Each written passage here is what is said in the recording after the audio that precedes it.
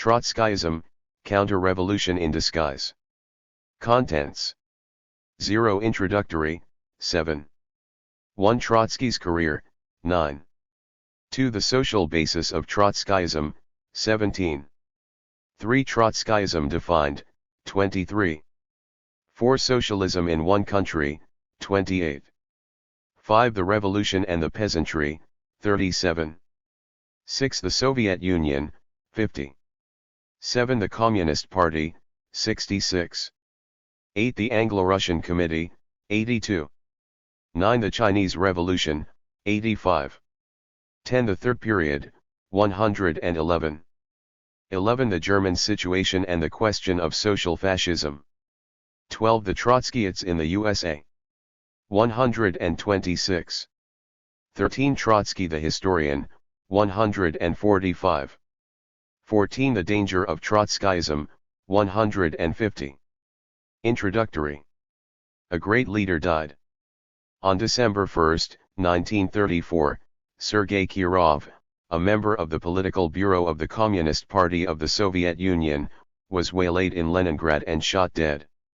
On December 21 the Soviet government announced that the assassin, Nikolaev, was a member of the so-called Leningrad Center of Counter-Revolutionists, a terrorist group bent on assassinating the highest officials of the Soviet. Said the official communiqué. The investigation has established that the motive for the killing of Kirov was a plan of this underground anti-Soviet group to disorganize the leadership of the Soviet government by means of terrorist acts directed against its chief leaders and thereby effect a change in policy along the lines of the so-called Zinoviev-Trotsky platform. There was an additional motive for the killing of Kirov because Kirov had smashed the Leningrad group of former Zinoviev oppositionists both ideologically and politically. A few days later, Zinoviev, Kamina and 17 members of another counter-revolutionary group, the so-called Moscow Center, were arrested and brought to trial. At the hearings, Zinoviev, apparently realizing the hopelessness of his situation, declared, "This outrageous murder threw such an ominous light upon the whole previous anti-party struggle, that I recognize the party is absolutely right in speaking of the political responsibility of the former anti-party Zinoviev group for the murder committed." Members of the Moscow Center, in their confessions, explain the nature of the degeneration that led to the murder. Said Yevdokimov, "We were separated from the actual life of the country and we stewed in our own juice. Our counter-revolutionary connections were strengthened in us.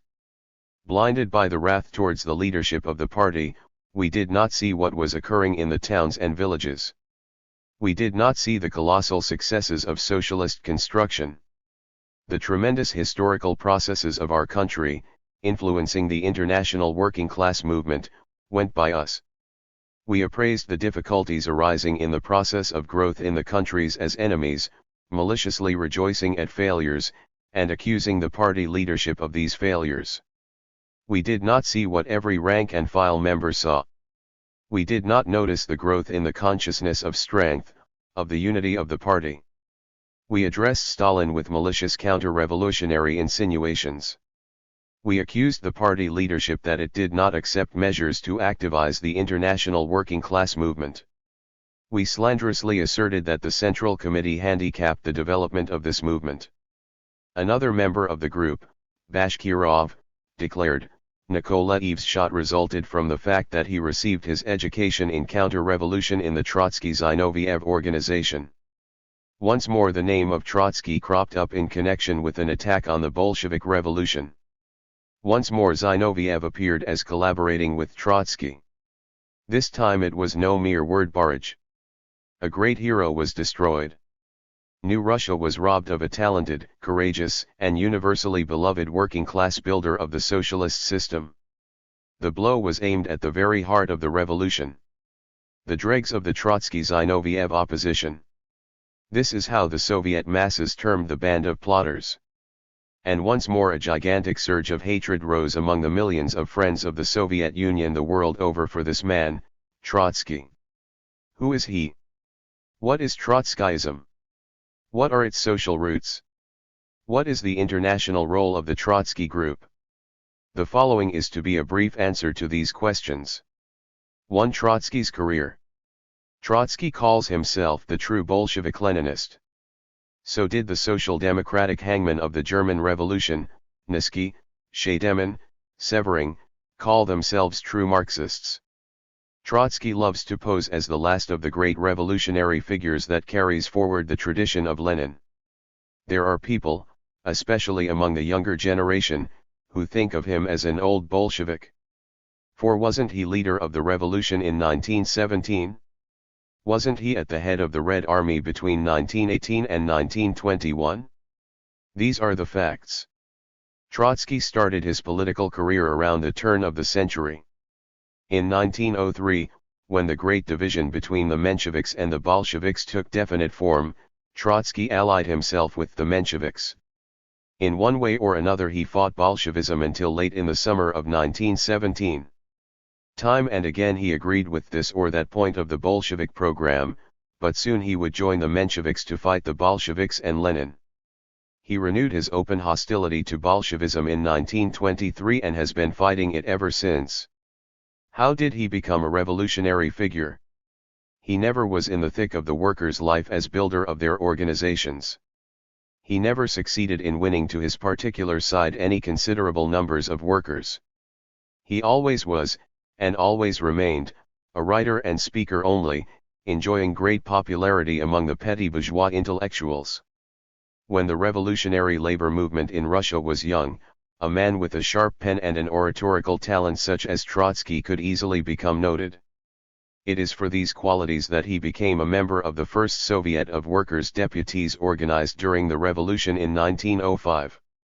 The Soviet of that time, according to Lenin, was a broad fighting union of socialists and revolutionary democrats lacking definite form. The first chairman of the Soviet, Khrushchev, was not even a socialist. After the latter's arrest, Trotsky became chairman. Of his role during those crucial days of the 1905 revolution we have the testimony of a great scholar, the historian Pokrovsky.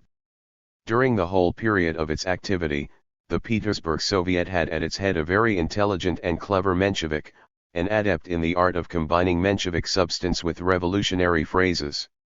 The name of that Menshevik was Trotsky. He was a genuine, full-blown Menshevik who had no desire whatever for armed insurrection and was altogether averse to bringing the revolution to its completion, i.e., to the overthrow of Tsarism. After 1906 he forms a little center in Vienna, Austria, where he publishes a non-periodical paper of his own. In this paper he fights Bolshevism, although in varying degrees. In 1912 he joins an anti-Bolshevist coalition known as the August Bloc. His attacks on Bolshevism become more vehement and unscrupulous. With the outbreak of the World War he occupies a centrist position. In words he opposes the Social Democrats who joined their capitalist governments to help one group of imperialist robbers, as Lenin called them, against the other. In fact he does not break with them and in his arguments he often defends them. He is against the war, but he is also against Lenin.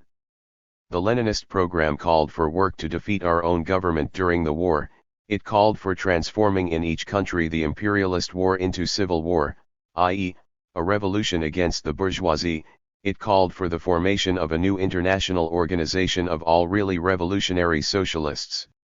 Trotsky is against these slogans. When Lenin says, "It is good for the revolution that our own government should be defeated in war," Trotsky calls this a concession to the political methods of social patriotism.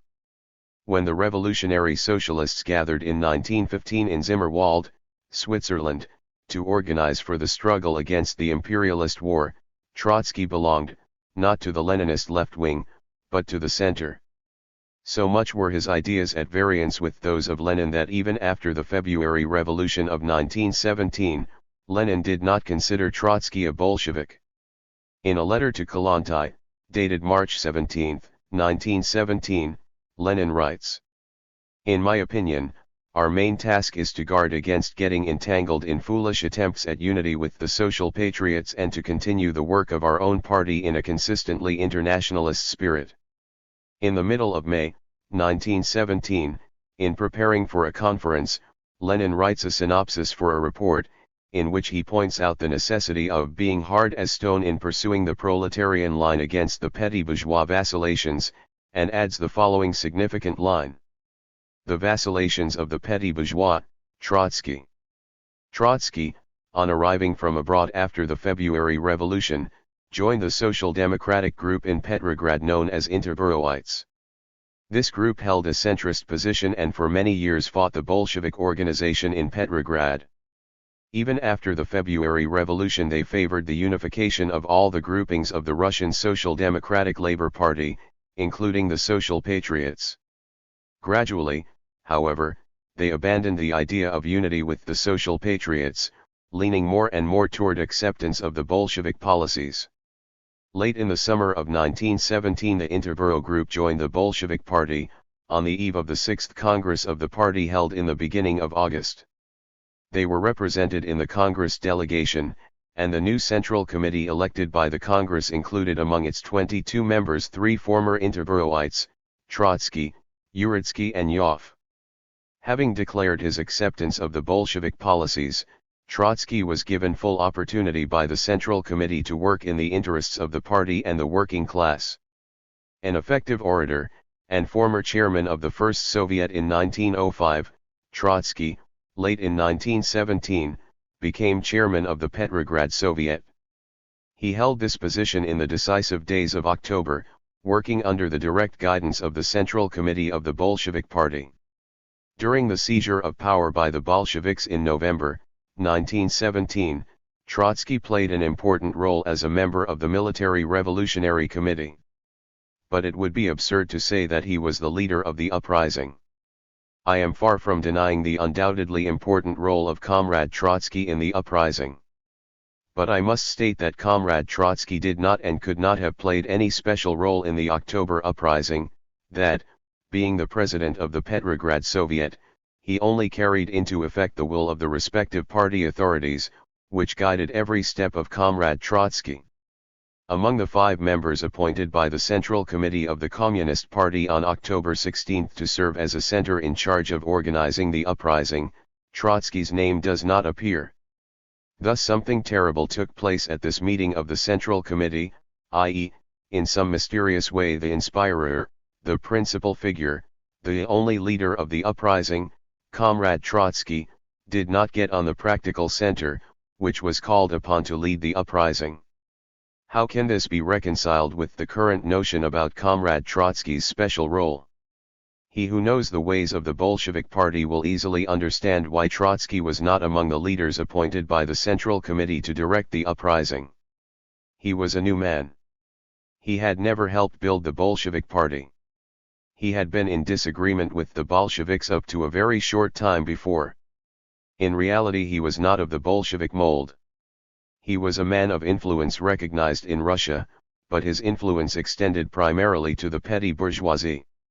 He was something like a connecting link between the Bolshevik Party and the petty bourgeois masses which the party wished to lead. Trotsky's disagreement with Lenin sprang up immediately after the seizure of power. It was necessary to sign the Brest-Litovsk Treaty with Germany in order that the proletarian revolution might have a breathing spell to consolidate itself. Trotsky, then Commissar for Foreign Affairs, refused to sign the treaty. Lenin's stupendous willpower, Lenin's lashing castigation, were required to force Trotsky to abandon his untenable pose, and to acquiesce in a step that spelled the saving of the revolution. Time passed. Trotsky worked with the Bolsheviks. To all appearances he became one of them. But he was a stranger in the Bolshevik Party. The Civil War came and Trotsky was given a high post. He was, so to speak, propagandist-in-chief of the Red Army. He was military commissar but he was not a military man. He knew nothing about the organization of an army, he had wrong ideas about revolutionary war strategy. The work of organizing the Red Army was done by the entire country, by millions of the proletariat under the leadership of the Communist Party. The actual fighting was done under the supervision of military experts controlled by the Central Committee under the watchful leadership of Lenin. Trotsky traveled up and down the front, issuing crisp orders that can be quoted as examples of military style, he went into the trenches to talk to the Red Army men, he made great public orations, but he never led the civil war. He may have been deluded into believing that he was the whole moving spirit of that tremendous historic combat. He may believe so to the present day. The actual facts are just the reverse. The facts are that Stalin and Voroshilov were the great fighters on the various battle fronts, leaders with clear revolutionary vision and strategists of the first order. As a matter of fact, his ideas about the strategy of the civil war were so wrong that, had they been carried out, the enemies would have triumphed. Suffice it to recall that in the summer of 1919, at the very crucial moment of the fight against the White General Kolchak, Trotsky proposed to move part of the Red forces from the Eastern Front to the south, leaving the Ural region with its factories and railways in the hands of Kolchak. The Central Committee of the Communist Party decided against Trotsky. It ordered an advance against Kolchak to drive him out of the Ural. That was the beginning of the end of Kolchak. But that was also the end of Trotsky's playing any role on the Eastern Front. Soon he ceased playing any role also on the Southern Front against the White General Denikin. He does not tell this in his History of the Revolution. Trotsky's veracity. Before the thunder of the last battles of the Civil War had died down, Trotsky developed an open, violent opposition to the policy of Lenin in respect to the tasks of the trade unions. He wanted the unions to be, not organizations representing the workers in the factories and the shops, in the industries, but administrative units appended to the state and carrying out governmental functions. He organized, in opposition to Lenin, a small faction that threatened to disrupt the activities of the Communist Party at a time when unity was a question of life and death.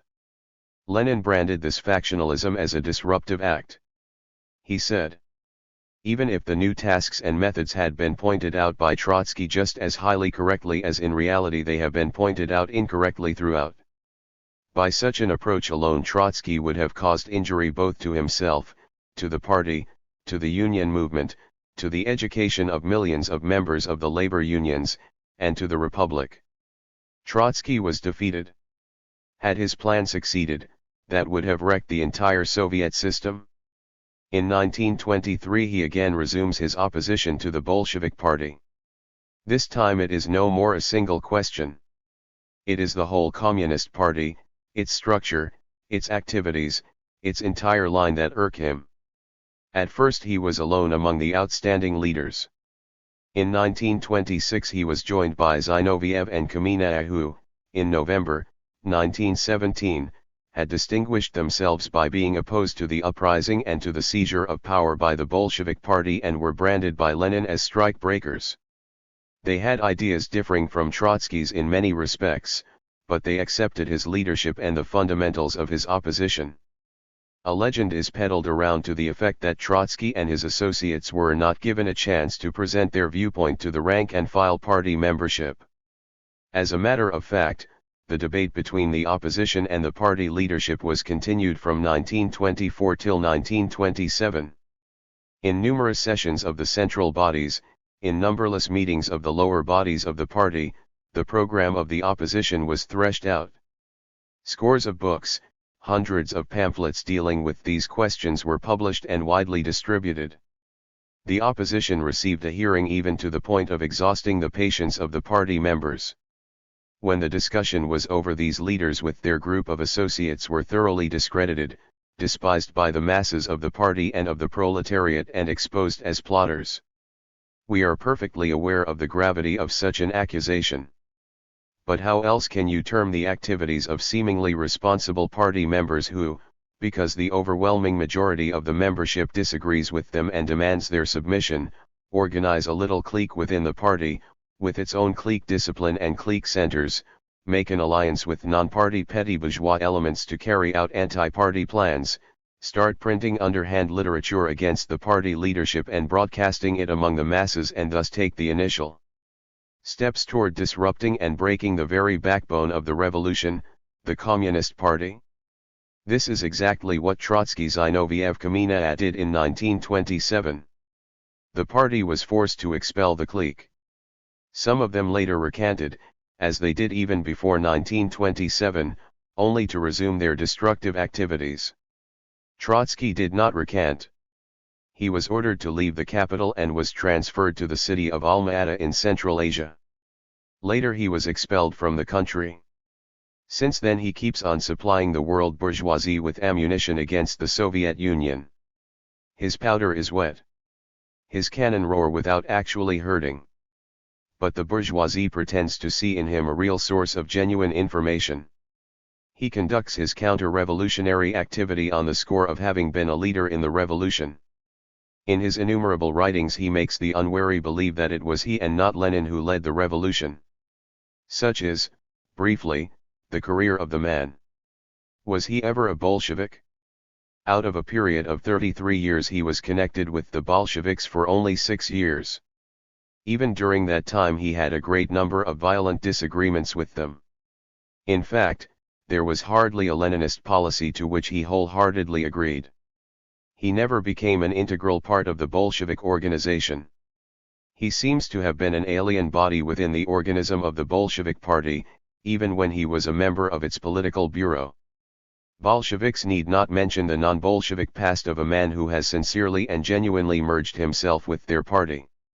If we mention Trotsky's past, it is because, as we shall see more clearly anon, it never became his past. It still is his present. He is now just as violently opposed to the Bolshevik Party under Stalin as he was opposed 20 years ago to the Bolshevik Party under Lenin. He slanders Stalin just as viciously as he slandered Lenin, and for the same reasons. How could it happen that Comrade Trotsky, who was carrying such an unpleasant burden on his back, nonetheless turned up in the ranks of the Bolsheviks during the October movement? This happened because Comrade Trotsky threw off his burden at that time, concealed it in his cupboard.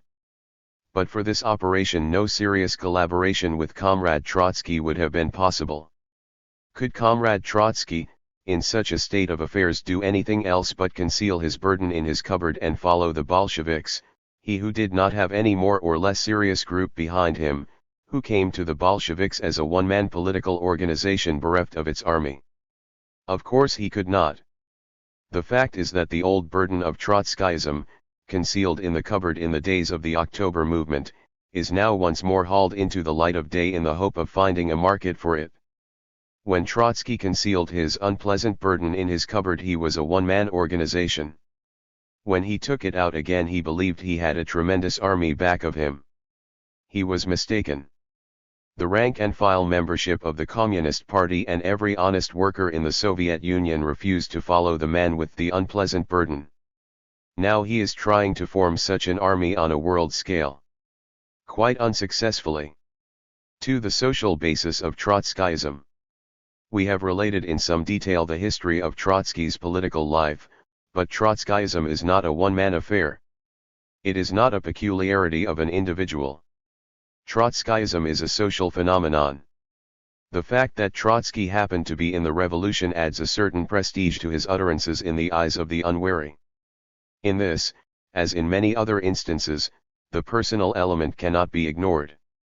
But even if Trotsky did not exist, the brand of opposition to the revolution which he represents would find its expression. Trotskyism is being reborn on every stage of the revolutionary movement because it is the expression of the attitude of a certain class, namely, the petty bourgeoisie.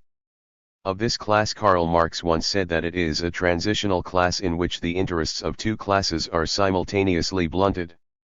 The petty bourgeoisie finds itself between the proletariat and the large-scale bourgeoisie. It strives to rise to the position of the large-scale bourgeoisie, but the latter, using the power of concentrated and centralized capital, continuously drives it down to the position of the proletariat. The petty bourgeois, subjectively, wishes to become rich, to attain to the heights of capitalist economic power. Objectively, however, his interests lie with the struggle against capitalism because capitalism removes the ground from under his feet, and because only under a socialist system will the petty bourgeois of today become a free member of society, unafraid of the future, since under socialism he will be transformed into one engaged in useful productive labor.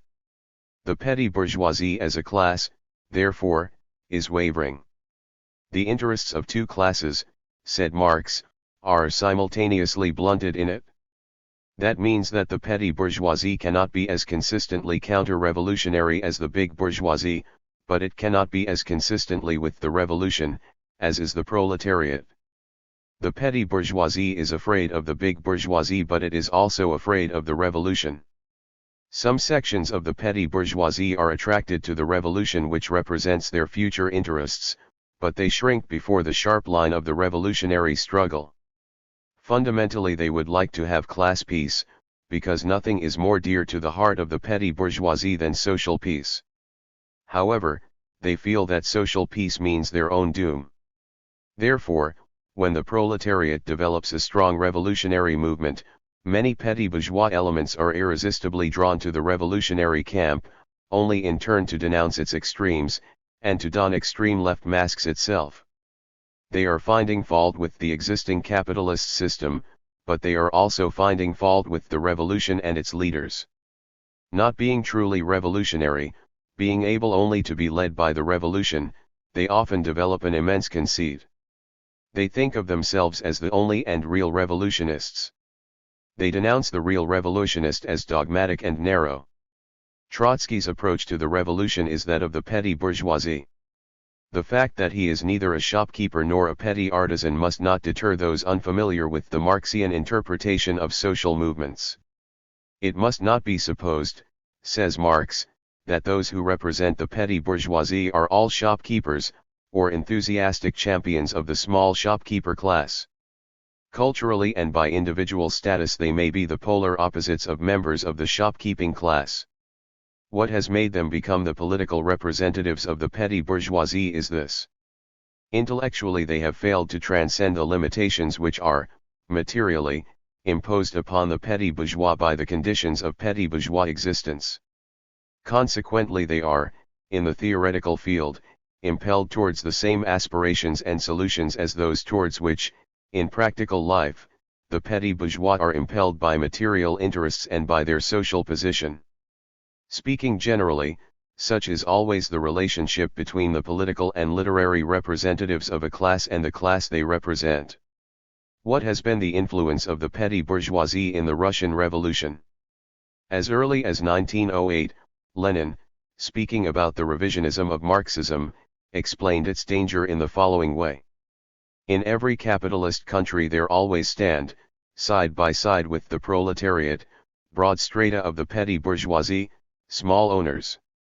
It is perfectly natural that the petty bourgeois world conception should break through, over and over again, in the ranks of the broad workers' parties.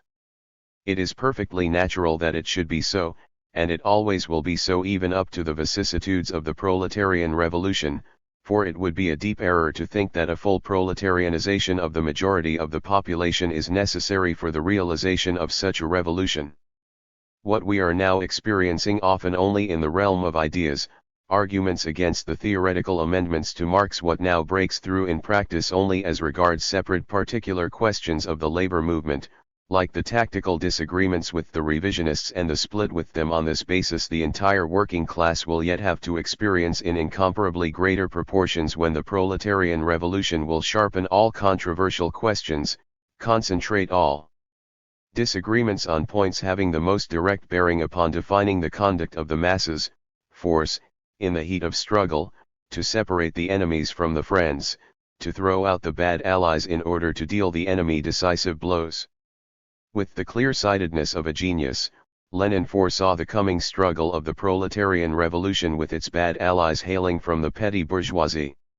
What is the role of such bad allies? 20 years later Stalin explained this.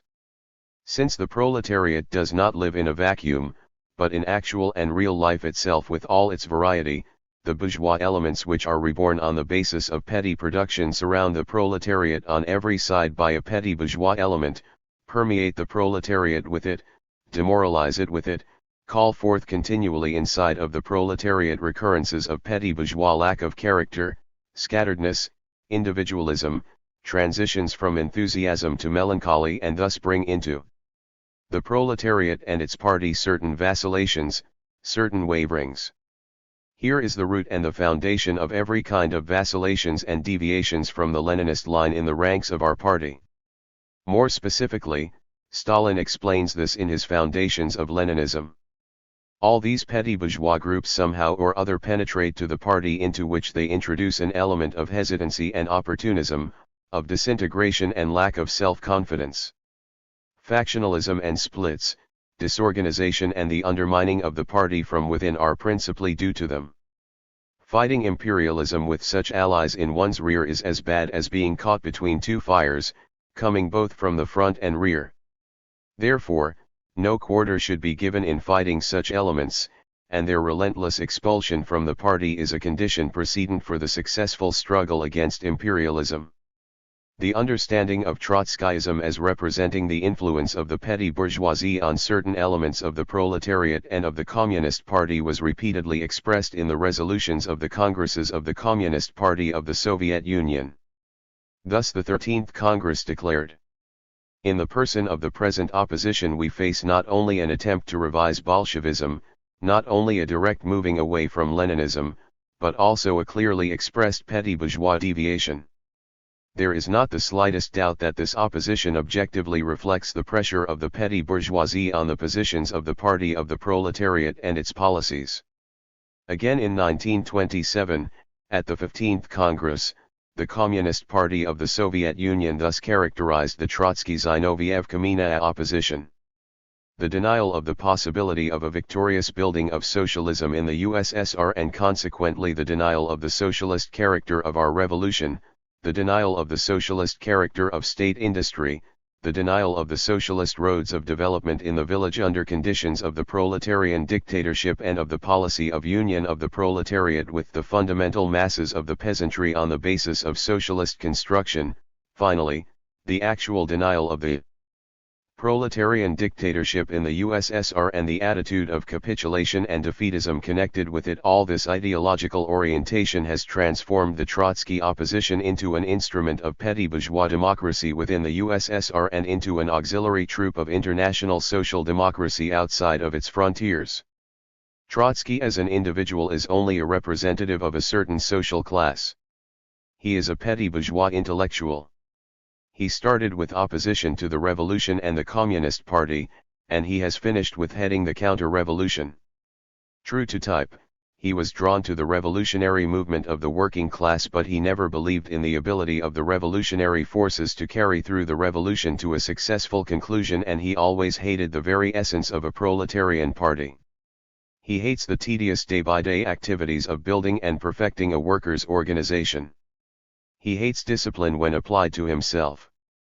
But he loves discipline when he applies it to others. When he was war commissar, he was ruthless towards subordinates. When he was outvoted 1,000-1 in the Bolshevik Party, he refused to submit. During the most revolutionary period of his life he was always full of misgivings.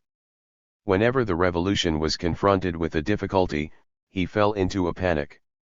When patience and endurance were required, he demanded spectacular action.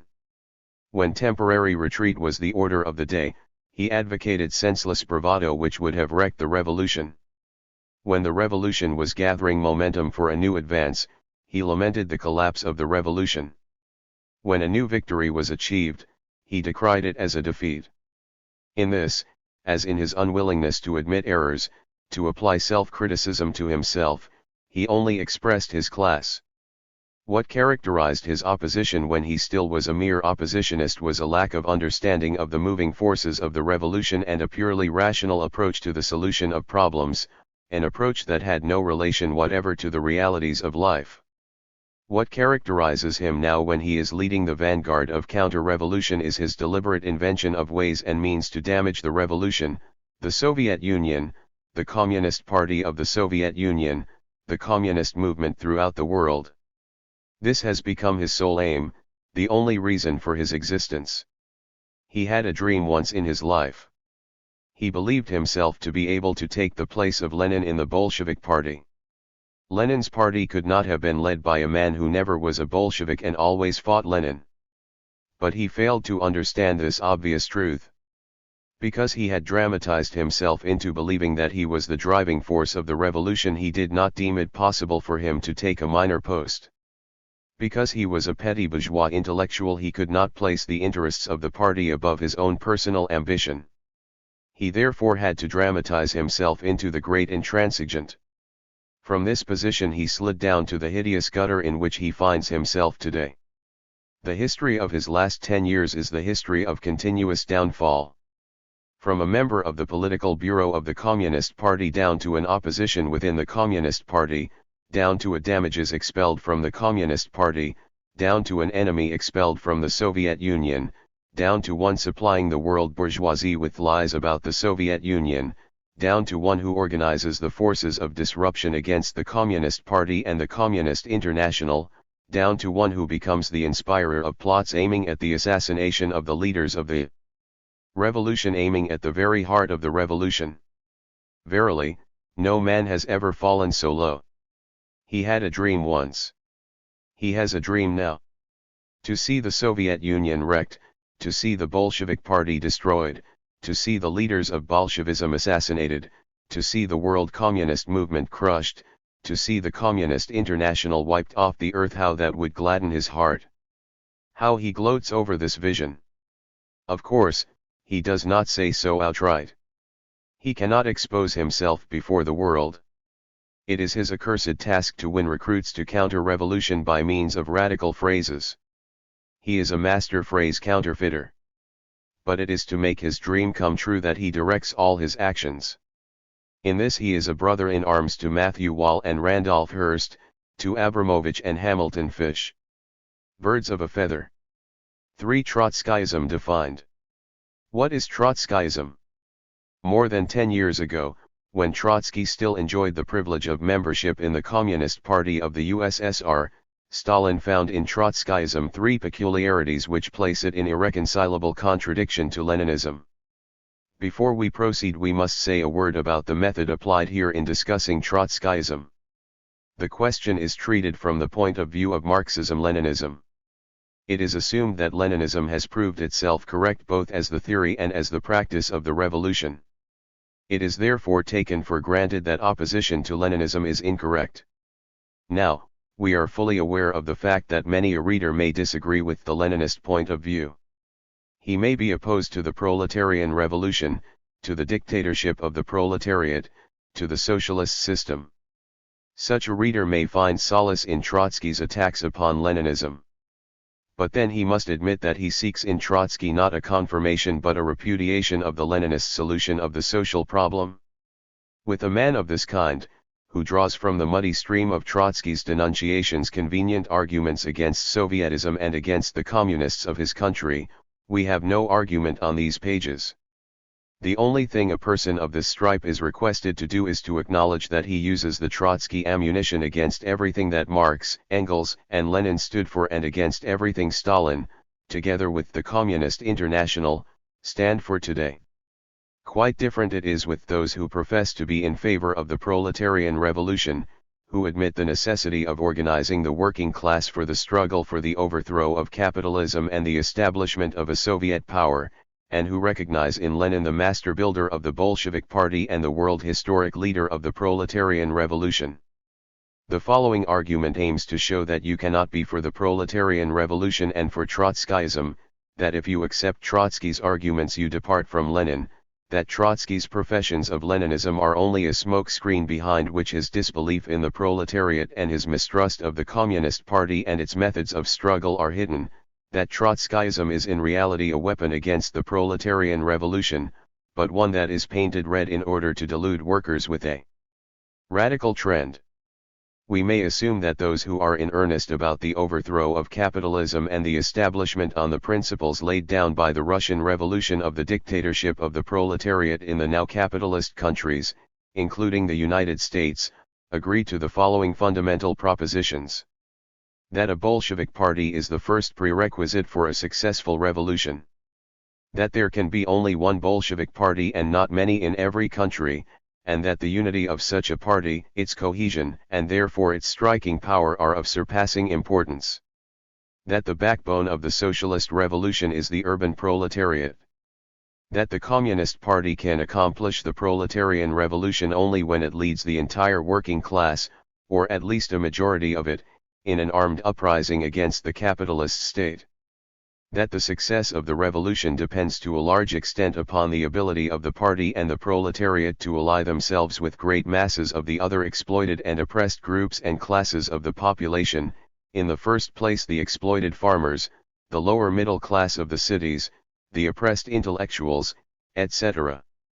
That confidence between party leadership and party membership is one of the major conditions for success, and that mistrust of Bolshevik leadership, when unfounded, is undermining the revolution. That there can be only one communist international which leads the communist parties of the world. That one cannot be a real revolutionist and fight the Soviet Union, since the Soviet Union is the greatest achievement of the world proletariat and the example of building socialism. But to return to Stalin's definition. It must be remembered that Stalin made it at the time when Trotskyism was just beginning to raise its head. The tract, Trotskyism, or Leninism, in which the definition is contained, was published in November, 1924. It is amazing how clearly Stalin saw both the meaning and the future development of Trotskyism at a time when Trotsky still loomed as one of the great heroes of the revolution. The peculiarities of Trotskyism, according to Stalin, are: first, Trotskyism is a theory of the so-called permanent revolution, which is but another name for the theory that it is impossible to build socialism in the Soviet Union. Second, Trotskyism means lack of confidence in the Bolshevik party allegiance, in its unity, in its hostility towards opportunist elements, which leads to the theory of the cohabitation of revolutionaries and opportunists, of their groups and grouplets within the fold of a single party. Third, Trotskyism means distrust in the leaders of Bolshevism, an attempt at discrediting them, at besmirching them. With a prophetic understanding, Stalin points out the dangers of Trotskyism. Wherein lies the danger of the new Trotskyism? In that Trotskyism, according to its entire inner content, has every chance of becoming the center and the rallying point of non-proletarian elements which are trying to weaken, to disintegrate the dictatorship of the proletariat. Trotskyism now comes forward in order to uncrown Bolshevism, to undermine its foundations. Redefining Trotskyism 6 years later, Stalin had only to elaborate on the peculiarities just mentioned. The activities of the Trotskyists fitted well Stalin's original characterization. What he foresaw in 1924 as a possibility and a trend, had become an established practice. What is the essence of Trotskyism?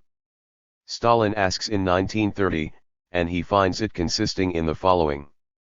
The essence of Trotskyism consists, first of all, in the denial of the possibility of building socialism in the USSR, with the forces of the working class and the peasantry of our country. What does this mean?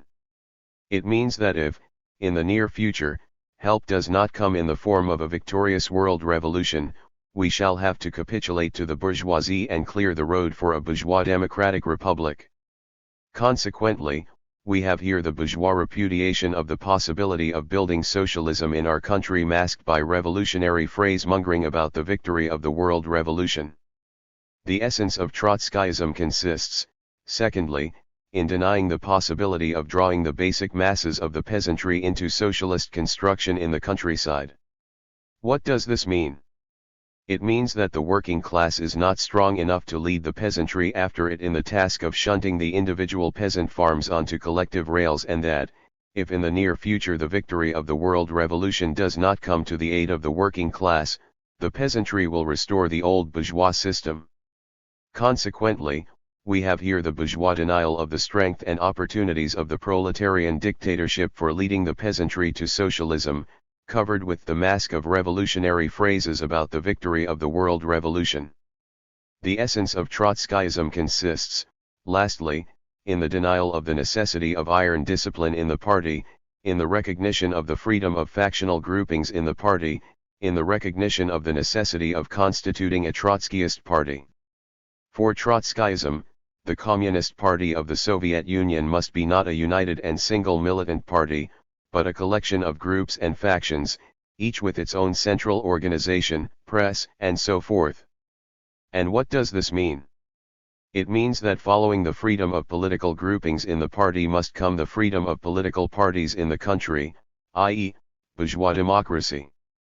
Consequently, we have here the recognition of the freedom of factional groupings in the party, leading directly to the toleration of political parties in the country of the dictatorship of the proletariat, and all covered up with phrases about internal party democracy and improving the regime within the party.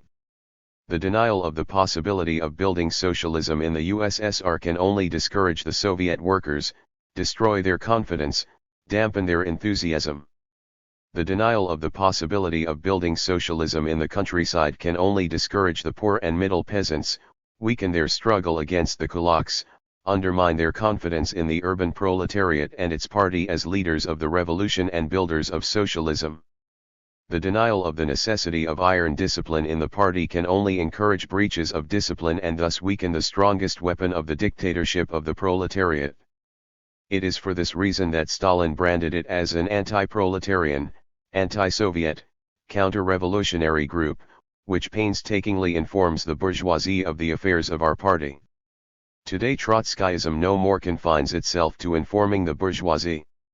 Today Trotskyism is the center and the rallying point for the enemies of the Soviet Union, of the proletarian revolution in capitalist countries, of the Communist International. Trotskyism is trying not only to disintegrate the dictatorship of the proletariat in the Soviet Union, but also to disintegrate the forces that make for the dictatorship of the proletariat the world over. Our exposition will follow the peculiarities of Trotskyism in the order enumerated by Stalin. We shall have to add a number of chapters dealing with the recent exploits of the Trotskyists both in the United States and abroad. For socialism in one country. The denial of the possibility of socialism in one country is the basis of all the ideas and policies of Trotskyism. This denial, in turn, is composed of two major premises. The denial of the possibility of a victorious proletarian revolution in one country when there is no simultaneous revolution in one or several other countries. The denial of the possibility of building socialism in one country where a proletarian revolution has taken place if there is no simultaneous revolution in other countries. This is contrary to historical facts and contrary to the very essence of the Leninist understanding of the proletarian revolution. Let us begin with the latter. The Leninist conception of the proletarian revolution springs from the analysis of the present stage of capitalism as imperialism, the stage of the decay of capitalism, the dying of capitalism.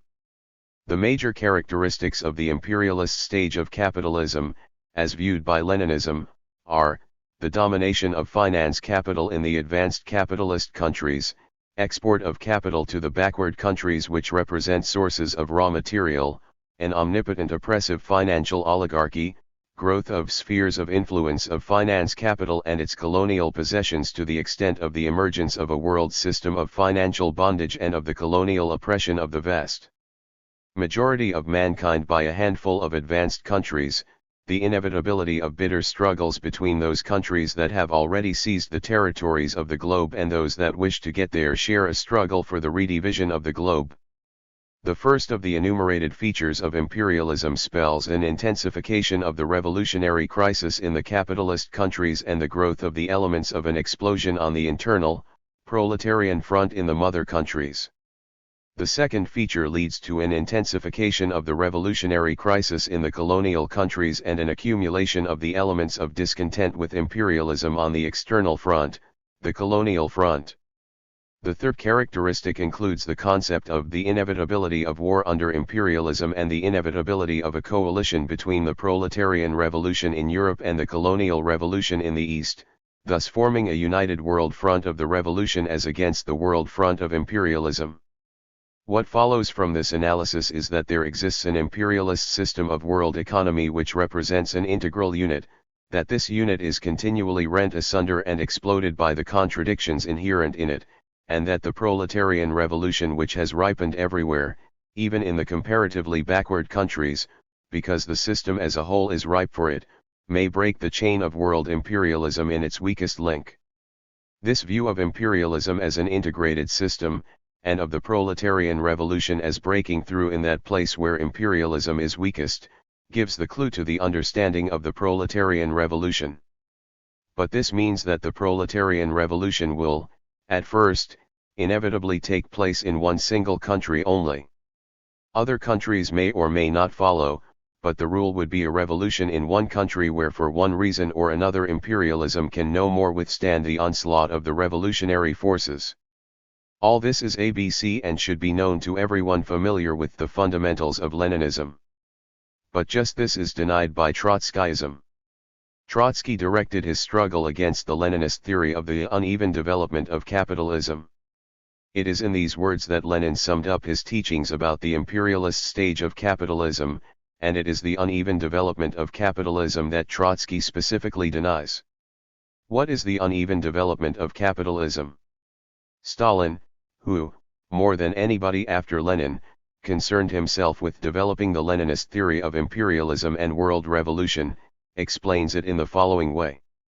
The uneven development of capitalism does not consist in the fact that some countries are economically more advanced than the others. Uneven development, in other words, does not mean different degrees of development of the capitalist countries. Moreover, these differences of degrees of development have a tendency to diminish in the present epoch. There is going on a process of leveling out of the differences in the degree of economic progress in the various countries, the more backward ones fighting to reach the level of and exceed the advanced countries.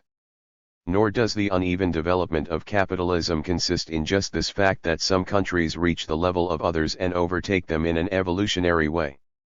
Such changes in the relative position of various countries are not a peculiar characteristic of imperialism, they are known to have occurred even in the era preceding imperialism.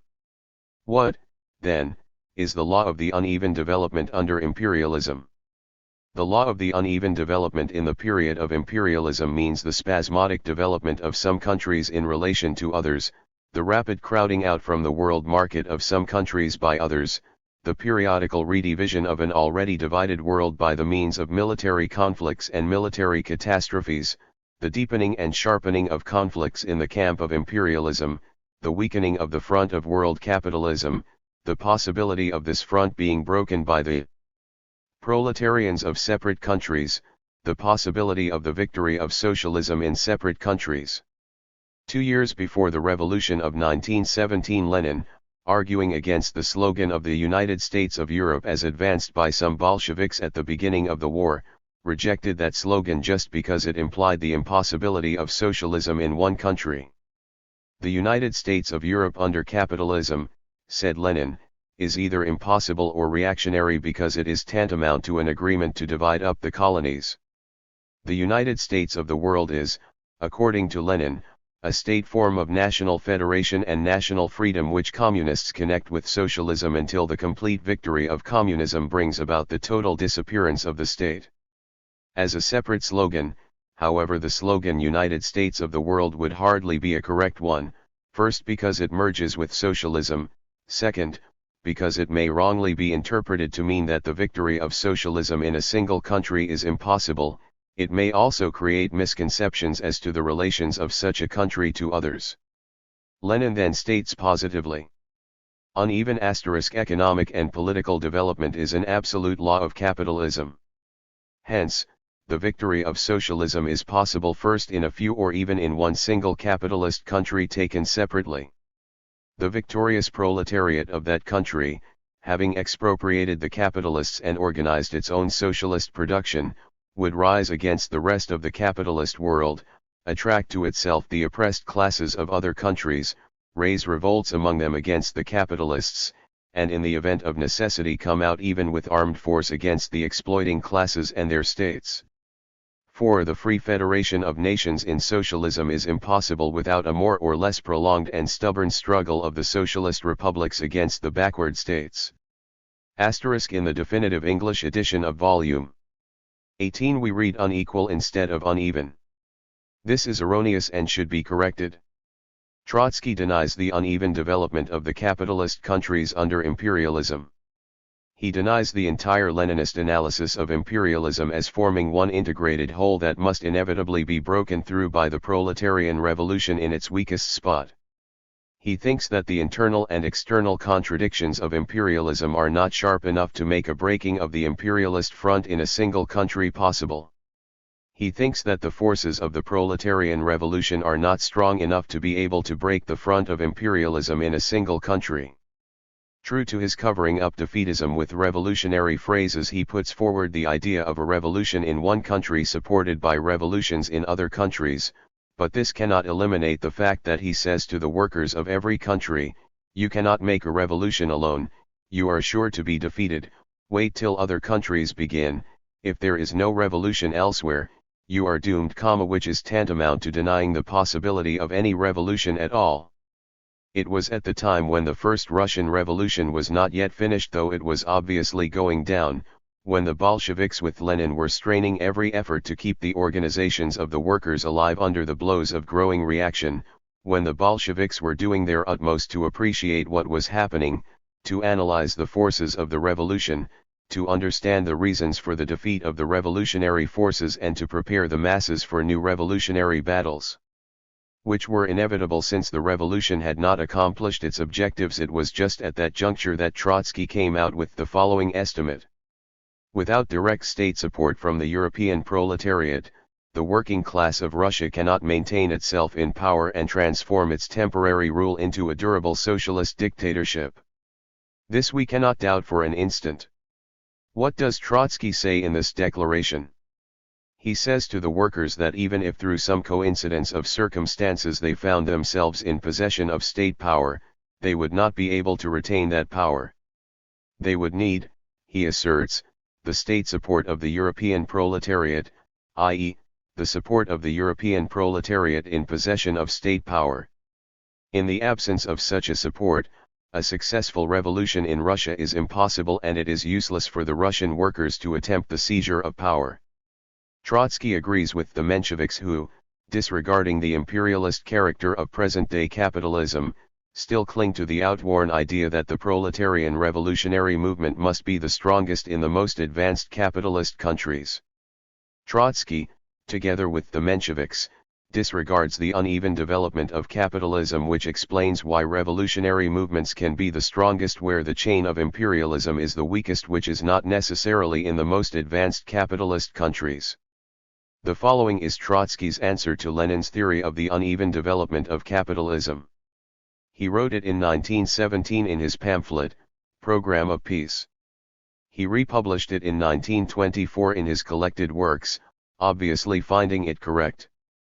The only more or less concrete historical consideration put forward against the slogan of the United States of Europe was formulated in the Swiss Social Democrat in the sentence which follows, uneven economic and political development is an absolute law of capitalism. From this the Social Democrat drew the conclusion that the victory of socialism was possible in a single country, and that, therefore, there was no point in making the creation of a United States of Europe the condition for the dictatorship of the proletariat in each separate country. That capitalist development in different countries is uneven is an absolutely incontrovertible fact. But this very unevenness is itself extremely uneven. The capitalist level of England, Austria, Germany, or France is not identical. But in comparison with Africa or Asia, all these countries represent capitalist Europe, which has grown ripe for the social revolution. That no single country should wait for others in its own struggle is an elementary idea which it is useful and necessary to repeat, in order to avoid the substitution of the idea of expectant international inaction for the idea of simultaneous international action. Without waiting for others, we begin and continue our struggle on our national soil, quite sure that our initiative will give an impetus to the struggle in other countries, but if that should not happen, then it would be hopeless, in the light of the experience of history and in the light of theoretical considerations, to think, for example, that a revolutionary Russia could hold its own in the face of conservative Europe, or that a socialist Germany could remain isolated in the capitalist world. Note this reference to one single sentence. The only more or less concrete historical consideration, says Trotsky, against the slogan of the United States of Europe and for the possibility of a successful proletarian revolution in a single country, is found just in one sentence. Trotsky disregards the entire Leninist theory of imperialism as the stage of decaying capitalism, of dying capitalism. The entire Leninist theory of revolution does not exist for him. He sweeps away the reference to the uneven economic development by stating that the principal countries of Europe are all ripe for the social revolution. What he does not notice is the contradictions between England, Austria, Germany, or France on the one hand and the contradictions between these countries and their colonies and spheres of influence on the other hand. To him the revolution does not come as the result of these contradictions, of a breach in the imperialist front in one or the other country. To him the revolution comes simultaneously or nearly simultaneously in the most advanced countries, or it does not come at all. Since revolutions do not happen this way, it is quite obvious that Trotsky does not see the possibility of revolution. It must be kept in mind that this was published in 1924, 7 years after October. It was hopeless, said Trotsky, to think that the revolution in Russia could hold its own in the face of conservative Europe. This is, as Stalin put it, sinning against reality. The fact that the proletariat of the Soviet Union had held power for 7 years in face of capitalist Europe should have convinced anybody of the correctness of the Leninist theory about the victory of the socialist revolution in one country. But what are historical facts to Trotsky? Even to the present day he clings to his exploded theory of the impossibility of socialism in one country. When the Leninists speak about the socialist revolution in one country, they do not deny the revolutionary aid and assistance coming from the masses of other countries. It is a well-known fact that without the aid of the masses in the capitalist countries, the Soviet Union could not have maintained itself. This very assistance rendered the dictatorship of the proletariat by the masses of the capitalist countries is one of the contradictions of imperialism. The situation in the capitalist countries may not be ripe yet for a revolution, but the workers and the other exploited and oppressed are revolutionary enough to realize that the dictatorship of the proletariat in the USSR is the greatest achievement of the world proletariat, and are determined enough to fight their home imperialists in defense of the workers' fatherland. On the other hand, the Leninist theory does not deny the possibility of the dictatorship of the proletariat of a single country being crushed by concerted action of world imperialism, although the probability of such an attack is diminishing with the growth of the USSR and of the revolutionary movement in the capitalist world, including the colonies. But, being revolutionists, the Leninists ask themselves, what shall the proletarian party do in a revolutionary situation when there is the probability of a successful attack on the capitalist state, the probability of the seizure of power by the proletariat? The Leninists say it is the duty of the workers under such conditions to seize power. The Trotskyists say the workers have to ascertain first whether there is the probability of a revolution in a few other countries. If there is not such a probability, the workers must not seize power. The Leninists are proletarian revolutionists. Trotskyism tends to disarm the proletariat, to prevent it from utilizing a revolutionary situation. How could Trotsky overlook the existence of the Soviet Union? Did not the workers of Russia under the leadership of the Bolshevik Party seize power in October 1917, in face of conservative Europe? Was this not a revolution in a single country? Did not the workers maintain themselves in power for so many years? Trotsky cannot overlook this fact that stares him in the face. But in order to vindicate his original theory about the impossibility of a successful socialist revolution in a single country, he interprets away the fact. What exists in the Soviet Union, to him, is not a real socialist revolution. What is being done in the Soviet Union is not the building of socialism. In a postscript to a new edition of his pamphlet, Program of Peace, he writes in 1922. The assertion, repeated several times in a program of peace, that the proletarian revolution cannot be carried through to a victorious conclusion within the boundaries of one country may appear to some readers to be refuted by almost 5 years' experience of our Soviet Republic. But such a conclusion would be groundless. The fact that the workers' state has maintained itself against the whole world in a single country, and in a backward country at that, bears witness to the colossal might of the proletariat, which in other countries more advanced, more civilized, will be capable of performing real wonders. but, although we have held our ground in the political and military sense as a state, we have not yet set to work to create a socialist society and have not even approached this stage. So long as the bourgeoisie remains in power in the other European countries, we are compelled, in our struggle against economic isolation, to seek for agreements with the capitalist world. At the same time, one may say with certainty that these agreements may at best help us to cure some of our economic ills, to take one or another step forward, but that genuine advance in the construction of socialist economy in Russia will become possible only after the victory of the proletariat in the most important countries of Europe. This is how Trotsky interprets away the successes of the proletarian revolution in Russia. He is wrong, but he heaps one fantastic assertion on the other to cover up his original error. The workers did maintain their power in Russia, the proletariat's revolution did hold its own in the face of a hostile world, but Trotsky must always remain right. It is the revolution which, in his interpretation, is always wrong. Socialism in Russia cannot be built without the victory of the proletariat in the most important countries of Europe. What is built in Russia, therefore, is not socialism. So he wrote in 1922.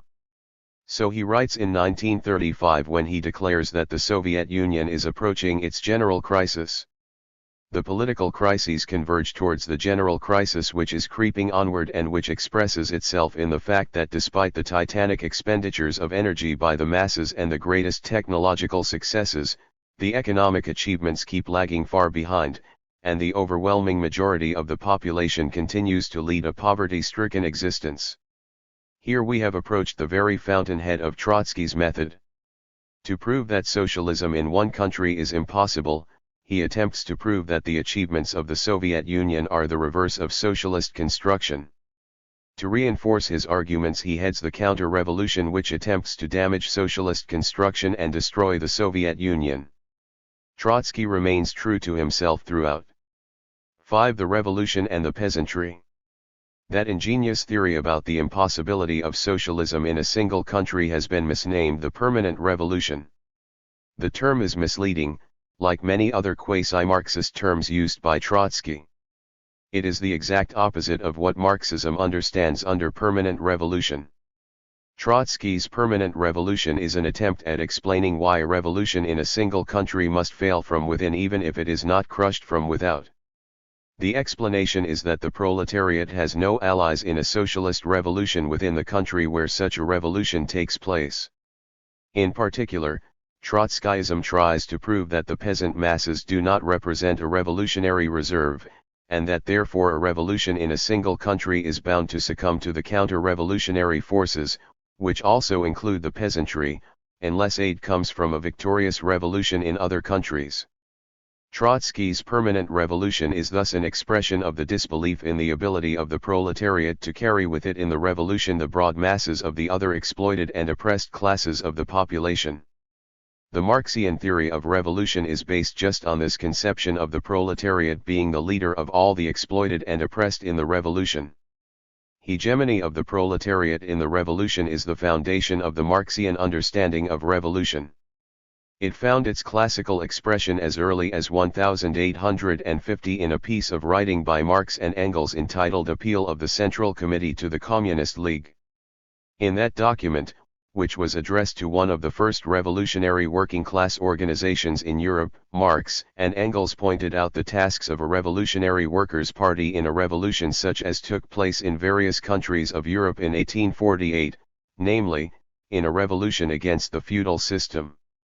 The authors, having in mind the interests of the working class and being fully aware of the fact that a bourgeois democratic revolution, i.e., a revolution establishing a bourgeois democracy, can never satisfy the real demands of the workers, nevertheless did not see the workers as isolated from all the other forces in the revolution.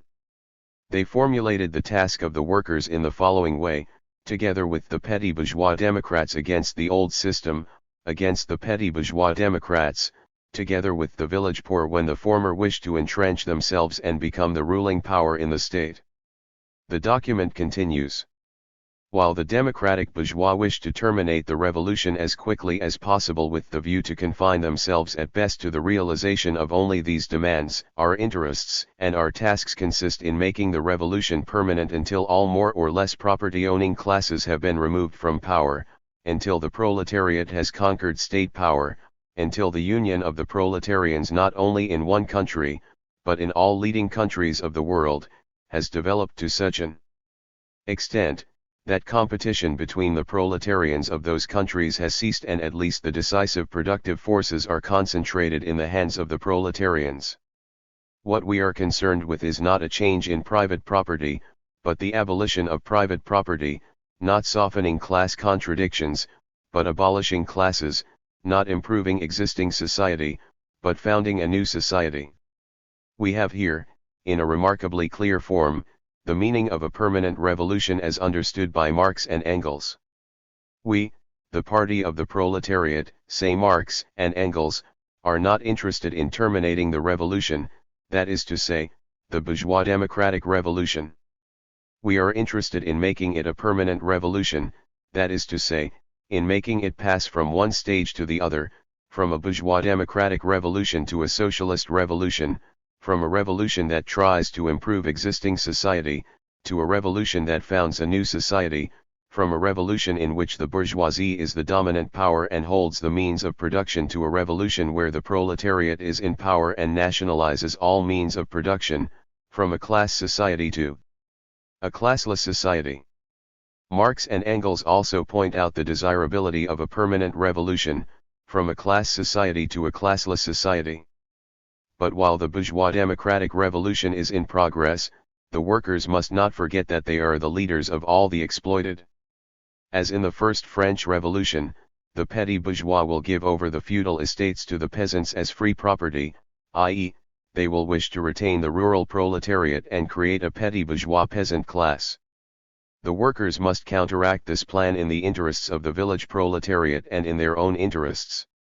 They must demand that the confiscated property should become state property and should be transformed into workers' colonies that are cultivated by the village proletariat organized in associations and utilizing all the advantages of large-scale agriculture. Under conditions where bourgeois property relations are being shaken, the principle of public ownership will thus be placed on a firm basis. As the Democrats unite with the peasants, so the workers must unite with the village proletariat. We have here the sketch of an alliance of the workers with the other exploited and the defense of the interests of the latter in the revolution. The theory and practice of the hegemony of the proletariat in the revolution were developed and perfected in the Russian Revolution by the Bolsheviks with Lenin. Absolutism reigned in Russia. The system was semi-feudal. Power was in the hands of the landed aristocracy and a powerful bureaucracy. The Tsar considered himself the foremost landowner. When capitalism developed in the last quarter of the 19th century, Tsarism reluctantly yielded a few governmental positions to the representatives of the wealthy manufacturers and bankers. A new industry with a modern proletariat had come into being, but strong remnants of feudalism reigned in the village. The peasants did not even possess the full right to choose their place of living. The landlords had privileges over the peasants reminiscent of those under serfdom. The broad masses of the population, workers, peasants, lower middle class of the cities, had almost no political rights. Time came when the revolution appeared inevitable. It was in the interests of the workers and of the other exploited masses that the working class should take the lead, the hegemony in the revolution. This is what the Bolsheviks fought for. What shall the working class demand of the coming revolution, they asked. What is its task in the revolution? The socialists of the Menshevik brand believed that the only thing the revolution could accomplish was the establishment of a democracy after the English or French pattern. The Mensheviks said the workers should content themselves with constitutional liberties and participation in a bourgeois parliament. This they thought was the maximum anybody could wish under the given conditions. As to the introduction of socialism, they relegated this to the dim and distant future. If ever they thought of socialism, they saw it coming by degrees, of course, and without violent upheavals in perhaps 100 or 200 years after the bourgeois democratic revolution. In fact, they never thought of socialism in connection with the revolution that was the order of the day. Quite different was the attitude of the Bolsheviks with Lenin at their head. As early as 1894, in winding up his treatise, Who Are the Friends of the People?, in which he defines the role of the proletariat and its party, Lenin says, when its advanced representatives will have assimilated the ideas of scientific socialism, the idea of the historic role of the Russian worker, when these ideas will have become widespread, and there will be created among the workers stable organizations which transform the now sporadic economic warfare of the workers into a conscious class struggle, then the Russian worker, rising at the head of all the democratic elements, will throw down absolutism and lead the Russian proletariat on the straight road of open political struggle to a victorious communist revolution. We have here a complete outline of the theory of the permanent revolution. The proletariat is marching at the head of the other democratic elements towards a bourgeois democratic revolution. Together with these elements it overthrows absolutism and establishes a bourgeois democracy. It does not stop at that, however, but continues fighting until it overthrows the capitalist system and establishes communism. This is the Leninist formulation of the permanent revolution. It consists of two elements. First, the proletariat is leading the other elements of the exploited. The proletariat is the only and the natural representative of the toiling and exploited population. Second, the revolution passes from the first to the second stage, from its bourgeois democratic to its socialist stage. This approach to the permanent revolution implied the idea of a revolutionary alliance between the city workers and the peasants. Lenin's Bolshevik argument, as formulated more than once during 1905 and in subsequent years, runs as follows: the liberals, representing the bourgeoisie, are in favor of the revolution, but in an inconsistent, selfish, and cowardly manner.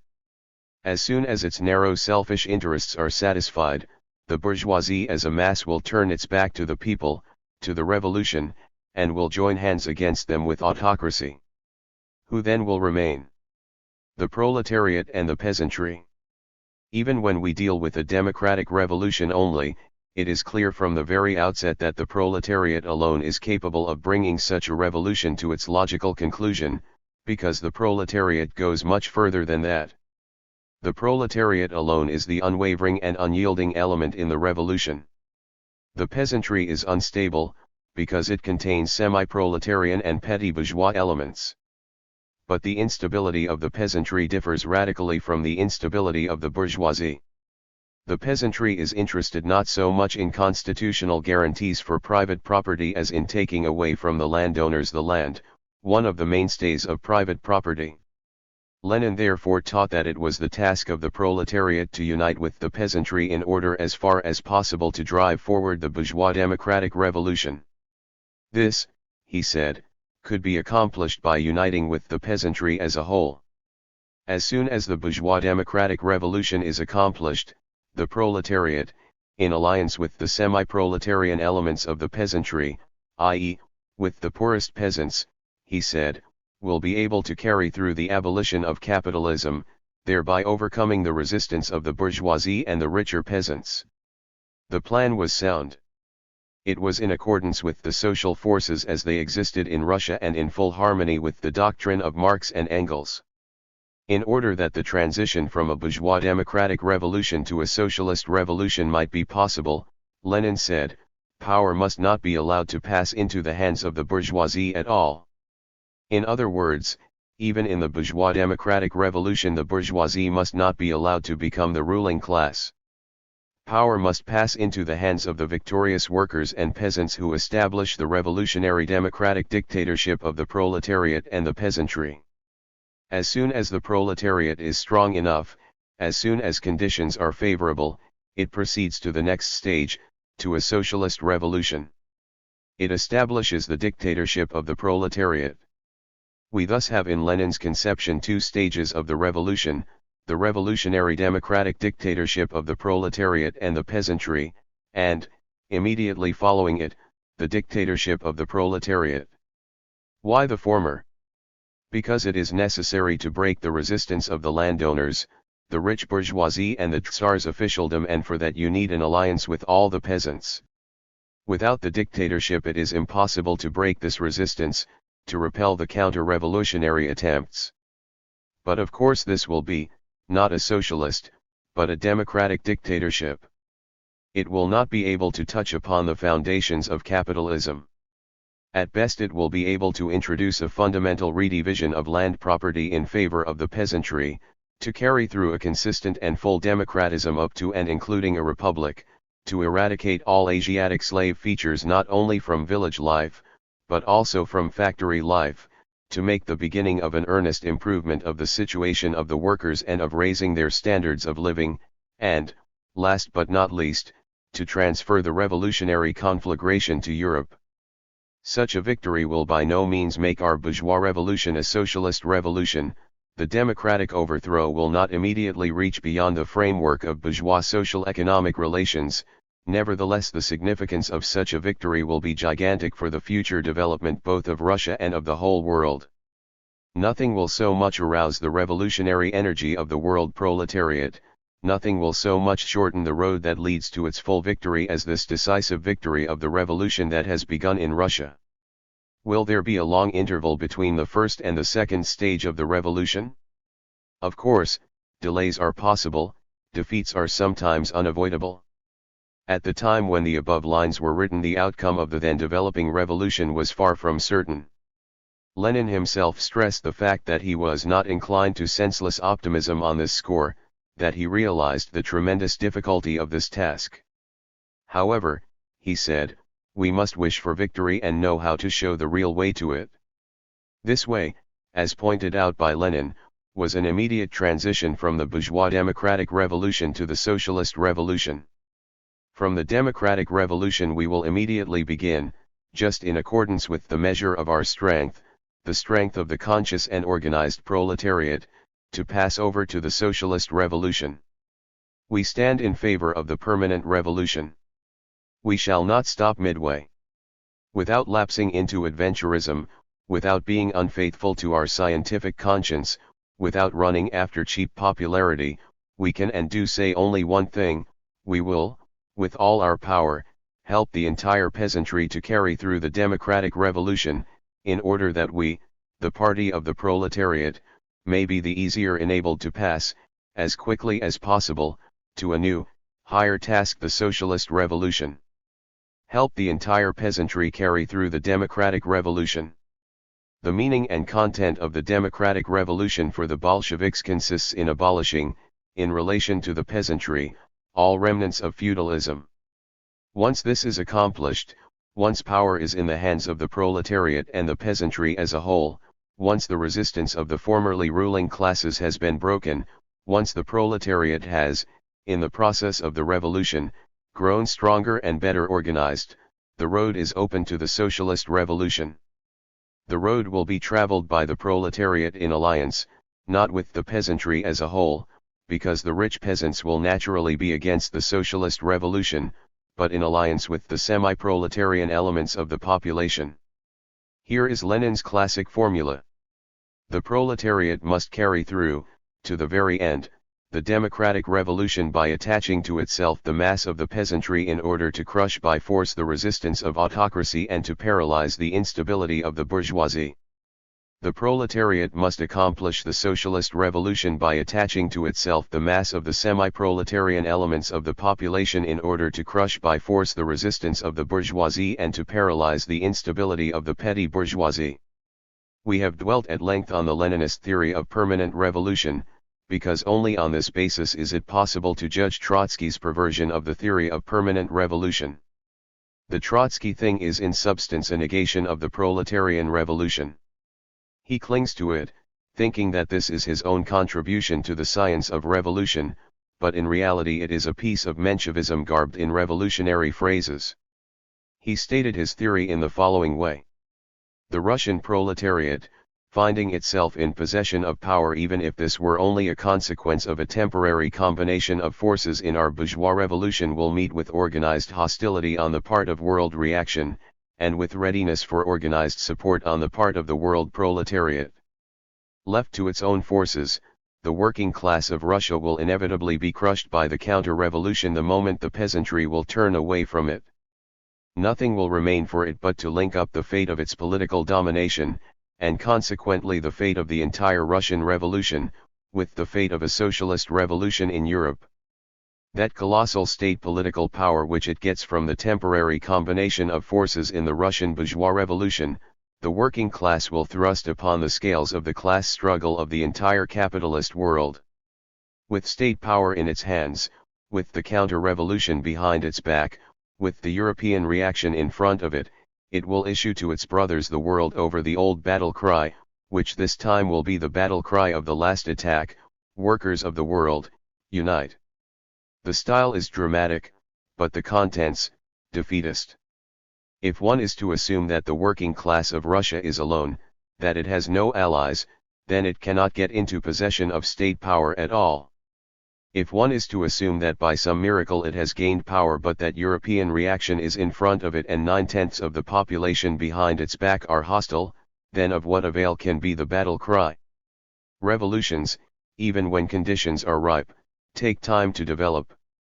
The battle cry of the proletariat that is beset by enemies may not immediately arouse the workers of other countries. Moreover, a similar class situation prevails in some other countries as well. There, too, the peasantry forms a large part of the population. There, too, according to Trotsky, the workers must have the counter-revolution behind their back and the world reaction in front of them. A revolution, according to Trotsky, is an impossibility in a single country. To take an example nearer home.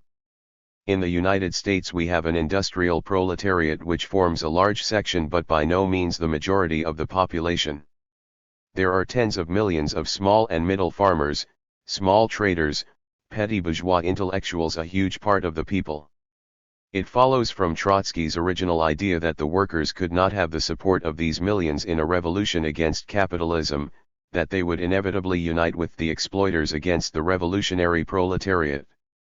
It follows that there could be no hope for a revolution under any circumstances. The champion of what he calls permanent revolution champions permanent defeat.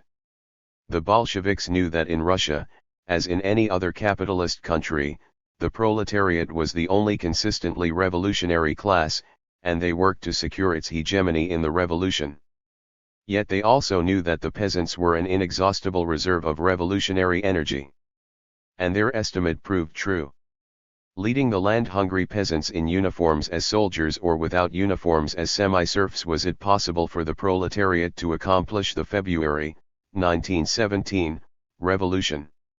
Leading, not the peasantry as a whole, but the poorest peasants who were both against the capitalists of the cities and against the capitalists of the village, i.e., the rich peasants, and with the middle peasantry neutralized, was it possible for the proletariat, with the Bolshevik Party as its vanguard and all power to the Soviets as its slogan, to accomplish the October, 1917, revolution which established the dictatorship of the proletariat?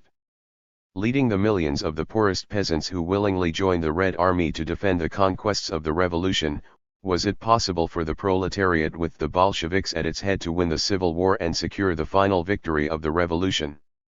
History has eloquently refuted Trotsky's permanent revolution. Yet he never relinquished this stupid concept, which, by the way, is not even his own invention. It was first advanced by a social democrat by the name of Parvus, who later turned violent social patriot during the World War. Its basic idea that the peasantry as a whole is counter-revolutionary is a Menshevik conception. Years pass. Revolutions come and go. First the 1905 revolution, then the period of counter-revolution, then the period of upswing, then the February Revolution, then the October Revolution. Huge masses of peasants are drawn into the revolution and give it that mass character which is requisite for victory. Collectivization of agriculture is introduced, the kulaks are liquidated as a class, the difference between middle and poor peasant disappears due to common membership in the collective farm. But our pessimist still holds fast to his idea of the peasantry being ultimately hostile to the revolution. He learns nothing.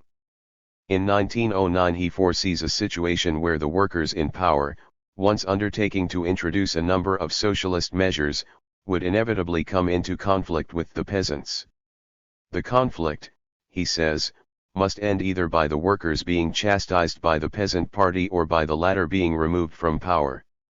It doesn't enter Trotsky's mind that the proletariat may introduce such measures as would elicit the support of the large masses of peasantry and thus ensure a united march towards socialism. Again, in 1915, in the Paris paper, Nash Slovo, he emphasizes the fact that one must not cherish exaggerated hopes concerning its revolutionary role.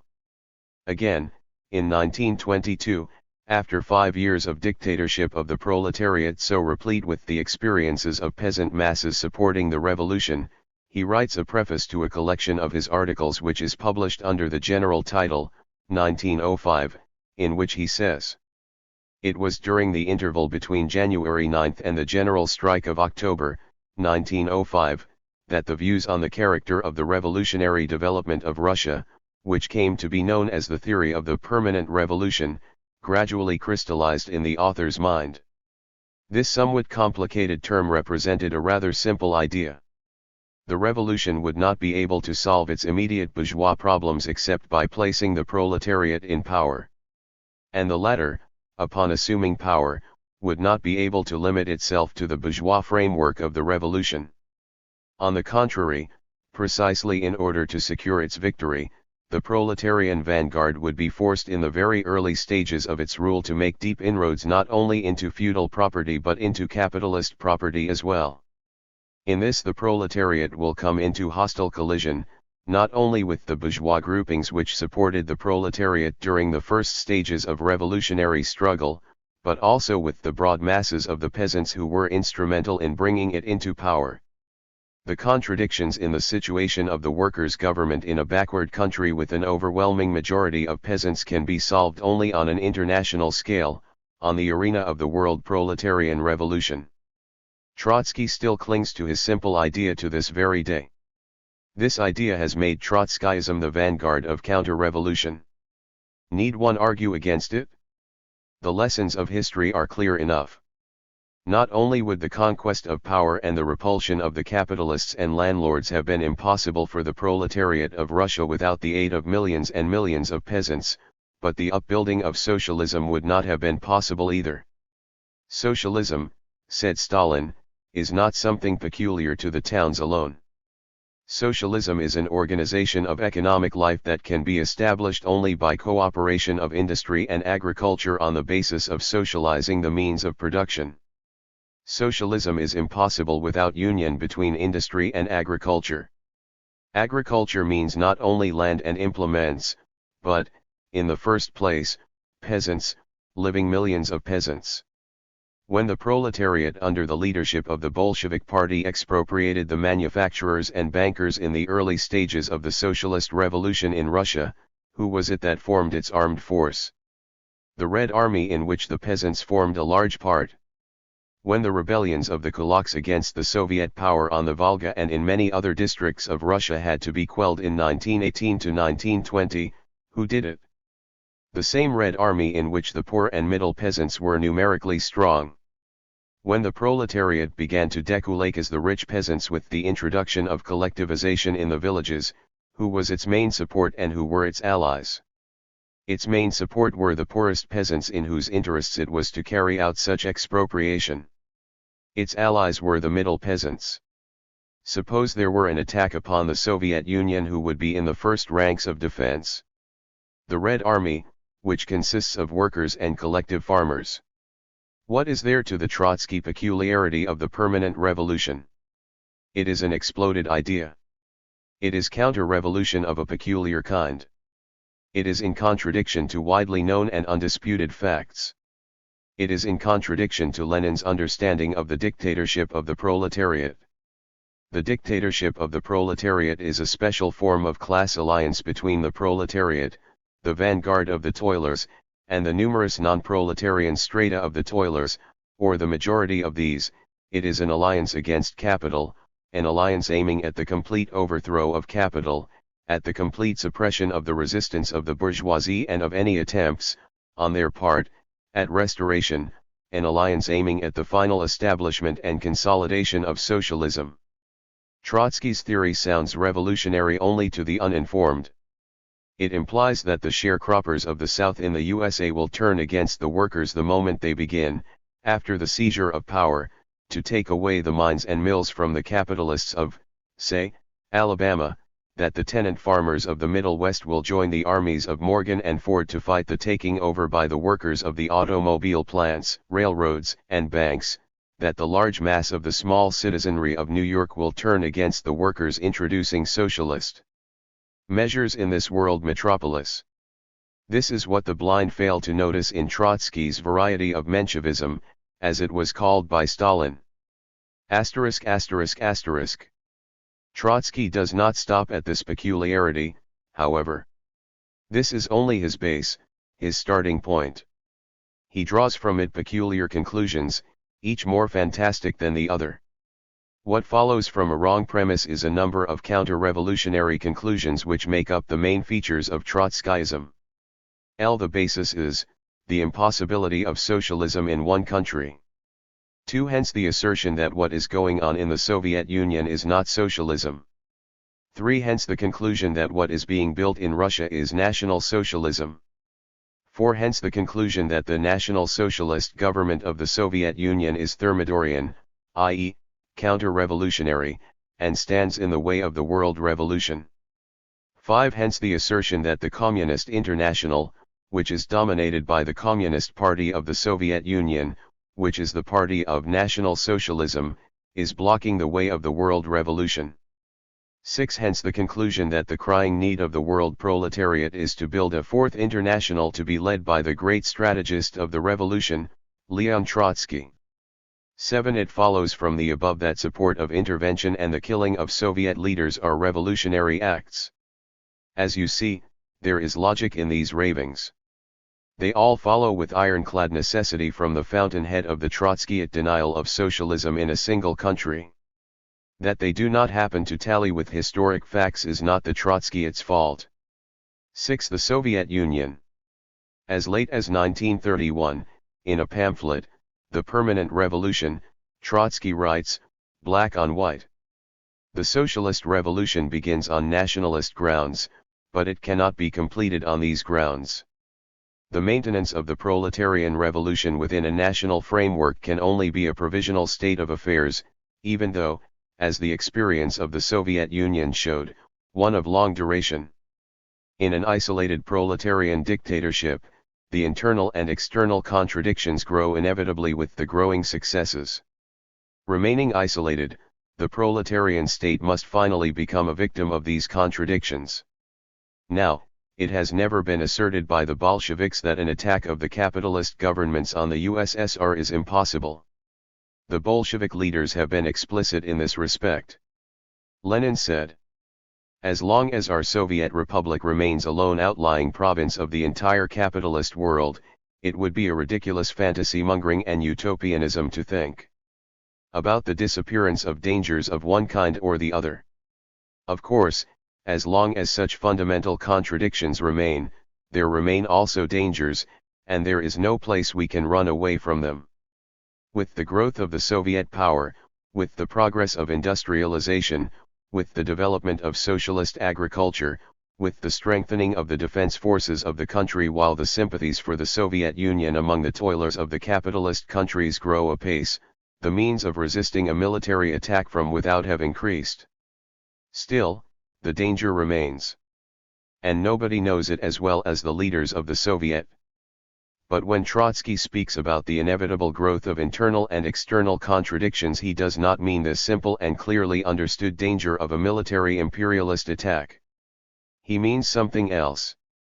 He lays stress not so much on external contradictions, which are the contradictions between the capitalist sector and the socialist sector of the world, as on what he calls internal contradictions.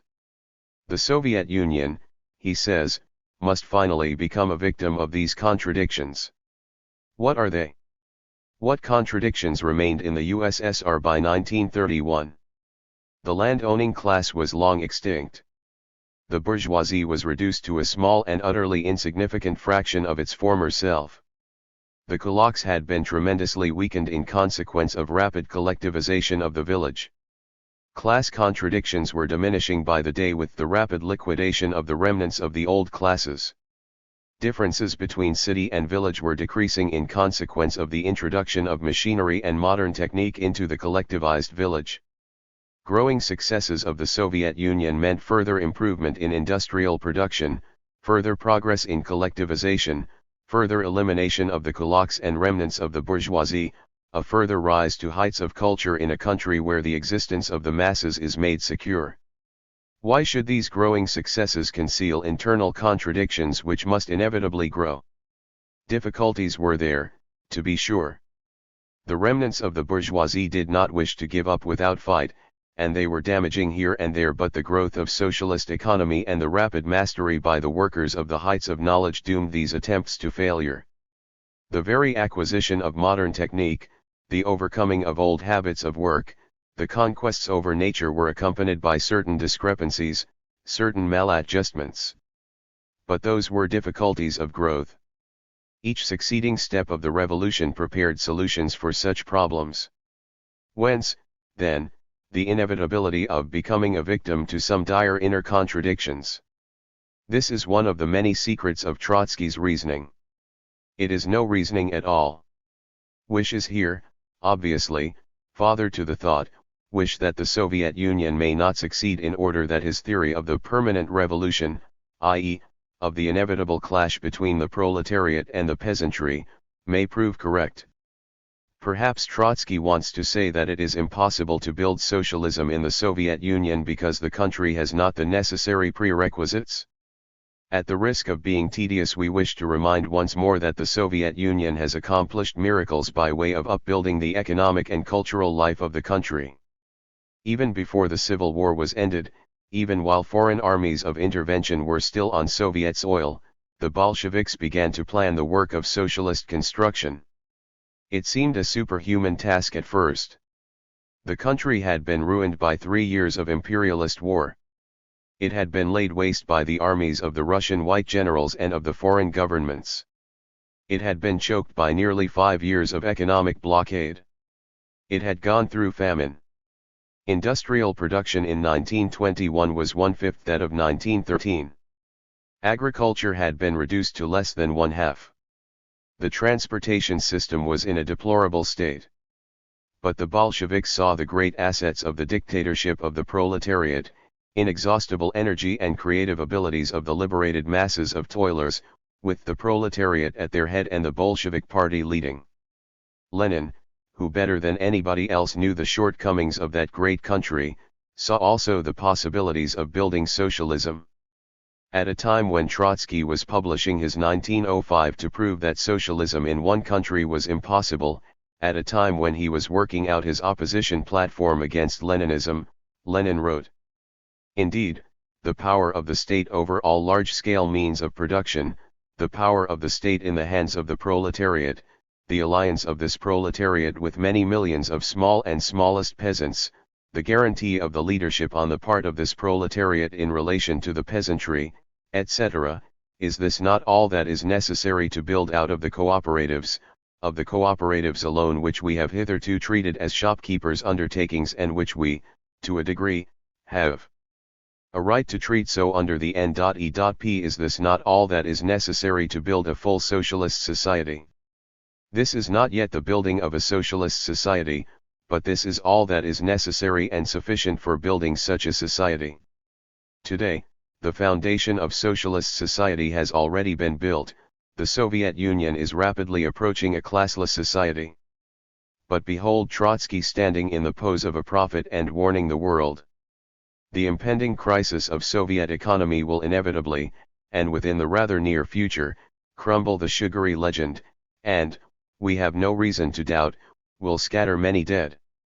The Soviet crisis will catch the European workers, and chiefly the communists, utterly unprepared. The contradictions of Soviet economy, the incompleteness and the precariousness of many of its conquests, the coarse errors of the leadership and the dangers that stand in the path of socialism. The nearest future will bring with it a new confirmation of our correctness. Having made up his mind that socialism in Russia simply cannot be realized, he develops a venomous hostility towards everything that happens in the USSR. He magnifies difficulties, he invents difficulties where there are none, he sees a crisis where there is only one of the many obstacles to be overcome, he sees a dwindling of forces where forces are increasing and gathering momentum, he denies successes, he interprets achievements as failures, he assumes the pose of an accuser pointing his finger at the Communist Party and at its Central Committee led by Stalin and says, "Here they are, the bureaucrats who are the ruin of the workers." Revolution. Back of it all is his intellectuals' petty bourgeois disbelief in the revolution and fear before the obstacles confronting the dictatorship of the proletariat in the midst of a hostile world. What was it that upset him so terribly at the beginning of his oppositionist career? What was it that served as the basis for the unprincipled union of Trotsky with Zinoviev and Kamina? It was the defeatist attitude toward the new economic policy of the USSR. In 1921 the Bolsheviks, against the unsound judgment of some left communists, abandoned the so-called military communism and introduced the new economic policy. The war communism which prevailed from 1918 was a means to fight the civil war and to repel intervention. The government laid its hand on everything produced in the country, and it distributed everything according to a plan in order to be able to withstand the attack of the class enemy forces. During those years production did not increase, it decreased. Transportation was not improved, it deteriorated. The major portion of what was produced in the factories and plants went for the front. The government collected foodstuffs and raw materials from the peasants and was supposed to give in return manufactured goods. These, however, were not forthcoming due to the collapse of the industrial system and the necessity to supply the front. As a result, the peasants were actually supporting the country in those crucial years, and the government, to use Lenin's expression, gave them promissory notes. It promised them a better fate in the future. When the war was finished, at least in its major aspects, when the republic seemed to be secure, at least for a while, it became obvious that the continuation of military communism was an impossibility. It was necessary to strengthen the alliance with the middle peasants which had become strained under the pressure of military communism. It was necessary to lay the foundations of socialist construction. In the first place, the country under the Soviets had to learn how to produce. The peasants had to be given the incentive to increase their crops, and this could be achieved only when they were allowed to sell their goods in the open market. This necessitated the legalization of the open market. In order to get out of the horrible economic stagnation, it was necessary to encourage even private industrial production. The new economic policy then features natural resources and large-scale industrial establishments in the hands of the dictatorship of the proletariat. The entire credit system in the hands of the dictatorship of the proletariat. The entire railroad and water transportation system hands of the dictatorship of the proletariat. Foreign trade entirely in the hands of the dictatorship of the proletariat. City lands and buildings in the hands of the local Soviets. Agricultural land in the hands of the regional and local Soviets. Private manufacturing and private trading allowed under the supervision of the proletarian state in accordance with proletarian laws. Peasants allowed to sell the surplus of their produce in the open market after paying the tax. It was a retreat from the position of military communism, but it was necessary in order to make rapid headway. The dictatorship of the proletariat was as strong as ever. The strategic positions in the entire economic system were retained in the hands of the dictatorship of the proletariat. Private industry and private trading were only to serve as a stimulus to socialist industry and socialist commerce to improve in quantity and quality so as to be able to compete with private businessmen. With the Soviet giving protection to its own industries and commerce in preference to private industry and commerce, it was not difficult to predict that the former would ultimately triumph over the latter. Lenin, who had an abiding faith in the creative abilities of the toiling masses, introduced the new economic policy in order that the Soviet might be able to begin rapid economic progress towards socialism. Trotsky foresaw no such progress. Here were the peasants. Trotsky, as we know, never had great faith in the peasants as a revolutionary force. With the introduction of the new economic policy there appeared again in the village the rich peasant, the kulak. True, he did not look like his pre-revolutionary self. He was shorn of political power, and he was by no means as rich as some kulaks used to be under capitalism. Yet he was an unmistakable fact. By law he was not allowed to buy land. But illegally he held the land of a few poor peasants who did not have the implements and the manpower to work their own land, and who, most often, became his farm hands. The kulaks became the village exploiters. Sometimes they wormed their way even into the local Soviets where they exercised political influence. The government did its utmost to help the poor peasant. It freed him of taxes, it extended him credits, it sometimes supplied him with livestock and implements. On the other hand it taxed away the lion's share of the rich peasant's income. Still, here it was the class division in the village. The Nepman in the city, the kulak in the village. Trotsky saw his chance. He was joined by Zinoviev and Kamenev in declaring that the revolution was in danger, that the capitalist elements were eating up the socialist elements in Soviet economy. Whether the oppositionists were genuinely frightened or pretended alarm for political ends is beside the point. What they did is to direct a vicious and unscrupulous attack on the leadership of the Communist Party. One of the characteristic features of the Trotsky opposition is that it does not want to see the Soviet Union in development, it pretends to take no notice of social forces passing from one stage to another. In the NEP it saw a system that had come to stay for decades, if not forever. From the difficulties inherent in such a policy they drew fresh animation. The Bolsheviks had a definite plan which was to change the situation radically, and within a short time. But it is another characteristic feature of Trotskyism that it disregards the declarations of the Bolsheviks which run counter to its own pronunciamentos. How did the Bolshevik Party and Stalin visualize that change? They visualized, and worked for, a rapid victory of the socialist sector of national economy over the capitalist sector. They foresaw that in the nearest future the Soviet socialist factories would improve to such an extent that they would easily compete with the capitalist factories and drive them out of existence. They foresaw that very soon the cooperatives would have learned the art of trading so well that they would be able to drive out of business the private traders and force them into the ranks of employees. As to the small and middle peasants, the party and Stalin knew perfectly well that private holdings and private husbandry were a passing phase, that very soon the peasants would join in producing cooperatives, i.e., that, with the aid of the party and the state, they would begin to build collective farms, which would mean the end of the kulak and the abolition of classes in the village. They saw that some kulaks were getting rich. But they were far from frightened. They knew that the kulaks as a class would not last long. They had a policy that was bound to remake the poor and middle peasants, to induce them and teach them how to organize socialist agriculture under the leadership of the proletariat, and this, they knew, would make the existence of the kulaks impossible. They proceeded with all the dispatch possible under the circumstances to prepare the necessary equipment for the collectivization of agriculture.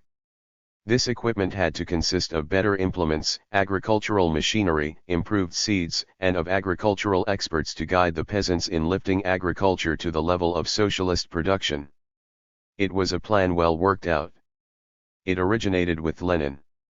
It was consistently and ably carried out by the Bolshevik Party under Stalin. It was the only way out. But this revolution in the agricultural field could be successful only when there was an alliance between the workers and the peasants. Fight against the kulak by imposing a heavy tax on his come and by ridding the local Soviets of his influence. Aid the poor peasant with land, with agricultural implements, with credit, with freedom from taxation. Ally yourselves with the middle peasants to improve their economic status and to draw them closer to the tasks of the proletariat.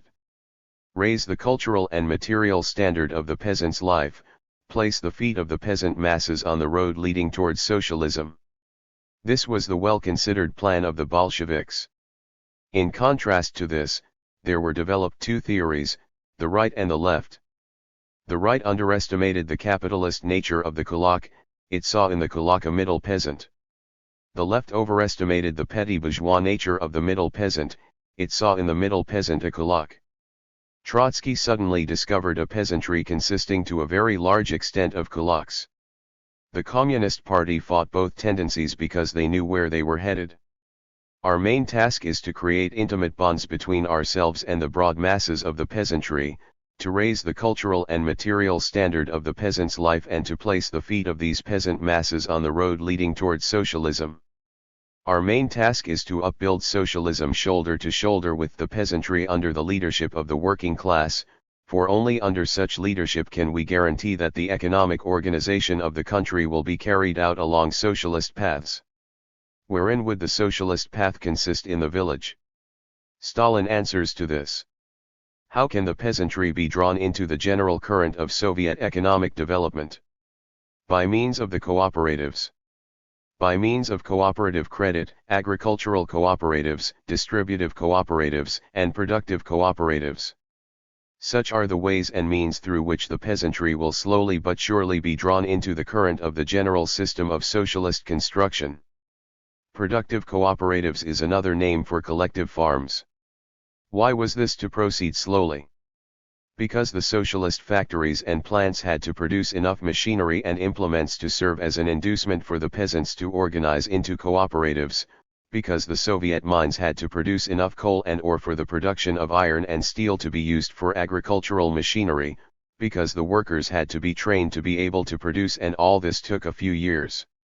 Altogether it took no more than 7 years from 1922 to 1929, from the beginning of the NEP to the great rush of collectivization. But what a noise the Trotskyists raised during those years! What a lot of mischief they did! What monkey wrenches they were throwing into the machinery of Soviet economy! How they were undermining Communist Party unity, which was the first condition for the carrying out of the program of building socialist economy. For 3 years, between 1924 and 1927, while they were still members of the party, they kept on harping in 1,000 ways about the growth of the kulak and the growth of the Nepman. Their practical proposals were dictated not by an understanding of Soviet economy, but by panic. They said, collectivize the peasants at once, if need be, use force which, if attempted, would have aroused the peasants against the workers and played havoc with the revolution. They demanded a quickening of the tempo of industrialization by the investment of another 1 billion rubles in industry. This billion was to be raised by increasing commodity prices, a measure which would have increased rather than decreased difficulties, since higher commodity prices would have hit hard the poor and middle peasants, the chief consumers of industrial commodities, and would have lowered their standards of living, which would only have served to strengthen the position of the kulaks. The Trotsky opposition was doing its utmost to force a break between the proletariat and the middle peasants. They were still in the party, but they fought it as enemies bent, not on criticism, but on destruction. No exaggeration, to them, was too wild, no insinuation too low, no distortion too mean. They circulated literature full of vile denunciations of everything the party did. They greeted the 10th anniversary of the October Revolution with the declaration that the Communist Party was a party of the bureaucrats, kulaks, and Nepmen. This propaganda was accompanied by the formation of an underground faction, which printed leaflets and distributed them clandestinely. The party had to call a halt. The opposition was expelled. But this did not stop the propaganda. We had to relate this phase of the opposition activities at some length, because it gives the key to the understanding of what follows. Any reasonable human being, upon seeing that his fears and apprehensions were not justified, would admit he was mistaken. Not Trotsky. The rapid industrialization of the Soviet Union, the almost total disappearance of the Nepman, the collectivization of agriculture, the elimination of the kulak as a class, one would think, should have satisfied the Trotskyists, if they meant what they shouted from the housetops. But Trotsky's opposition becomes more venomous the more the ground slips from under his feet.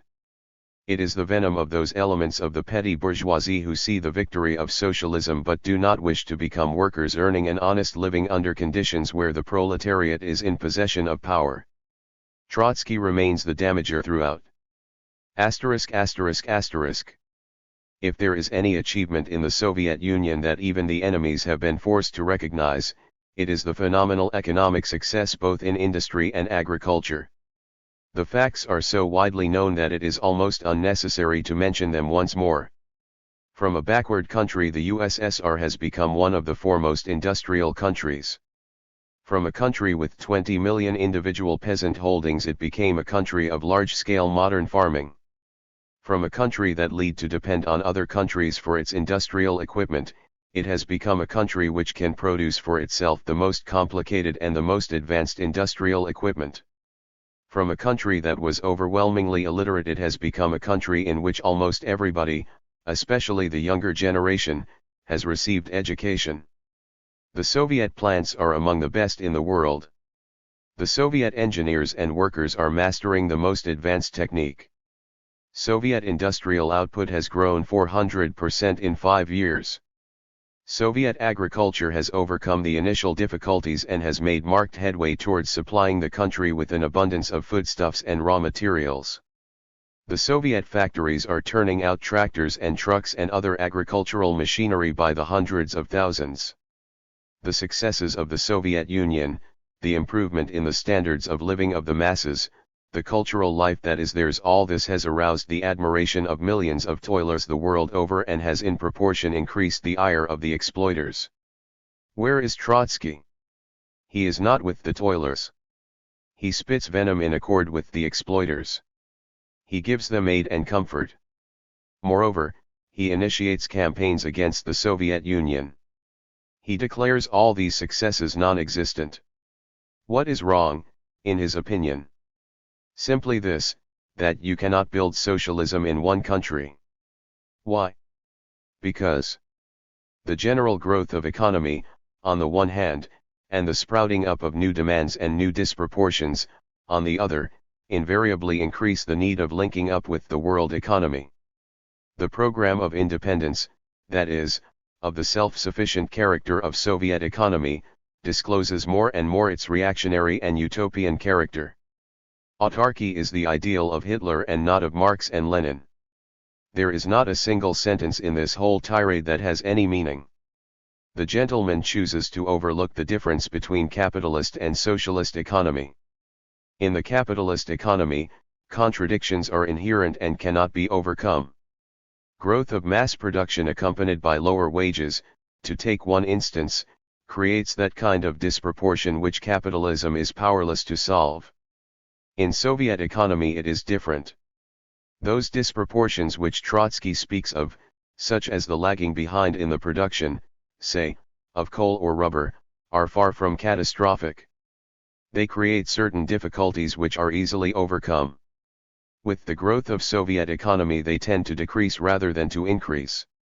When there is an abundance of steel, it does not matter very much if one or the other plant is lagging. When the railroad system has been improved, it does not matter whether one or the other road is slightly deficient. When agriculture has been placed on a modern scientific basis, it does not even matter much whether climatic conditions are favorable. This year's crop was abundant in spite of a terrible drought. Disproportions and the accompanying difficulties, Mr. Trotsky, have a tendency to decrease rather than to increase in Soviet economy. As to the program of independence, why is it reactionary and why is it utopian? Isn't it a fact that Soviet economy today is less dependent upon other countries than it was 5 years ago? Aren't the Soviet industrial giants in a position to supply the country with necessary equipment while 5 years ago the country had to depend on imports?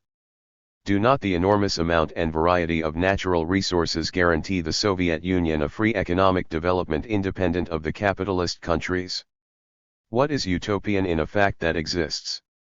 And why is it reactionary? If economic development were retarded in consequence of a certain policy, that could be called reactionary from an economic point of view, provided it depended upon the Soviet leaders alone to alter the policy. If, however, economic development was immensely accelerated in consequence of the Bolshevik policy, if it went beyond anything any capitalist country could dream of even in times of its highest prosperity, where is the reaction?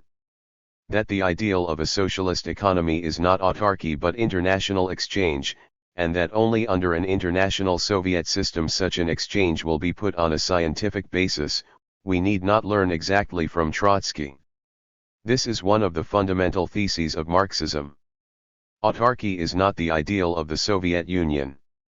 The Soviet Union does not wish, and does not work for, autarky. But economic independence of the capitalist world market is a necessity due to the fact that the Soviet Union is surrounded by a hostile capitalist world. The idea that the development of the Soviet Union demands an increase in linking up with the world economy is fundamentally wrong. It has been one of the pet ideas of Trotsky for many years that Soviet economy is part of world economy, that it stands and falls with the latter. What are the facts? Soviet economy is proceeding from one victory to another, capitalist economy is rotting, disintegrating, collapsing. Soviet economy forges ahead to new unparalleled achievements under a system where the country is ever more solidified under the Soviet rule. Capitalist economy is unable to overcome its crisis and the capitalist countries are headed towards the overthrow of the entire existing system.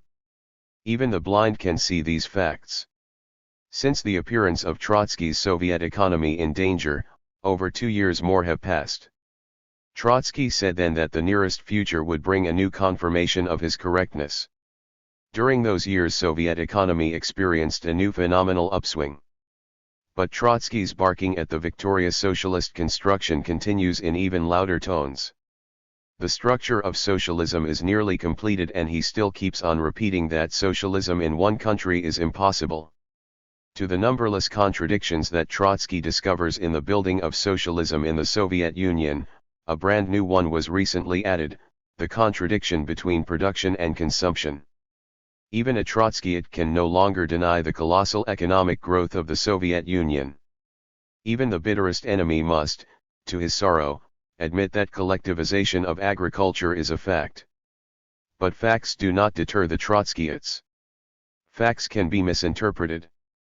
And the latest misinterpretation was given by Trotsky to the fact that, in spite of a tremendous increase in the production of consumers' goods and in spite of the tremendous increase in the consumption of the individual worker and peasant, goods are still greatly valued among the masses and everyone wishes to have more to consume. Trotsky calls this the stimulus for individual accumulation, and since he has heard that Marx also spoke of accumulation, he proceeds to the very profound conclusion that this stimulus for individual accumulation may lead to a revival of capitalism. So long as the overwhelming majority of the population has not yet emerged from actual want, the urge for individual appropriation and for the accumulation of goods retains a mass character and comes into continual collision with the collectivist tendencies of the economic life. If the accumulation is permitted to exceed certain limits, it will transform itself into primitive capitalist accumulation, and can result in overthrowing the kolkhozes, and after them the trusts as well. Abolition of classes in a socialist sense, means the guaranteeing to all members of society such living conditions as will kill the stimulus for individual accumulation. We are still very far from that. The present transitional society is full of contradictions, which, in the sphere of consumption, the most immediate and vital sphere for everyone, bear a character of extreme tension, and always threaten to cause an explosion in the sphere of production. Potentially, as regards the possibilities and dangers latent in it, it is a class struggle, which is looming from out of the fierce competition between the interests involved in the sphere of consumption, on the basis of a still lagging and unharmonious economy. Trotsky still cloaks himself as a champion of socialism. Since socialism in the USSR has not yet brought about a situation where there is no stimulus for the acquisition of consumers' goods, he sees an opening for an attack. The fact that the masses of the Soviet Union are still goods hungry, which is an incentive for more and better production, is transformed by Trotsky into a new class struggle. The urge for acquisition he by a sleight of hand turns into an urge for accumulation. The collective peasant bent on receiving more meters of cotton cloth or woolens for himself and his family will, according to Trotsky, accumulate so much cloth or woolens that in the long run he will become a capitalist and, who knows, he may still open a textile factory on the basis of private ownership.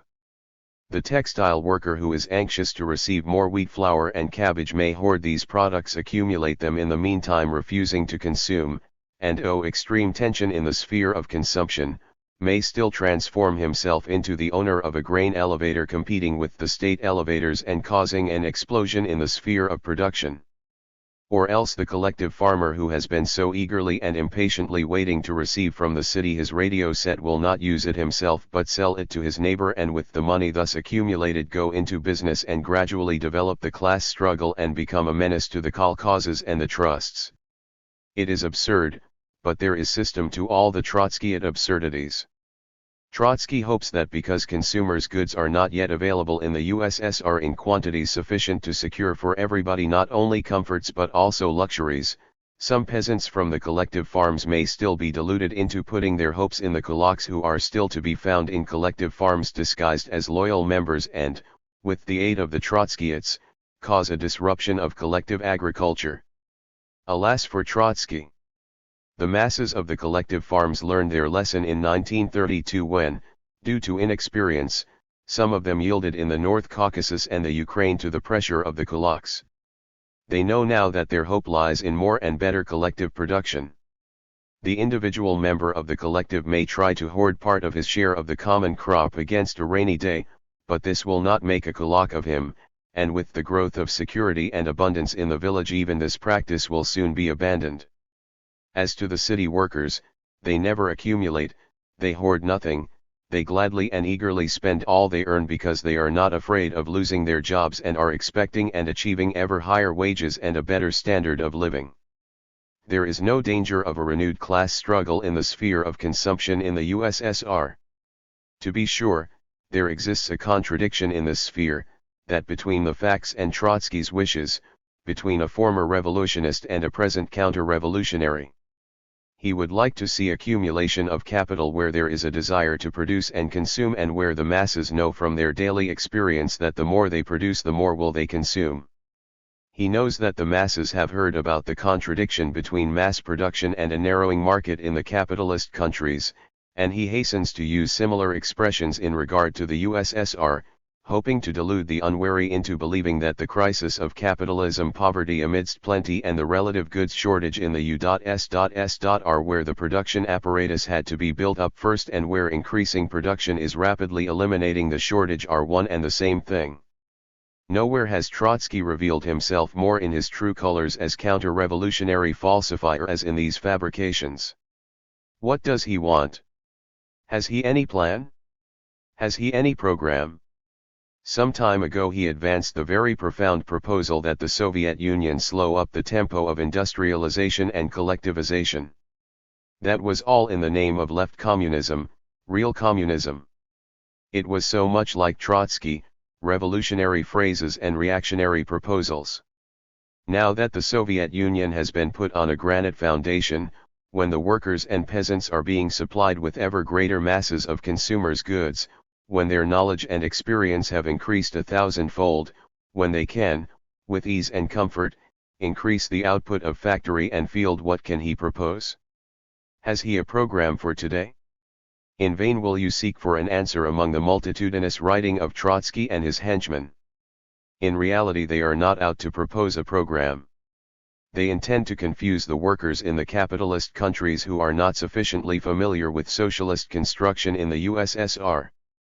They aim at discouraging the workers of the capitalist countries, including the workers of the USA, from choosing the Bolshevik way out of the crisis.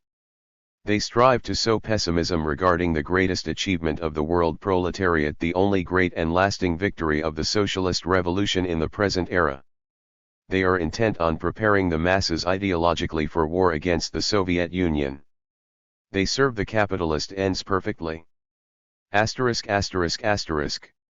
From the Trotskyite peculiar version of permanent revolution to the theory of the impossibility of building socialism in one country, from the theory of the impossibility of building socialism in one country to counter-revolutionary attacks upon everything that is being done in the Soviet Union, from verbal attacks upon the strongholds of communism to practical aid and comfort to the class enemy. Is there any wonder that the extreme logical followers of Trotsky and Zinoviev resort to the revolver? 7. The Communist Party. We are marching in a compact group along a precipitous and difficult path, firmly holding each other by the hand. We are surrounded on all sides by enemies, and are under their almost constant fire. We have combined voluntarily, especially for the purpose of fighting the enemy and not to retreat into the adjacent marsh, the inhabitants of which, right from the very outset, have reproached us with having separated ourselves into an exclusive group, and with having chosen the path of struggle instead of the path of conciliation. And now several in our crowd begin to cry out, "Let us go into this marsh." And when we begin to shame them, they retort, "How conservative you are! Are you not ashamed to deny us the right to invite you to take a better road?" Oh yes, gentlemen. You are free, not only to invite us, but to go yourselves wherever you will, even into the marsh. In fact, we think that the marsh is your proper place, and we are prepared to render you every assistance to get there. Only let go of our hands, don't clutch at us, and don't besmirch the grand word freedom, for we too are free to go where we please, free, not only to fight against the marsh, but also those who are turning towards the marsh. In these beautiful words written in 1902, Lenin described the meaning of revolutionary proletarian discipline for the Bolshevik Party. The party is a voluntary association of people who agree to pursue the same task and fight the same enemy. In order to be most effective, they must keep order within their ranks. They will tolerate differences of opinion, but they will insist on unity of action. The individual who disagrees with a decision is free to leave, but while he is a member, he may not pursue his own road in contradiction to that of the party. Freedom of opinion exists as long as the party has not formed its own collective opinion. Once this has happened, then opinions contrary to the party's must not be spread, because that would be disruptive. The more unity and cohesion among the party members, the greater the chances of success. This is now so evident that it hardly needs particular stressing. Not so, however, with Trotsky.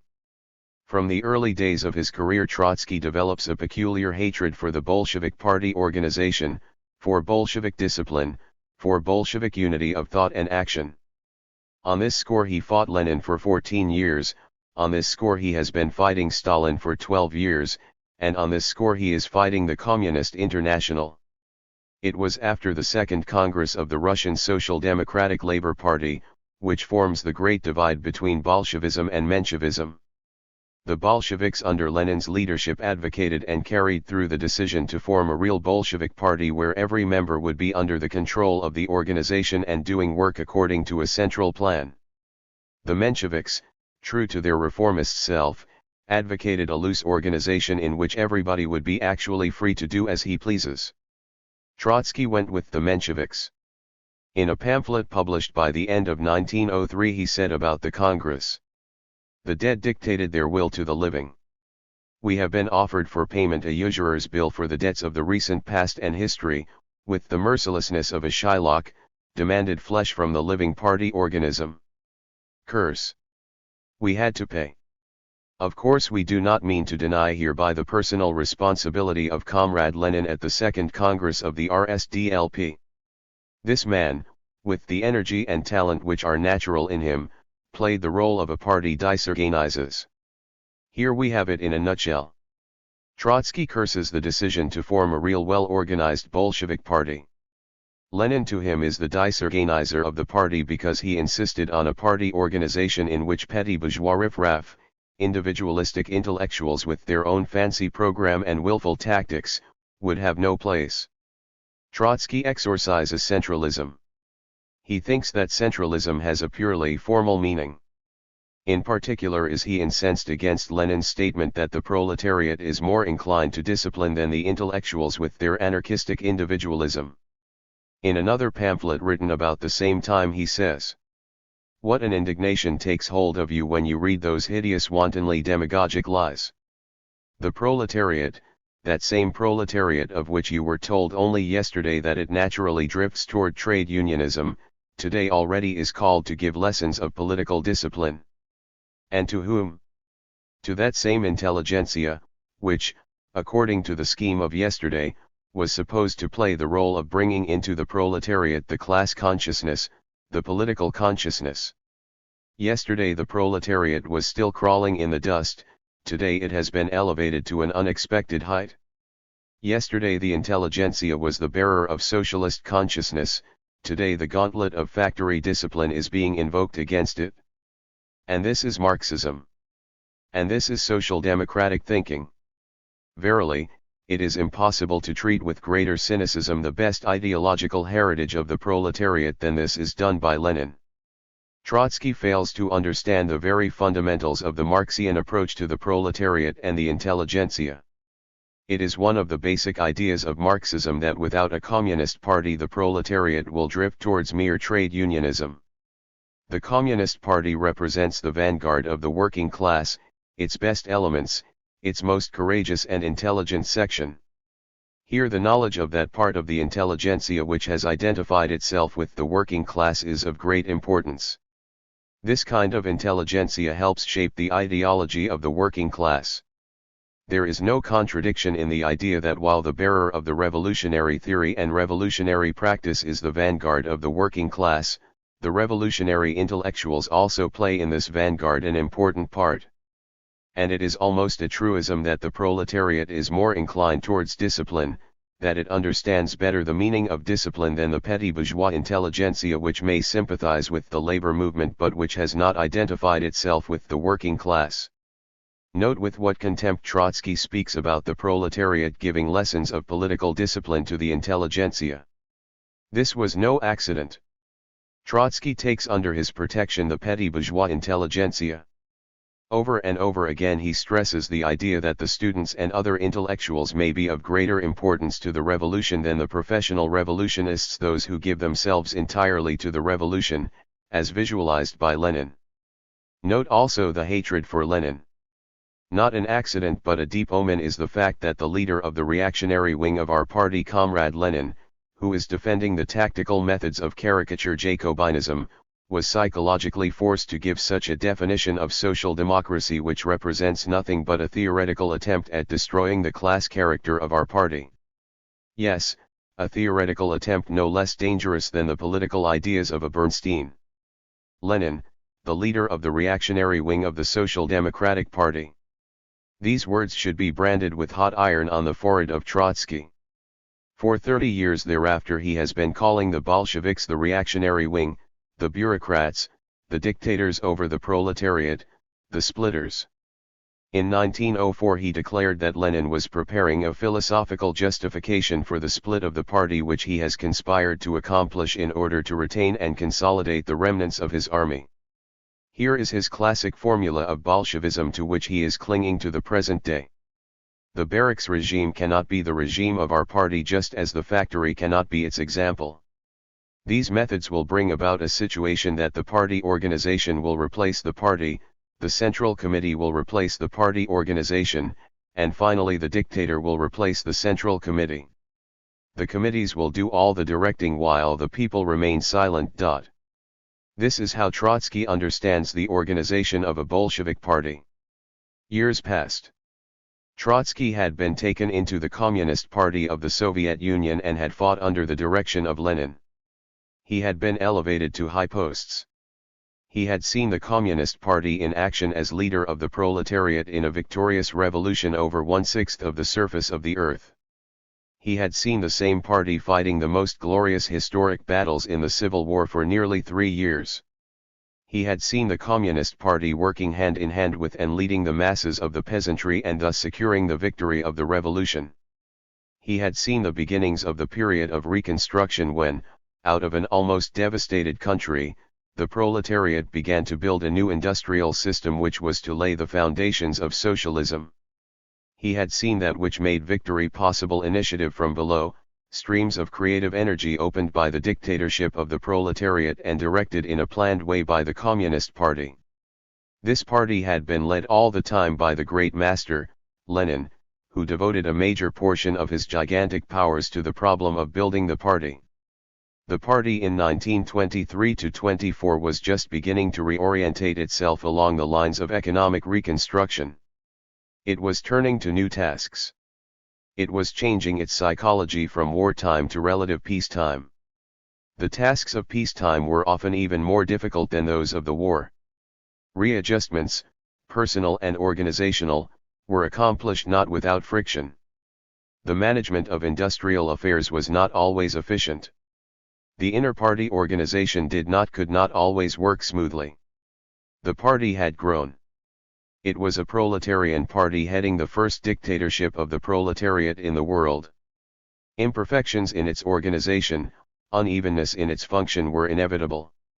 Did the party possess enough inner democracy, enough self-criticism, enough flexibility and courage to recognize these defects and to take measures to correct them?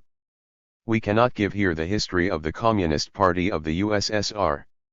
Suffice it to mention the 13th Conference of the Russian Communist Party that met in January, 1924.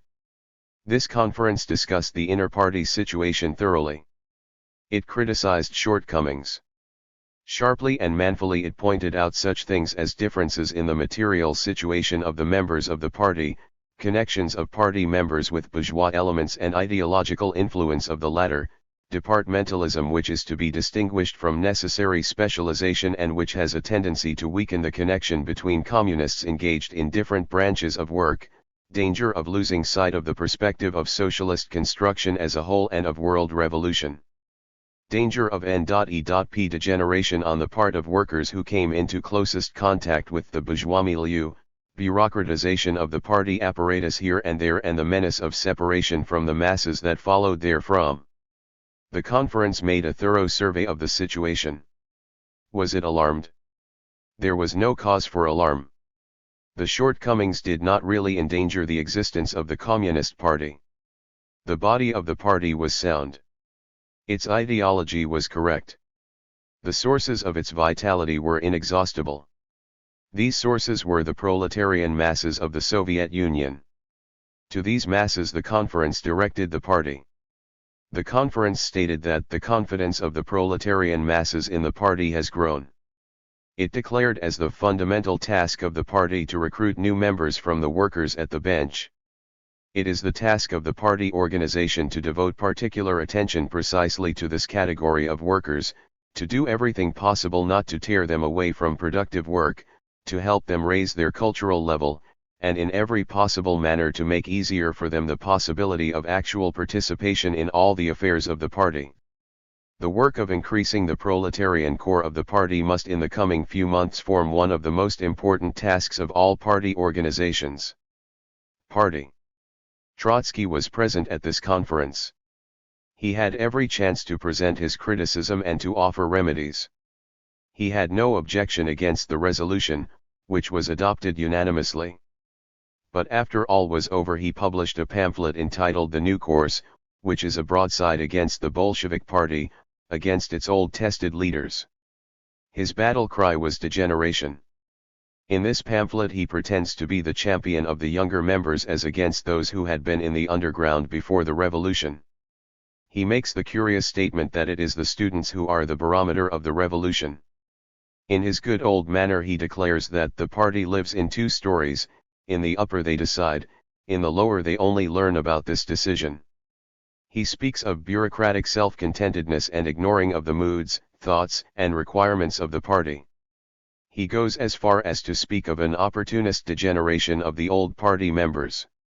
Again he is afraid, as he was 20 years earlier, that the apparatus, the Central Committee, is replacing the party.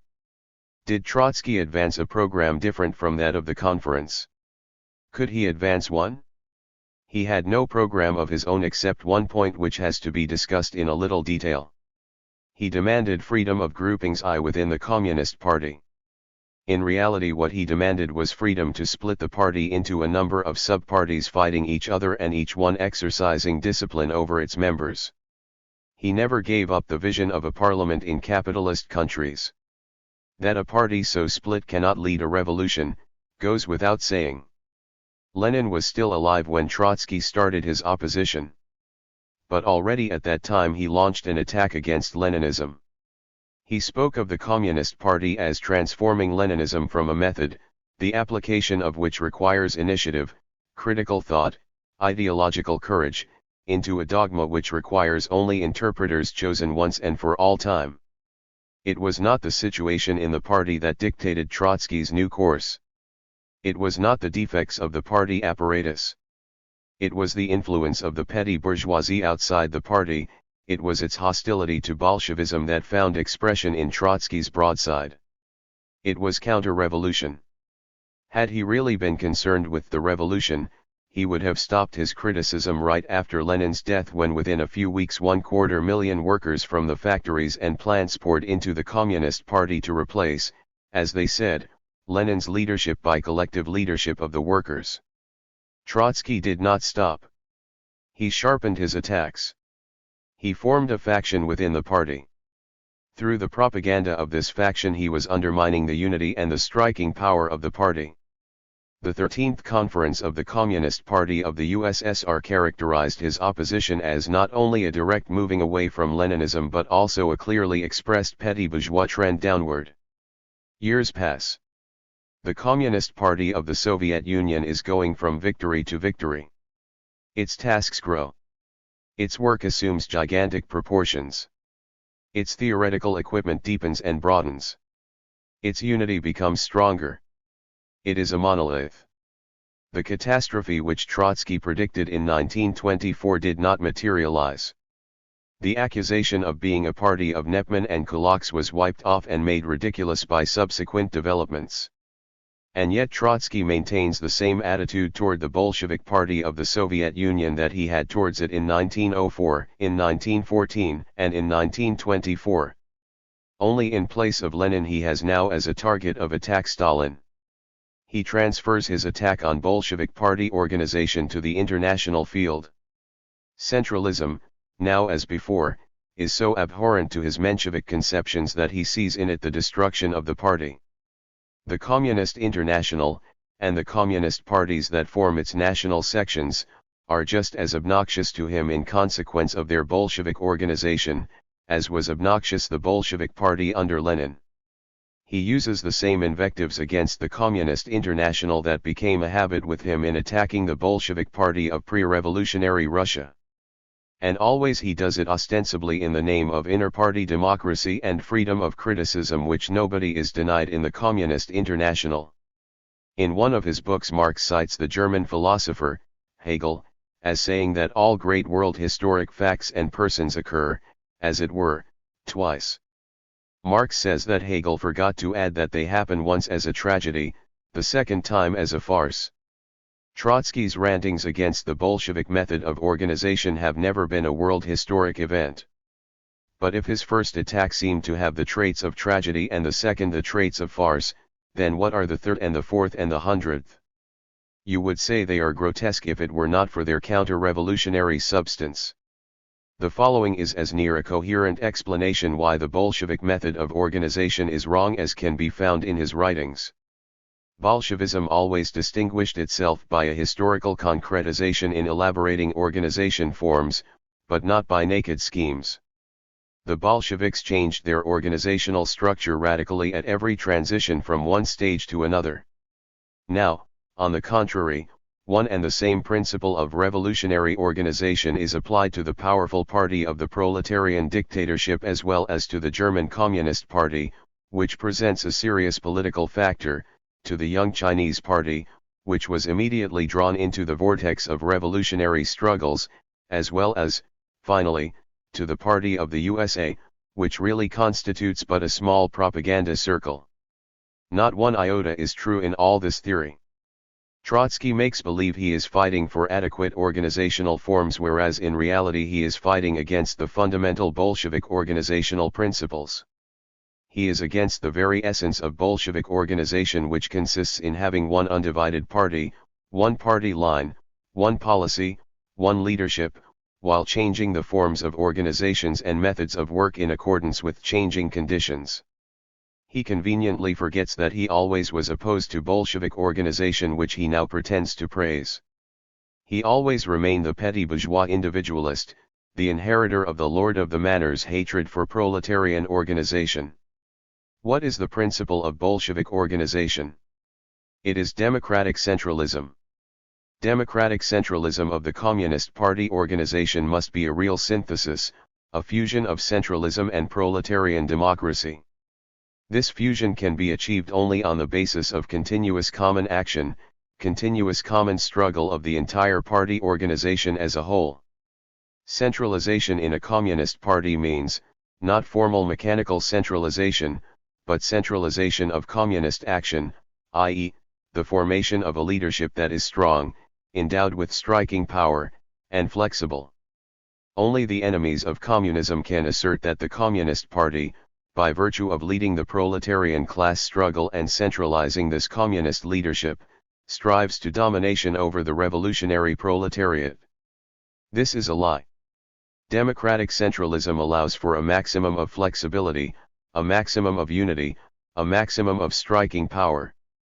The organizational principles of Bolshevism are not a dead dogma but a living and enlivening force. The Party of Revolutionary Marxism denies in principle the search for an absolutely correct form of party organization fit for all stages of the revolutionary process, or for such absolutely correct methods of its work. On the contrary, the form of organization and the methods of work are entirely determined by the peculiarities of a given concrete historical situation and by the tasks that directly arise out of this situation.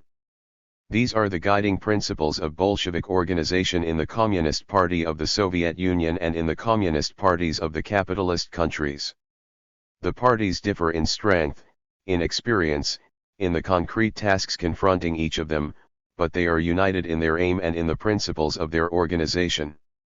Everywhere the Bolsheviks insist on complete ideological unity, which means agreement of all party members on basic principles and tactics. In all stages of development the Bolshevik parties maintain strict discipline which is not mechanical but based on an understanding by every member of what is to be done and why. Bolshevik principles have proven sound and fruitful for the organization of the proletariat of the most advanced as well as of the comparatively backward countries. These are essentially principles of battle formation, because the life of the Communist Party is never that of peace, since even in the times of comparative quiet it heads the class struggle which always, in one way or another, has the elements of civil war. The shop nucleus and the party fraction, these foundations of Bolshevik organization, are instruments of proletarian advance both before, during, and after the revolution. They allow for the greatest adaptation to conditions and for the greatest unity of action. If Trotsky fails to understand why these foundations of revolutionary organization are applicable both to the Soviet Union and to Germany as well as to the Chinese Party, it is his misfortune. But that does not do away with the fact that they have been singularly successful under all conditions. If Trotsky refers to the Communist Party of the United States, he only defeats himself. It is because the Communist International did not wish to allow the Communist Party of the USA to be a small propaganda circle that it insisted on basing the party on shop nuclei and on developing fractions. A propaganda circle does not need a Bolshevik apparatus. But a party of action, a Bolshevik party leading masses in the class struggle, must possess an apparatus which is rooted in the masses and which can move them by virtue of the closest contact with them in the struggle for their everyday needs. The shop nucleus and the party fraction are not canned organizations walled in their own circle and insulated from the other workers. They must be the live wire in every factory, mine, and workers' organization, defending the basic rights of the workers, occupying the forefront of every struggle and thus becoming the leader of the masses. It is obvious that if such an organization is not well organized and well disciplined, it will not be able to fulfill its task. Lenin warned tirelessly against excesses regarding centralism, says Trotsky. Of course, Lenin warned against formal centralism, which is not a synthesis of centralism and proletarian democracy. Of course he warned against mechanical centralism and advocated a living connection between party leadership and the rank-and-file party members on the one hand, and between the party and the broad proletarian masses outside the party on the other. But as to discipline, this is what he wrote in the conditions of admittance to the Comintern. At the present epoch of sharpened civil war, the Communist Party will be able to fulfill its duty only when it will be organized in the most centralized manner, only when there will be dominant in it an iron discipline bordering on military discipline, and when its party center will be a powerful authoritative organ with broad jurisdiction enjoying the general confidence of the members of the party. This is said about party discipline where power has not yet been conquered by the proletariat. As to a party which, like that of the USSR, is heading a dictatorship of the proletariat, Lenin said, "He who in the least degree weakens the iron discipline of the party of the proletariat actually helps the bourgeoisie against the proletariat." Trotsky helps the bourgeoisie against the proletariat. As to factions. In his advocacy of freedom of groupings within the Communist Party, Trotsky actually defended the interests of hostile forces against the interests of the proletarian class struggle. He is the factionalist supreme. He never worked in a mass organization as its loyal member. He always managed to organize around himself a group, a clique, a retinue of admirers. He fought Lenin, he fought Stalin, he fights the Communist International. He organized a faction in 1920 but was smashed. He organized a faction when Lenin was alive in 1922. He maintained this faction for many years, although he publicly forswore it several times. He subscribed publicly to the decisions of the 15th Conference of the Communist Party of the USSR, which prohibited factions, and he immediately broke his pledge. Without temporary ideological groupings, the ideological life of the party is unthinkable, he writes in his Strategy of the World Revolution. Without a real freedom of party life, freedom of discussion and freedom of collective, and under that also of group elaboration of their paths, these parties will never become a revolutionary power. Why are groupings necessary? Suppose the party discusses the question of the best methods of work in the labor unions. Suppose the majority agrees that the communists must work in the reformist unions, must build them up to become a militant organization. Suppose a minority says that the revolutionary workers must leave the reformist unions and form separate revolutionary unions of their own. As long as the question is not decided yet, every member of the party has the right and duty to advance his opinion when this problem is discussed. This is freedom of discussion. Groupings are not necessary for this purpose. But suppose the majority of the party has decided in favor of working inside the reformist unions. Under such conditions, the minority must stop agitation in favor of its line. What Trotsky proposes is that his minority be allowed to function as a group, that it be given freedom for group elaboration of its path. What is that path? Obviously a fight against the majority of the party. Either freedom of groupings means nothing, then it is sheer nonsense, or it means freedom to form a party within a party, that freedom which Trotsky took for himself all his life. Such freedom weakens the party, undermines it, creates in the party a state of siege, and demoralizes the forces of the revolution. When this happens, says Stalin, the party is faced with the danger of being transformed into a plaything in the hands of the agents of the bourgeoisie. Trotsky calls himself true Bolshevik-Leninist, but the more he rants, the more does he stand exposed as an enemy of every principle advocated and fought for by Lenin. His article in the reactionary magazine, Liberty, of March 23, 1935, entitled "If America Should Go Communist," is extremely illuminating. Trotsky speaks to the bourgeoisie of America, but of course he has in mind the workers. He tries to convince his readers that a revolution in America would be child's play. The American communistic revolution will be insignificant compared to the Bolshevik revolution in Russia, he declares, disregarding the fact that the American bourgeoisie is vastly better organized, enlightened, and equipped than was the Russian bourgeoisie. The obvious lesson for the workers from this Trotsky thesis is that there is no need of organizing a strong communist party of great masses. Civil war isn't fought by a handful of men at the top, the 5 or 10% who owns 9/10 of American wealth, declares Trotsky, disregarding the great influence of those 5 or 10% on the middle class in the cities and on the rich farmers. Everybody below this group is already economically prepared for communism, says Trotsky. Obviously, with such a great number of ready communists, there is no need of forging the ranks of a real proletarian party in these United States. Without compulsion. This is the slogan advanced by Trotsky for America, for the American Soviets.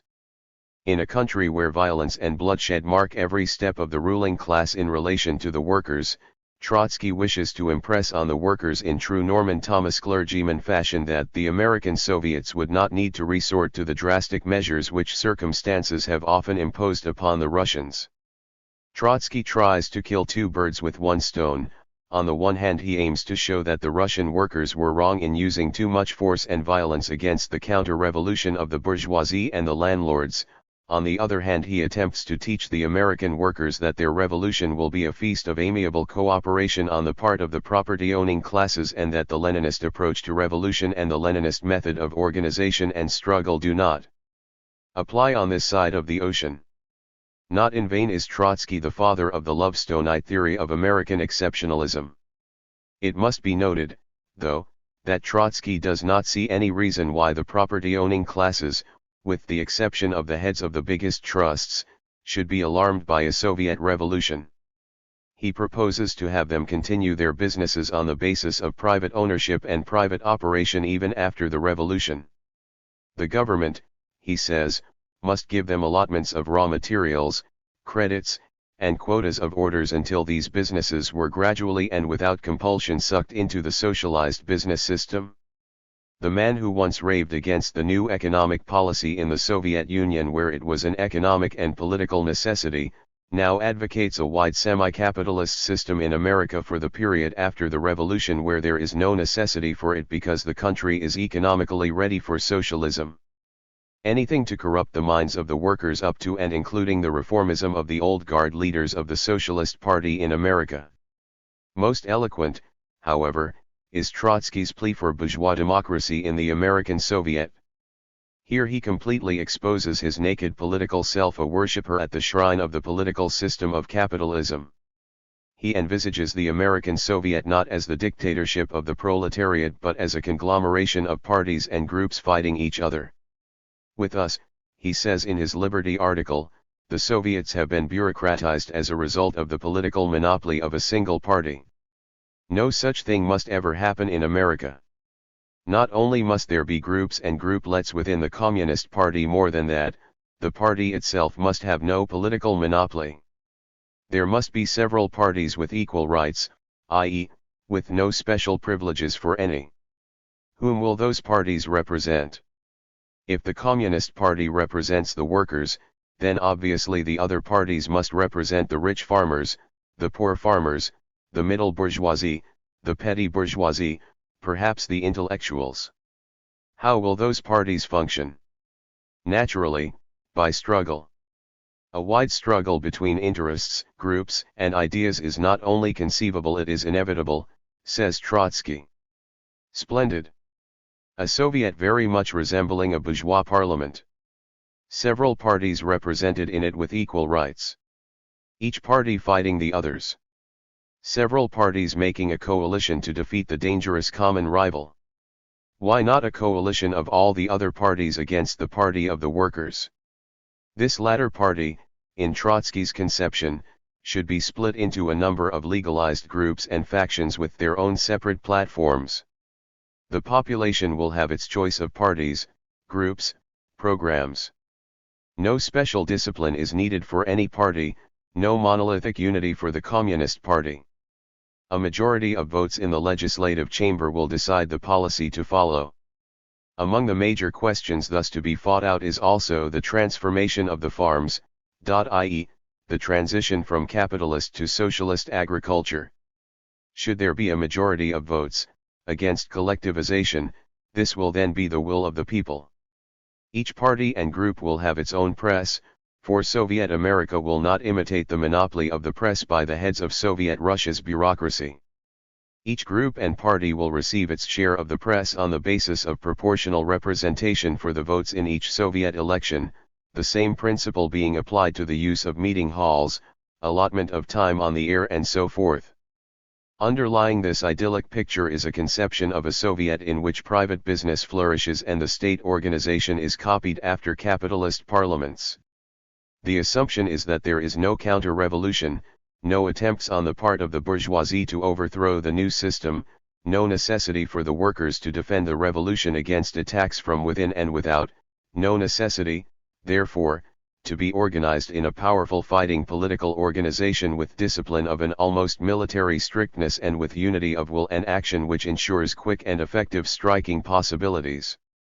What Trotsky pictures is not a proletariat organized in fighting formation and drawing to itself allies from other formerly oppressed classes while suppressing counter-revolution and abolishing classes, but a heterogeneous mass of humanity divided, owing allegiance to various parties and party splinters and defending their interests, groups, and ideas. How unity can be achieved under those conditions, remains a secret of Trotsky's. But then he does not worry much about unity because his slogan is, without compulsion. The petty bourgeois, afraid of a strong proletarian state, afraid of a strong proletarian party, unwilling to see the proletariat exercise revolutionary power, shows here his class nature more clearly than he has ever done this before. What he pictures as the American Soviet has nothing to do with the dictatorship of the proletariat as taught and practiced by Lenin. The dictatorship of the proletariat is the most stubborn, the most acute, the most merciless struggle of the new class against the more powerful enemy, the bourgeoisie, whose resistance has grown tenfold after it has been overthrown. The dictatorship of the proletariat is a stubborn struggle, bloody and bloodless, violent and peaceful, military and economic, pedagogical and administrative, against the powers and traditions of the old society. The reason for Trotsky's criticisms and warnings very simple. Whatever does not fit his bourgeois parliamentary ideas he denounces as bureaucracy. Whatever represents real dictatorship of the proletariat, real proletarian revolutionary unity, the petty bourgeois in Trotsky decries as paralyzing the revolution. A true Bolshevik party molded along Leninist lines becomes a Stalinist faction. 8. The Anglo-Russian Committee. The Trotskyite attitude towards the problems of the world revolution is an outgrowth of Trotsky's basic error about the impossibility of socialism in one country. Out of numberless questions we select the following as typical. The Anglo-Russian Unity Committee. The Chinese Revolution. The question of the Third Period. The question of social fascism. The German situation. The crowning glory of all these policies appears in the shape of that marvelous new structure, the Fourth International. The Anglo-Russian Unity Committee was organized in 1926 for the purpose of bringing about common action of the workers against imperialism, against war, and for world trade union unity. It consisted of representatives of the trade unions of the USSR and of the British trade unions. It was to bring to the British workers and to the workers of the world a better understanding of the situation and aims of the Soviet workers, to help revolutionize the British workers in their fights against British imperialism, and to increase the influence of the Soviets among the workers of the capitalist countries. Why did the leaders of the British trade unions agree to the formation of such a committee? Because the workers in Great Britain and other countries were becoming radicalized, because the influence of the Bolshevik Revolution among the workers of all countries was growing, because the trade unions of the USSR impressed the workers of other countries as sharing in the state power of the Workers' Republic, and because the communists everywhere advocated the necessity of unity of the working masses on the economic field. Why did the leaders of the Soviet trade unions agree to enter such a committee? They knew perfectly well the character of even the left wing of the British trade union leaders, Purcell, Cook, and others. But they saw in this committee an opening for contact with the broadest masses of Europe. The committee was a sounding board from which the voices of Bolshevism would be heard on a wider range among the workers of England and other countries. Above all things they saw in it a weapon for the defense of the Soviet Union at a time when the imperialists were perfecting their plans for an attack on the Soviets. The tradition of the Proletarian Action Committees against British intervention in the Soviet Union in 1920 was still fresh. Through the Anglo-Russian Unity Committee the question of a united front of struggle against capitalism and war was presented to large masses of toilers in the capitalist countries. Delegations of non-party workers to the Soviet Union are a common occurrence. Purcell and his comrades were allowed to come to the USSR and were accorded friendly receptions. In exchange, representatives of the Soviet Union were given a chance to appear before broad masses of the British workers to present their revolutionary views. The opposition was against. In a pamphlet by the theoretician of Trotskyism in the United States, Max Schachtman, the assertion is made that the Anglo-Russian Unity Committee was a political bloc between the reformists of England and the Russian party bureaucracy. As a matter of fact, it was not a bloc, it was not even an alliance, it was a committee for the propaganda of trade union unity. It was a committee that opened up before the Soviet Unions the possibility of exposing even the left leaders when the occasion arose. This came about after the collapse of the general strike in Great Britain in May 1926. The British leaders of the Anglo-Russian Committee then swung to the right. They began to hide from the British workers there belonging to the Unity Committee. In fact, they were trying to wriggle out from under the obligations agreed upon by entering the committee. This gave an occasion for the Soviet trade unions to appear before the British workers and to explain to them the treacherous role of the left union leaders. And it was just at this moment that the Trotskyists became most vociferous, demanding the breaking up of the committee. An ingenious theory is presented by the above-mentioned Trotsky disciple in the United States. He stresses the falsity of the conception that such leaders as Purcell, Cook, Hicks, Swales, and Citron can become the revolutionary organizers of the world's working class against imperialist war and for the defense of the Soviet Republic. O profound theoretician! O penetrating tactician! The Communists had to wait until 1933 to learn this consummate wisdom about the reformist leaders remaining reformist leaders. Mr. Schachtman conveniently forgets that when the United Front is built in which a reformist leader is forced to join, it is not the leader but the masses under his influence that are won for the defense of the Soviet Union and for other revolutionary tasks. Mr. Schachtman clinches his deadly attack with this broadside.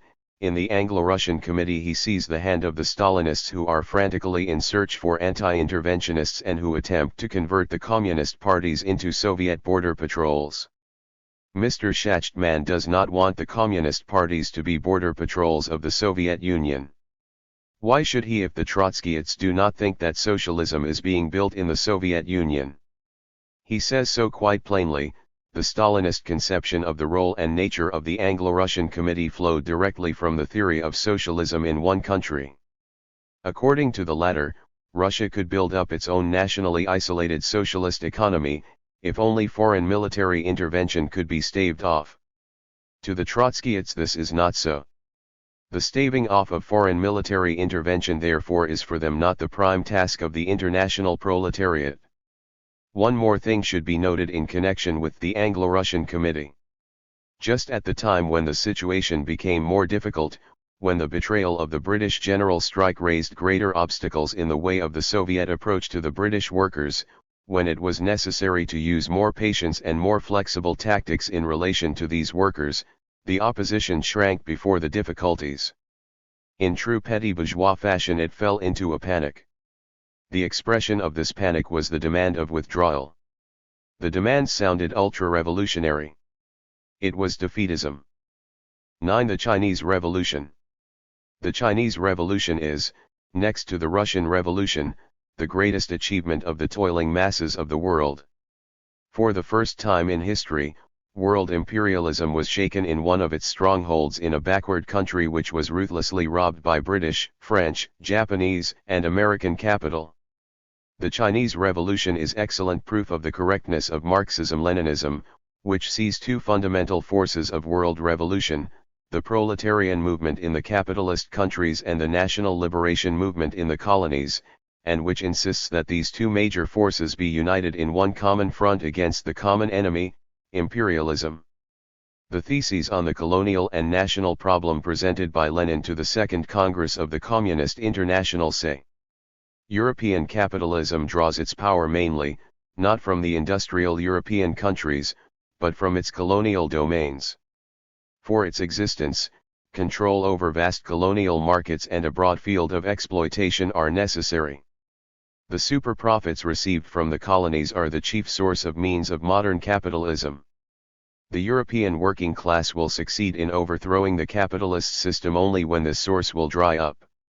The separation of the colonies, and the proletarian revolution at home, will overthrow the capitalist system in Europe. Consequently, the Communist International must keep in the closest contact with those revolutionary forces which at present are engaged in the work of overthrowing imperialism in the politically and economically oppressed countries. For the complete success of the world revolution, common action of both these forces is necessary. The Chinese Revolution has been, in the last decade, the greatest force that was shaking capitalism in its colonial aspect by attempting, and partly succeeding, in taking away from it the control over a vast semi-colonial market and a broad field of exploitation. Witness the spectacle of the Chinese Soviets today. The red flag with the hammer and sickle is waving over a territory embracing a population of some 90 million, about 1/5 of the total population of China. There is a central region, all under Soviet rule, and there are outlying other regions in which scattered Soviet districts are located. The Soviets have a central government and local governments consisting of workers and peasants and led by the Communist Party of China, which early in 1935 counted over 400,000 members. New life is stirring in this oasis of peasants and workers' rule in the midst of an imperialism-bound, impoverished, and downtrodden country. Free people, masters of their own destinies. Free toilers marching under the leadership of the Communist Party and the Communist International toward the socialist system. The system is not socialism yet. There can be no nationalization of the land until the major part of China is in the hands of the revolution and until the Soviet territories are fully consolidated, and there can be no confiscation of the factories and shops which are not large in the Soviet area until Soviet power is spread towards the more industrialized sections of the country.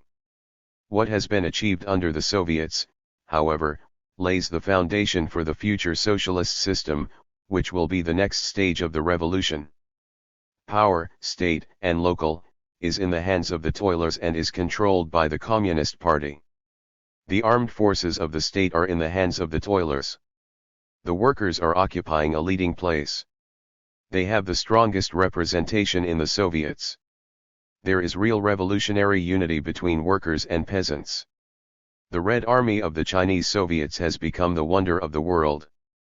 The Soviet armed forces count in the neighborhood of 1 million men, of whom at least 400,000 are in the regular Red Army while the others form irregular detachments. The Red Army is the real army of the people. In case of need, more and more workers and peasants join both the regular and the irregular forces, also the Red Guards who carry military duty in the rear. The Red Army of the Chinese Soviets, like that of the USSR, is not only a military but also a cultural force. Political education is conducted in the ranks, and Chinese Soviet victories are explained not only by the superior organization of the armed forces but also in the main by the fact that the fighters are defending what is dear to them, their own Soviet fatherland. A letter from a Chinese Soviet republic, written in the spring of 1930, describes how a Soviet is organized. At the present time, Sovietized Western Fujian is an entirely different world from the rest of the provinces where the Kuomintang is still in control. After the victorious revolt, the peasants divided the land among themselves and the wages of the workers were raised. The standard of living of the toiling masses has been changed drastically. Deeds on land, promissory notes, mortgages and the like all were burned. The slogan "No rent to the landlord, no taxes to the Kuomintang authorities, no payments to the usurers," now became realized. The old collecting agencies are gone, the tax collectors are shot. Now we are doing our best to help other countries to get rid of the reactionaries, and to start construction work, to increase production, to improve the irrigation system of the rice fields, to repair the roads, to open schools, etc. In every county of Western Fujian there are Soviets. Everybody of 16 years of age or over, of both sexes, can vote and be elected. Only those who belong to the exploiter class are disfranchised. At this moment all the deputies are from the poor peasants, workers, soldiers, revolutionary students, and tradesmen. The Soviet government has started reclamation work. Every peasant now receives enough water for the irrigation of his fields. We have cooperative societies. Credit associations where we, the peasants, can borrow money without being robbed by the money lenders. Night courses for adults are organized. Among the delegates elected to the Soviets there are women. Women have become equal with men in every respect. Their revolutionary zeal is not inferior either. You may see them even in the Red Army. We have no thieves, no beggars in our territory. Everybody can work. Those who are disabled are taken care of by the Soviets. We opened hospitals and pharmacies with no charge for their services. If previously the peasants had no place to turn to when ill, except to Puza, the Buddhist god, now they come to the Soviet institutions. Every community has its own club, which serves not for recreation alone but for enlightenment as well. 6 wars have been waged by the Nanking government against the Chinese Soviets in the last 5 years, and all of them have failed. The 6th war started about September 1933, and lasted till the end of 1934. The plan of attack was elaborated by an old servant of the Kaiser, the German General von Seeckt, now Chief of Staff of the Nanking armies. Chiang Kai-shek concentrated between 65 and 70 divisions against the Soviets, each division numbering 7,000 to 10,000 men. He had field artillery, tanks, and 300 airplanes, partly purchased in the USA on money borrowed under the guise of a wheat and cotton loan. His plan was to surround the Soviet district from all sides and drive the Red Army out of its territory step by step. What was the outcome? He lost, in the Central Soviet district alone, over 100,000 men, among them 40,000 to 45,000 killed, 12,000 to 15,000 prisoners and 40,000 to 45,000 wounded. All the troops of the Sichuan militarists, numbering about 30 to 35 divisions, were defeated and lost, about 70,000 killed. At the same time the Red Army kept on growing. In various districts its strength increased from 50 to 1,000%. The 4th Red Army alone grew in 1 year from 15,000 to 140,000 to 150,000. During this campaign the Soviets lost some territory, but the Red Army occupied new territories in various districts twice the size of the one lost. This is nothing new in the history of the Chinese Soviets. They may be forced temporarily to evacuate one place, they occupy others. Even the enemy is forced to admit that they have come to stay. Consider their strategic situation on the battlefront between capitalism and socialism. Here is the Soviet Union, stronghold of the world proletariat and of all the oppressed. Here is Japanese imperialism, which has swallowed Manchuria, has occupied Jahal province, is making attacks on the Mongolian People's Republic, all in preparation for the ultimate attack against the Soviet Union. Here is Chiang Kai-shek, the head of the Nanking government, a servant of Japanese imperialism, carrying out all the dictates of the Japanese warlords and allowing them to strengthen themselves at the expense of China in order to be able to advance against the USSR. Here are the imperialists of England, the United States, and others, who are jealous of Japanese imperialism and who would like to take a share of the loot of China but allow Japan to proceed because she is the spearhead of world imperialism against the Soviet Union in the Far East. And here, in the very path of Japanese and world imperialism, in one of the most fertile and densely populated sections of China, occupying a large territory in the southeast and stretching towards the central provinces, stands the Soviet Republic of China, a bulwark against world imperialism, and the reactionary government of the landlords and capitalists of China itself. Outside of the USSR, no greater role has ever been played by any country in the world in the great historical conflict between the dictatorship of capitalism and the dictatorship of the proletariat. In a document presented by the Japanese government late in 1932 to the League of Nations Commission of Inquiry, the so-called Lytton Commission, we read: "The future of the Chinese Communist movement is a matter of serious concern and difficult to deal with. On the surface, the movement may appear like a casual phenomenon, begun in 1920 with the formation of the Chinese Communist Party and through Comintern machinations. But, as a matter of fact, its origin lies deep in the peculiar social, economic and political conditions of China, and unless these are removed, the movement will not end but in all likelihood will expand. The Nanking government in its present state of impotency cannot be expected to accomplish the task of clearing China of Red armies and Soviet areas. Fortunately, the latter are yet geographically separated from Russia. In the event they should establish direct geographic contact along the borders of Siberia, Outer Mongolia, or Turkestan, a situation might arise that no Chinese government could ever cope with alone. The Sovietization of entire China is not an absolute impossibility.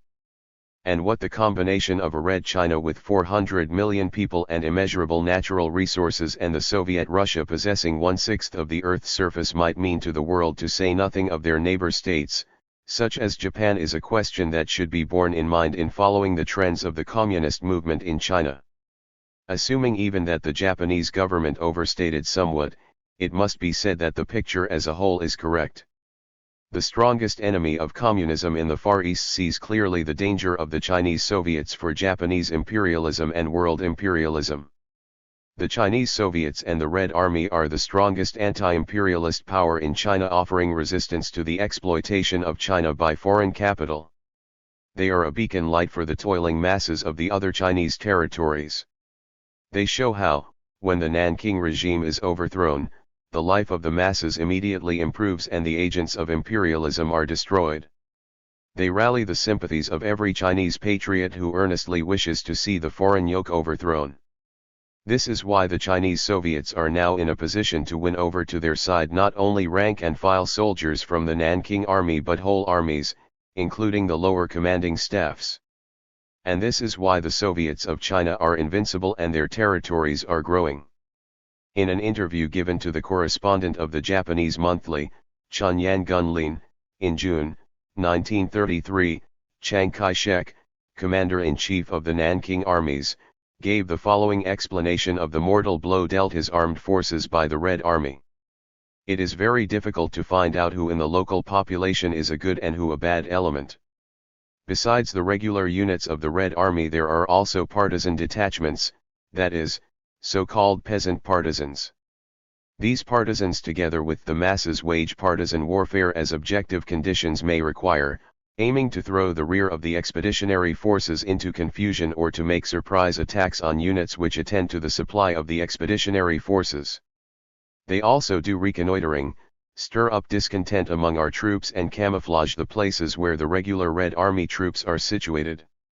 In short, they do everything in their power to frustrate our plans. When they are not fighting, they work in the fields, but whenever they are needed they all arm themselves and come to the aid of the Communist Army. Precisely because it is impossible to draw any line between a good citizen and a red partisan, our troops cannot but feel that the enemy is lurking everywhere. Even in districts where the population has not yet been contaminated by communist activities, the troops also feel that there will be no rest until the whole population has been wiped out. This difficulty gives rise to the hardships encountered by the expeditionary forces, which I will summarize as follows. It has proved absolutely impossible to get food supplies or any personal services performed for the troops.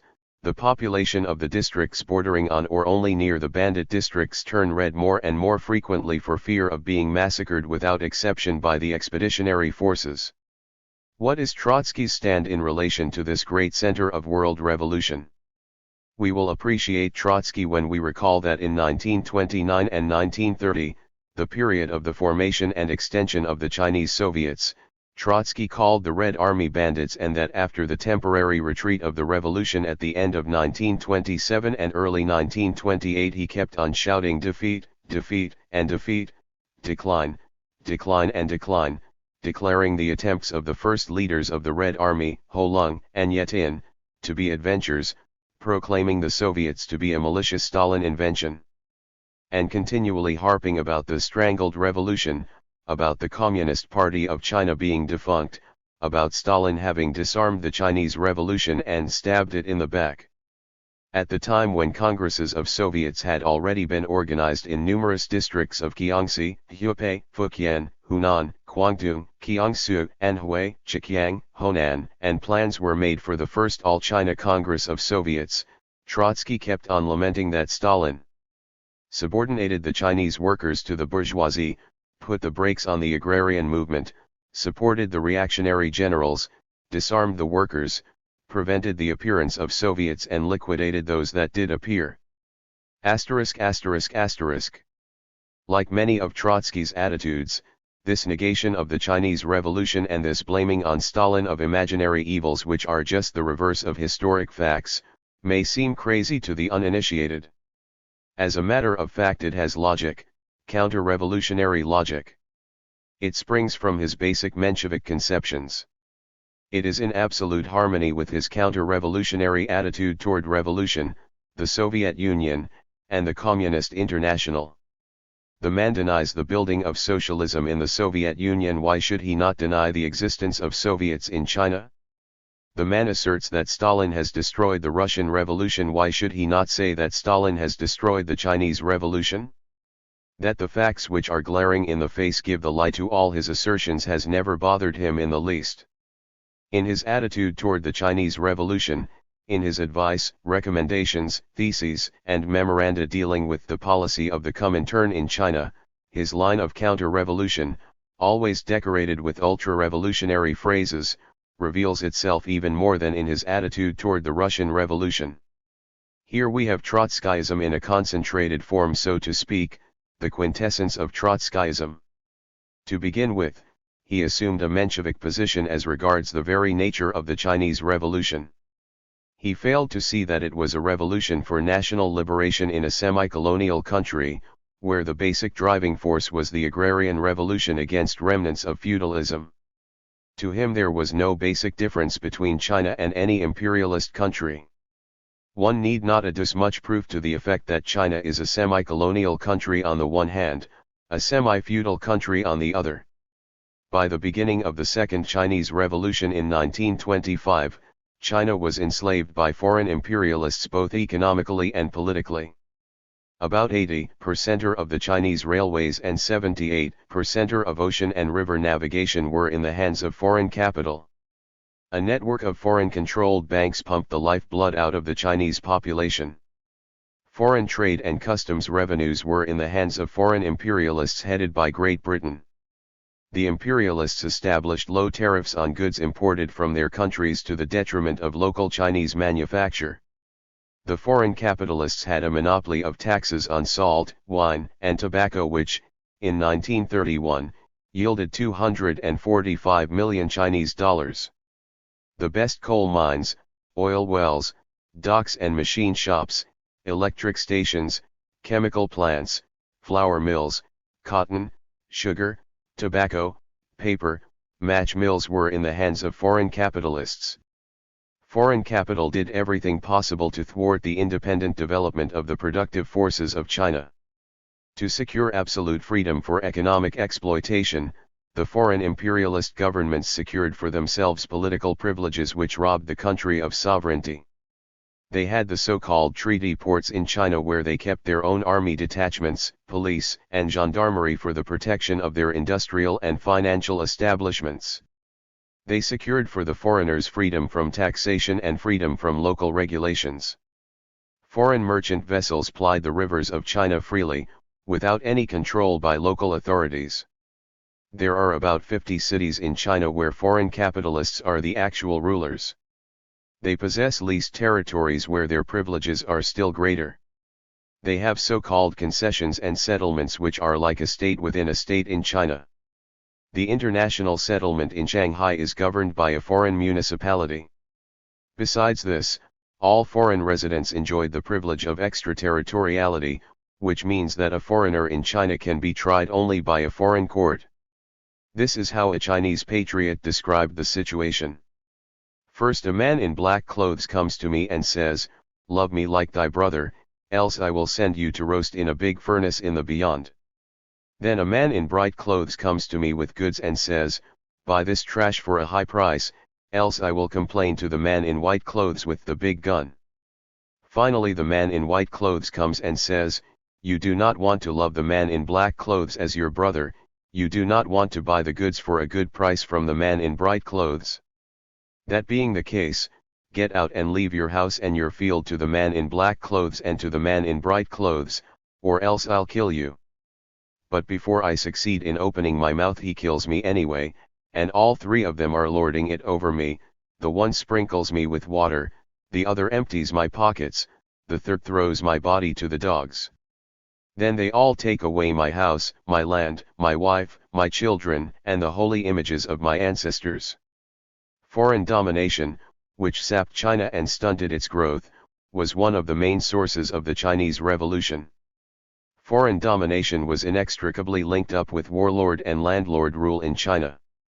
The warlord with his mercenary army was carrying out the will of the imperialists inside of China as reward for their assistance rendered him in keeping the Chinese people under his iron heel.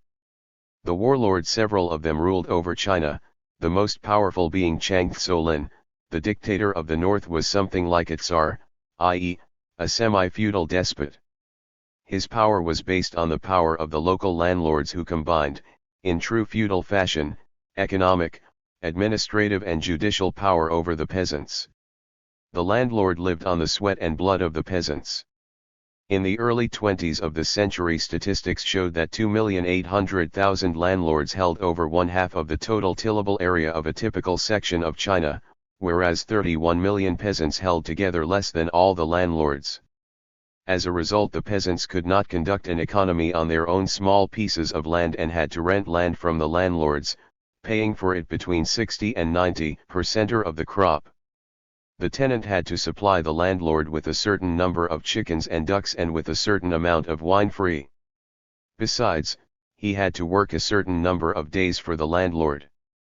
Out of every 100 peasants in central and southern China, 40 were tenants, 28 semi-tenants, and only 32 owned their farms. All peasants paid exorbitant taxes. Besides the main tax, there existed a number of special taxes, for the army, the militia, the garrisons, the guards, etc., all in all about 30 kinds.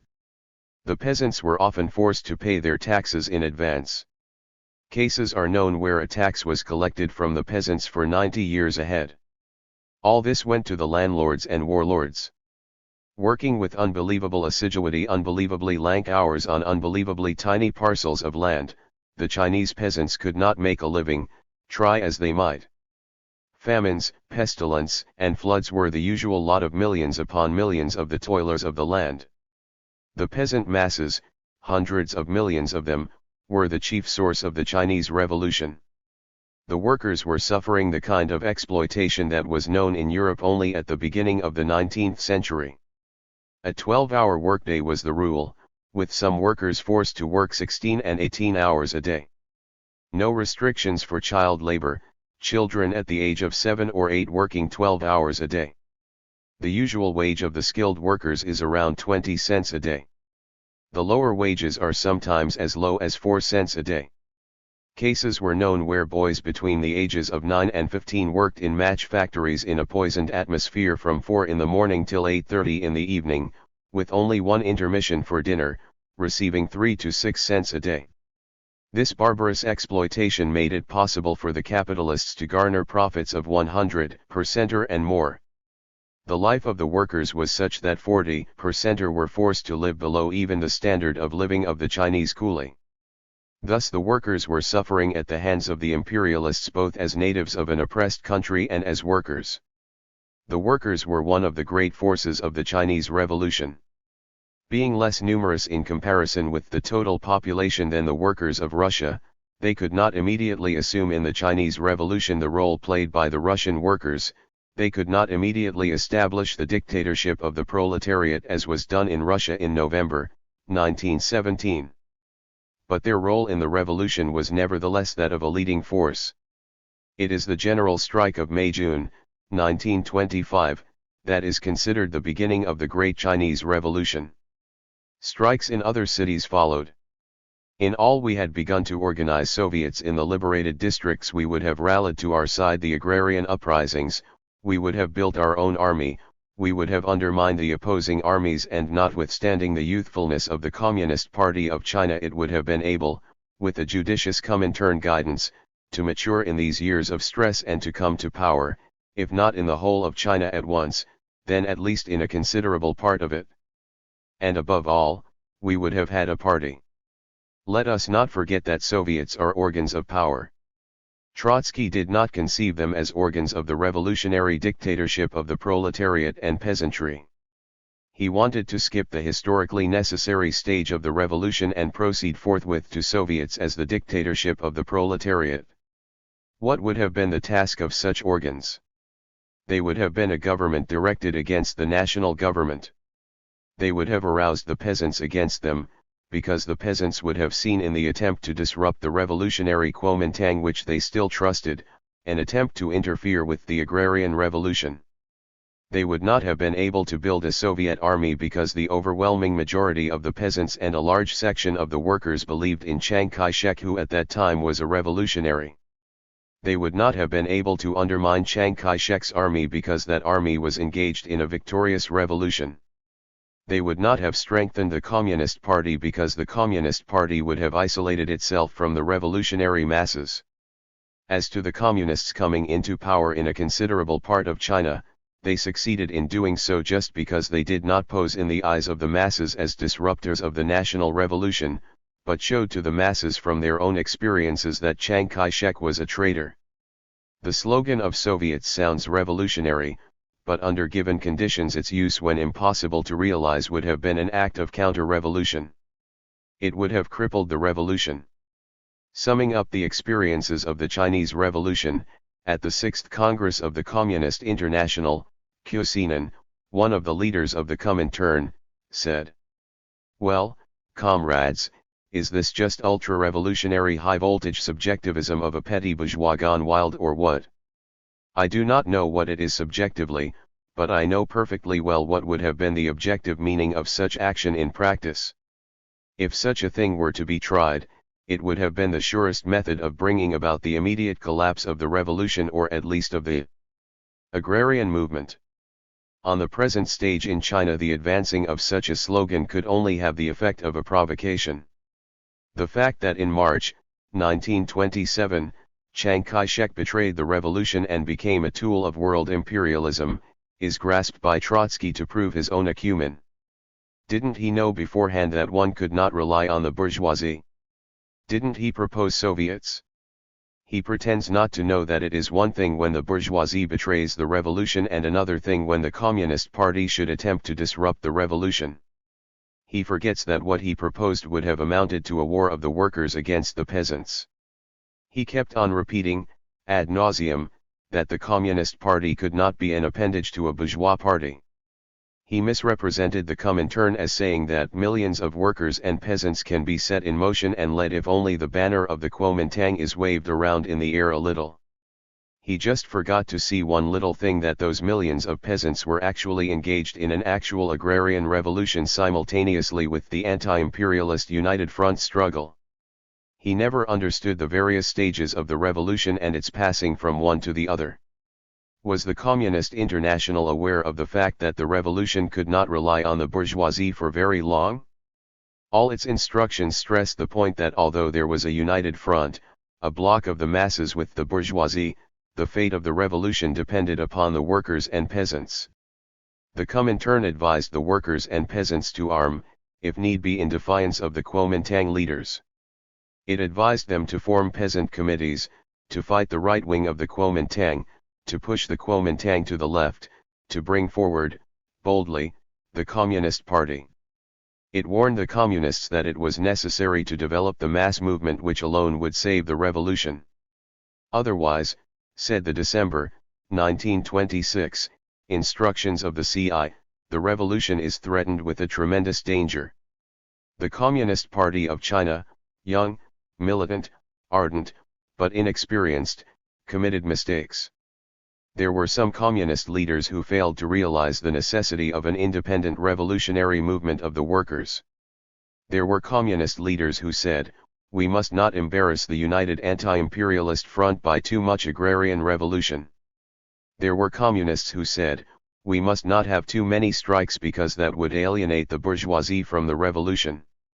There were communists who, for the same reason, shrank from arming the workers. Many such mistakes were made, some were inevitable due to the complexity and novelty of the situation. The communist leadership at that time was, due to historic conditions, petty bourgeois and intellectualist.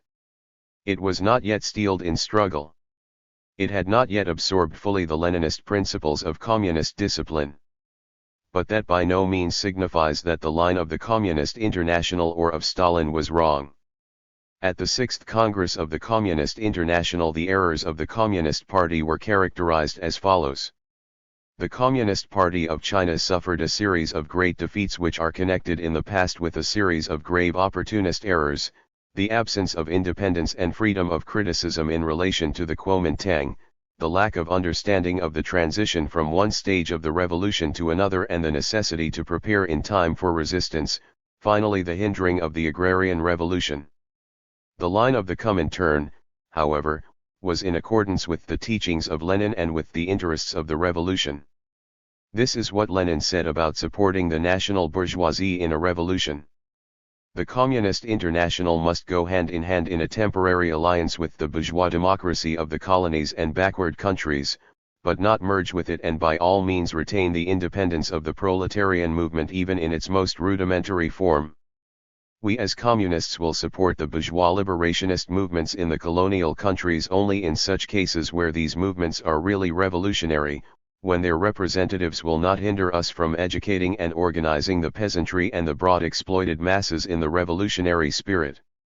The Kuomintang movement of 1926 and up to March 1927 was really revolutionary, and its representatives not only did not hinder the communists from educating and organizing the masses of peasants and workers in the revolutionary spirit, but they even paid lip service to communism. Thus, at the 7th plenum of the Comintern, a representative of Chiang Kai-shek declared, "What the Kuomintang strives for is that there should not be created a bourgeois domination after the nationalist revolution in China, as happened in the West and as we see it now in all the countries except the USSR. We are all convinced that under the leadership of the Communist Party and the Comintern, the Kuomintang will fulfill its historic task." The Communist International never had any illusions about a lasting bloc of the proletariat with the bourgeoisie. What it insisted upon was to use the bourgeois revolutionists as far as possible in order to achieve the maximum results. Chiang Kai-shek did betray. When the imperialists began to bombard Nanking in March 1927, Chiang Kai-shek joined hands with them against the revolution. Why? Because the bourgeoisie became frightened by the specter of the peasants and workers gaining too much power. Faced with the alternative of either suffering at the hands of foreign imperialists or being crushed by the rising wave of workers and peasants' revolts, the bourgeoisie chose the former. Chiang Kai-shek did the bidding of his masters. He split away from the Kuomintang.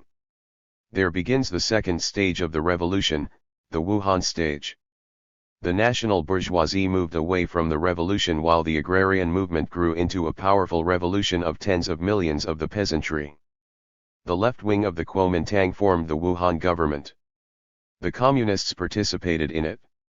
Trotsky, who never understands the passing of the revolution from one stage to another, now makes a roundabout face and advises the communists to participate in the Kuomintang.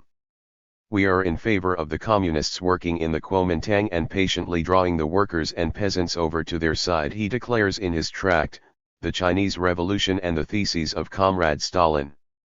Why now? The Wuhan forces were not different in principle from the Chiang Kai-shek forces prior to March 1927.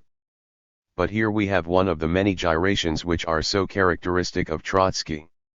What was the Wuhan period?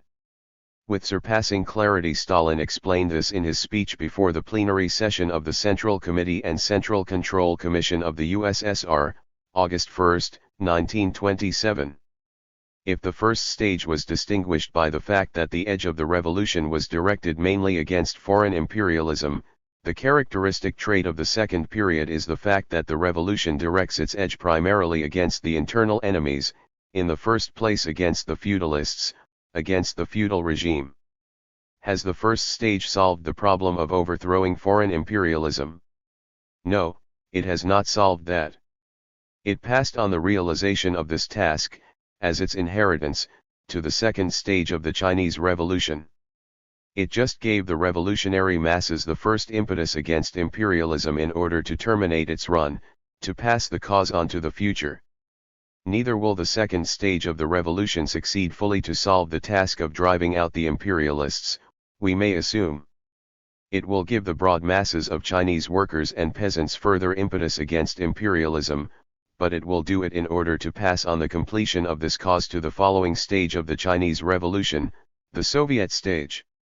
Stalin, the Leninist, understood and explained what is incomprehensible to Trotsky, the transition from one stage of the revolution to another.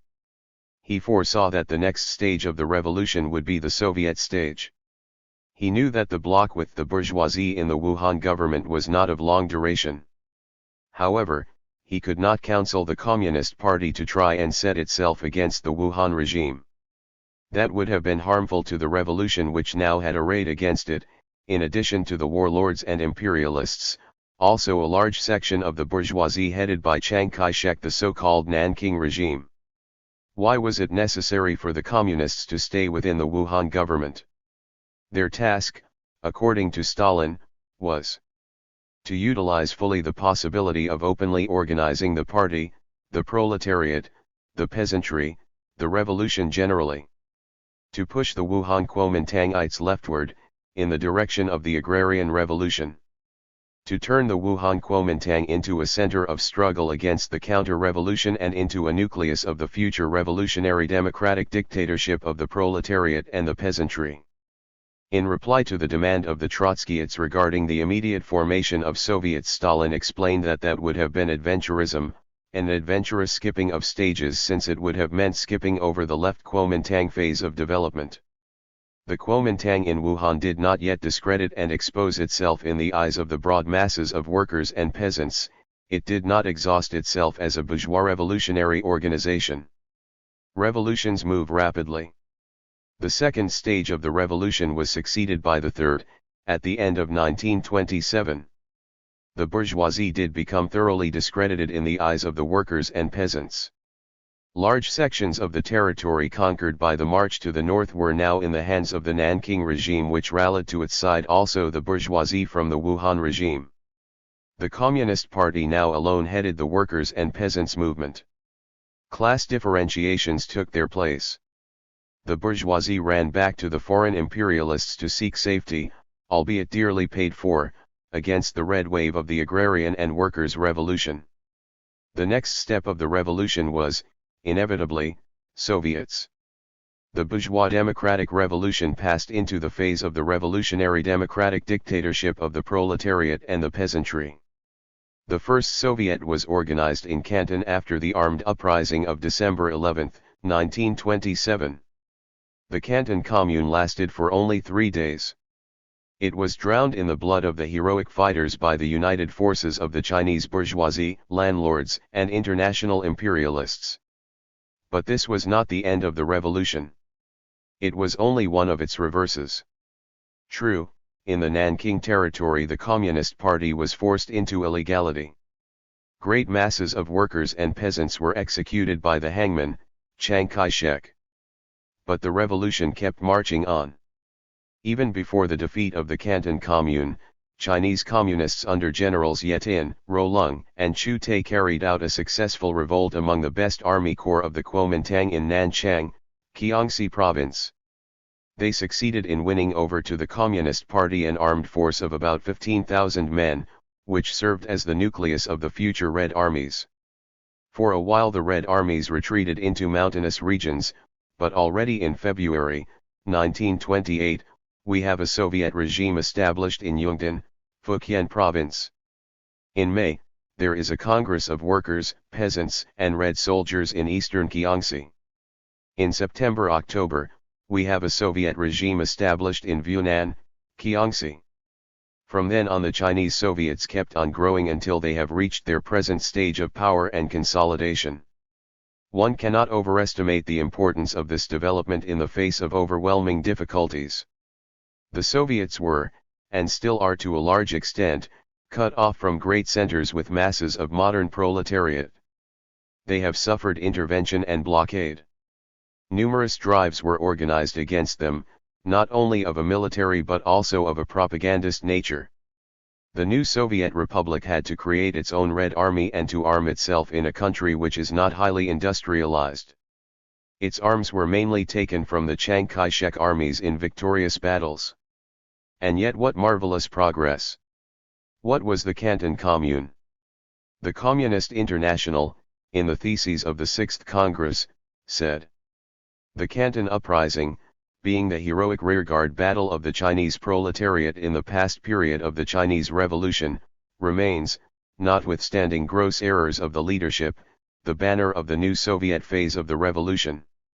About the same time when the Communist International was framing the thesis about the Canton Soviet having formed the banner of the new phase of the revolution, Trotsky declared, "The Soviet, which was created in a hurry, only so as to observe the ritual, was merely a camouflage for an adventurist putsch. That is why we found out, after it was all over, that the Canton Soviet was just one of those old Chinese dragons. It was simply drawn on paper. Stalin, don't you see, simply staged a ritual to prove that he was a good revolutionist. He made a putsch to show that he was no worse than Trotsky. But Trotsky will not be deceived. We were for the creation of Soviets in China in 1926. We were against Carnival Soviets in Canton in December, 1927. He was for industrialization and collectivization in 1925 in Russia. He sees camouflage industrialization and carnival collectivization in 1935. There are no contradictions there, he says. No, there are no contradictions. Trotsky's policy is always counter-revolutionary. Either he advocates the splitting of revolutionary forces or he represents a major revolutionary battle as a carnival. That Canton Carnival Soviet, be it remembered, was one of the most heroic uprisings of the workers and peasants. Over 7,000 fighters were shot in Canton alone after the crushing of the uprising.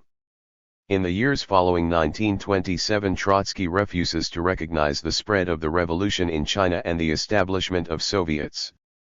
What in reality is the transition to a higher stage of the revolution, to him is the end of it all darkness and defeat. The wish is father to the thought. In this, his viciousness borders on the grotesque. Ho Lung and Yetin, even leaving aside their opportunist policy, could not fail to be an isolated adventure, a pseudo-communist mock-no feat. It could not but clash against its own isolation, and it has clashed. This is how he greeted the formation of the nucleus of the future Red Army. The report of the Communist Party of China to the Sixth Congress about the growth of the number of party members, a report that showed that the revolution was not defeated, was greeted by Trotsky as monstrous information which deserved indignant refutation. He could not really refute the figures, but then he found another fault. The majority of the new party members, he said, were peasants, and thus the Communist Party of China ceases to be in conformity with its historical destination, i.e., in conformity with Trotsky's contention that the peasants cannot play a revolutionary role. The revolution, in his opinion, is lost. The revolution is at the present time laid over into an indefinite future. And moreover, the consequences of the defeat of the revolution have not yet been completely exhausted. The formation of Soviets during 1929 was treated by him as a joke. Perhaps the Chinese Communists have risen in rebellion because they have received the latest comments of Molotov on the resolution on the third period.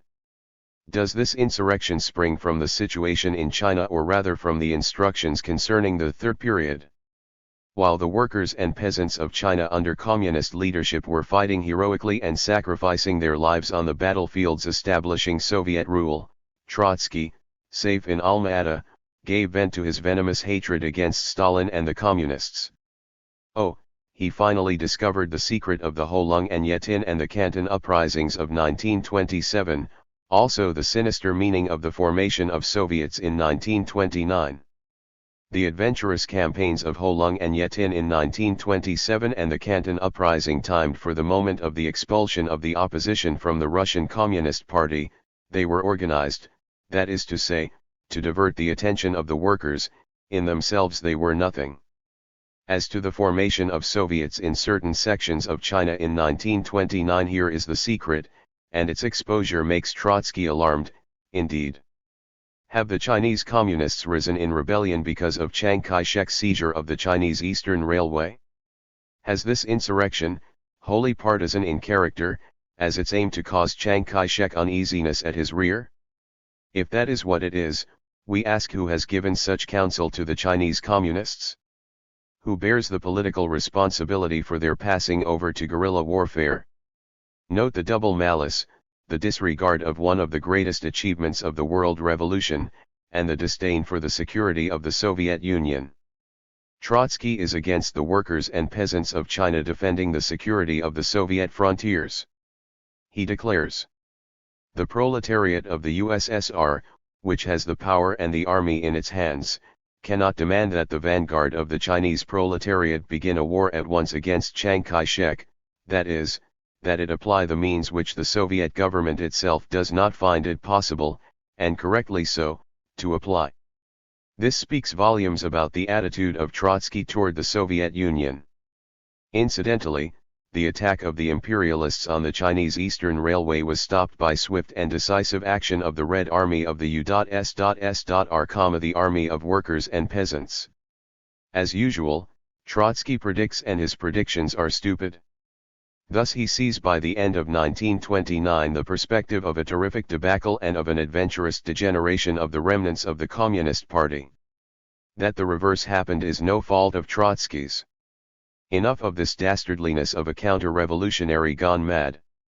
We could recite more and more samples to show that the man is a bitter enemy of the Chinese Revolution, that he fails to see in the Chinese Soviets a revolutionary achievement, that as late as August, 1930, he declares that the peasantry is incapable of creating its Soviet government independently, that the leadership of the Chinese Soviets, in his judgment, is not in the hands of the Communist Party but is delivered to some other political party, etc. But the gems so far quoted will suffice to give a picture of this enemy of the world revolution. One instance, however, must be cited to complete the picture. After 1928, Trotsky suddenly begins to predict the economic stabilization of China under the Nanking regime, the increase in its productive forces, a veritable economic recovery and, correspondingly, a relative bourgeois stabilization which is radically distinguished from a revolutionary situation.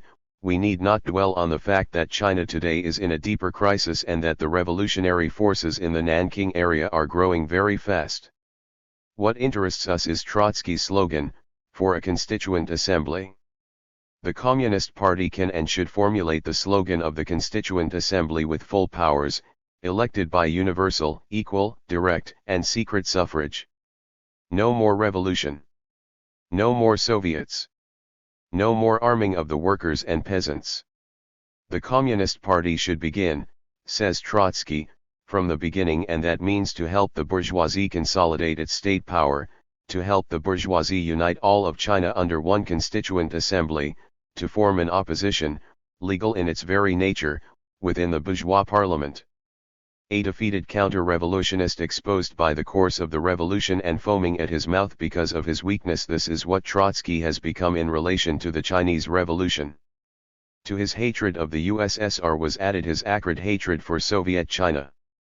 When he sees those two coming together, when he sees the Chinese Communists issuing the slogan of a national revolutionary war against Japanese imperialism, he stirs to warn in the very same way as he warned against the defense of the Chinese Eastern Railway. He was trying to profit by the mistakes of the Chinese Communist Party, but he tries to hide its world historic successes. He carefully avoids mentioning one thing, however, that the Chinese Communist leader more than all others responsible for the opportunist errors of the Chinese Party was a man by the name of Chen Duxiu, who was later expelled and became the leader of the counter-revolutionary Trotskyists in China. 10. The third period. The period between 1918 and the end of 1923 was a period of large mass movements and revolutions.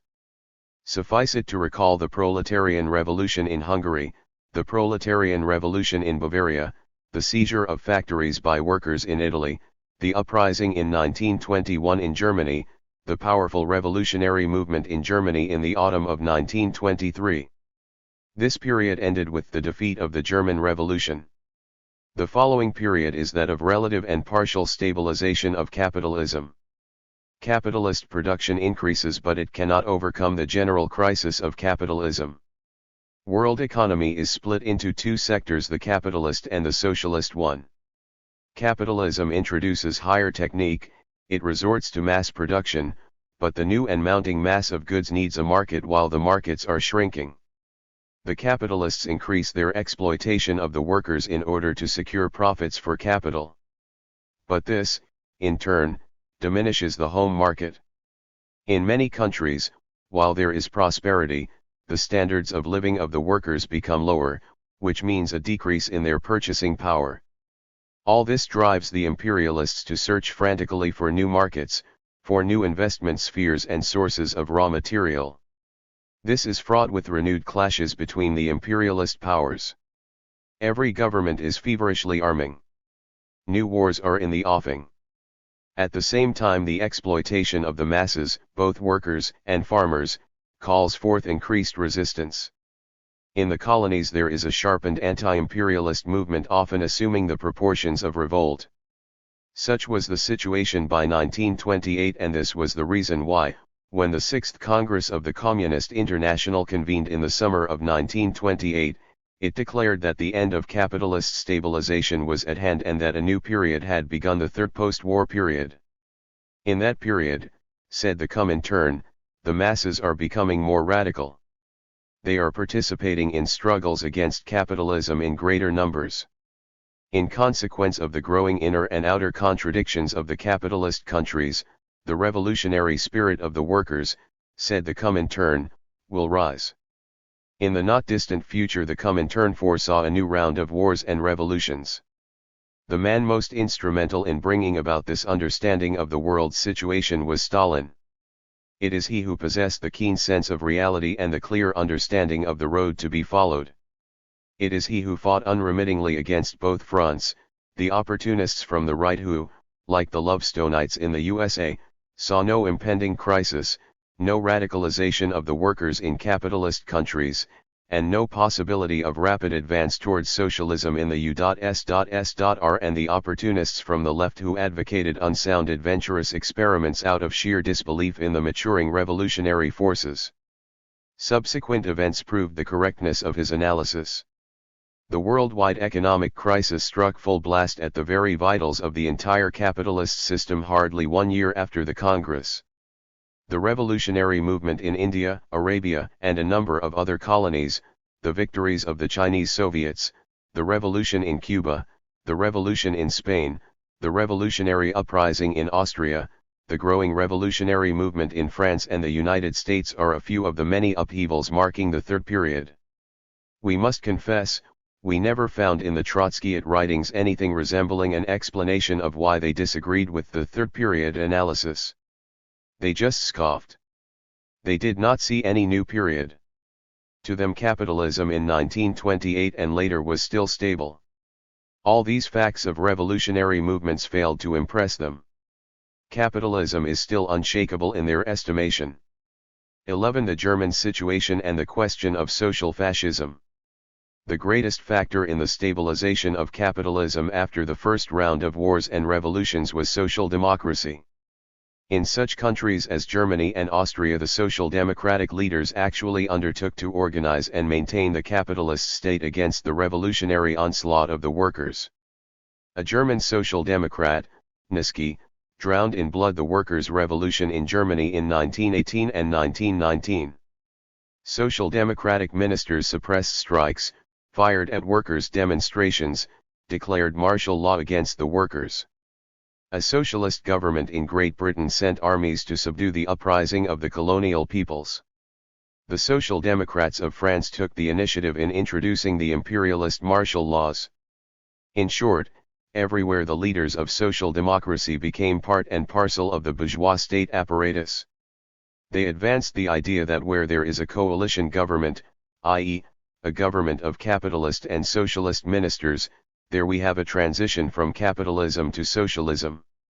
The fact of the matter is that a coalition government remains a capitalist government since it does not shake the foundations of capitalism, private property, and exploitation.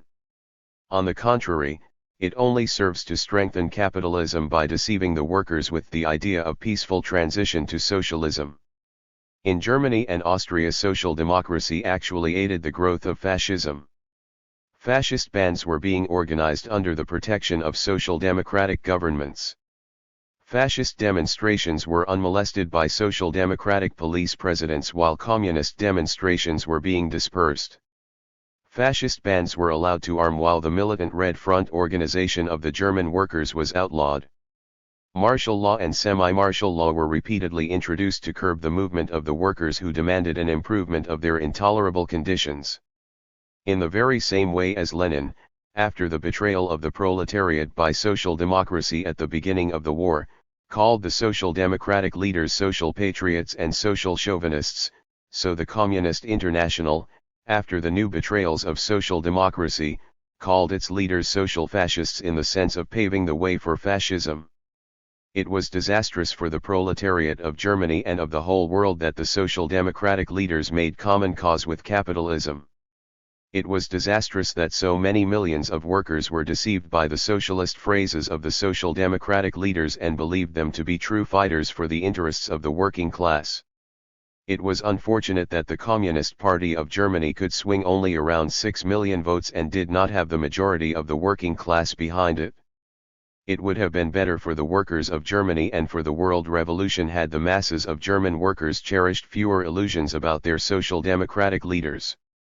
It would have been difficult for fascism to sweep into power in Germany had there been organized in Germany a powerful united front. It cannot be denied that there were certain weaknesses in the work of the Communist Party of Germany, but opposition to the United Front was not among them. The Communist Party did not succeed in bringing all its members into the reformist trade unions so as to have there a stronger revolutionary support. It did not work sufficiently in the reformist trade unions, and this was the most neglected sector of its activities, although it did build the Red Trade Union opposition with a membership prior to the advent of fascism of over 300,000. It did not root itself sufficiently in the factories and plants. It was not flexible enough in approaching social democratic rank-and-file workers. All these shortcomings were repeatedly pointed out by the Communist International, and the party made strong efforts to improve its work. As a result, its influence grew tremendously. During the last period before Hitler came to power, the Communist Party succeeded in penetrating the broad masses and even in obtaining influence among the Social Democrats, the members of the reformist trade unions and also the members of the Republican Flag Organization, for the very reason that it was able to organize the struggle against this emergency decree. The authority of the party was greatly enhanced, and members of reformist trade unions began to participate in the strikes led by the Red Trade Union opposition and the communists. Thus, besides communists, members of reformist trade unions and even National Socialists participated in the Berlin Transport Strike Committee. The Communist Party of Germany was ready to fight fascism. As a matter of fact, the communists did fight the fascist bands in the streets on numerous occasions, meeting their attacks and the attacks of the police which, in Prussia for instance, was under social democratic command and everywhere protected the brown shirts. That the communists were working for a united front with the social democratic workers, if need be through an agreement with the social democratic leaders, may be seen from the following. In 1925 the Communist Party proposed to the Social Democratic Party a united struggle against the monarchist danger. Later in the year, seeing that the Communists and the Social Democrats had a majority of members in the Berlin municipality, the Communists proposed to the Social Democrats a common program of action for the interests of the workers. In 1926 the Communists called upon the Social Democratic leaders to join in a plebiscite against returning the property to the former German royal family. In the spring of 1928 the CP proposed joint May Day demonstrations. In October 1928, it proposed joint anti-militarist action against the building of a battle cruiser. In 1929 to 1932 it repeatedly proposed joint action against wage cuts.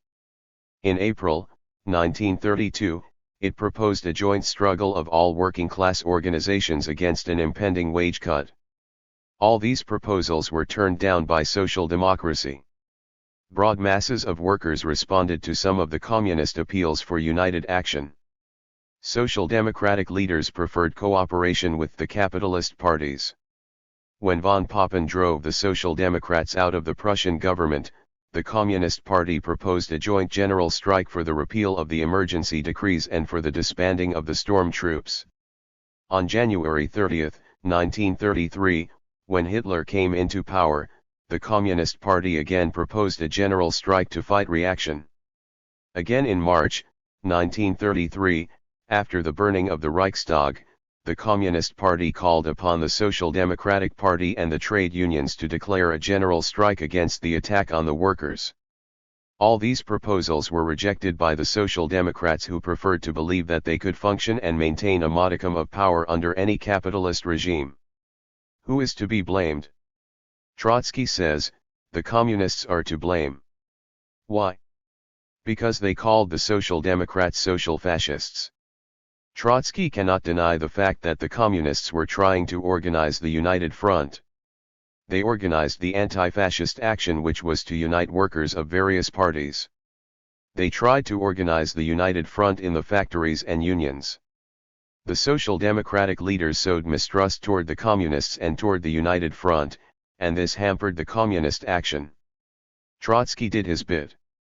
Now he is dissatisfied. Here is his chief trump.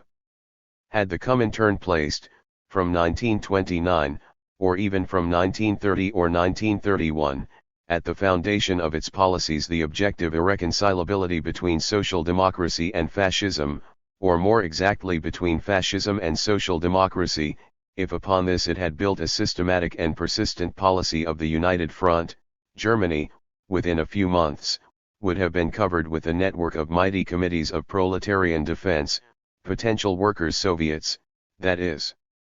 But, my dear Mr. Trotsky, there was no irreconcilability between social democracy and fascism, or more exactly, between the social democratic leaders and fascism. There was no irreconcilability as far as the social democratic leaders were concerned. They certainly had not anticipated that they would be so ruthlessly driven out. They had formed a substantial part of the state apparatus under all regimes prior to that of Hitler, and they were convinced that even under Hitler would they retain a certain share of power. No matter how much the Communists would have painted before them the dire results they were to expect from the ascendancy of fascism, they simply would not have believed it. They would have said they knew better. Witness the conduct of the Austrian Social Democratic leaders, who were supposed to be much more radical than their German brethren and who had the experience of their German comrades.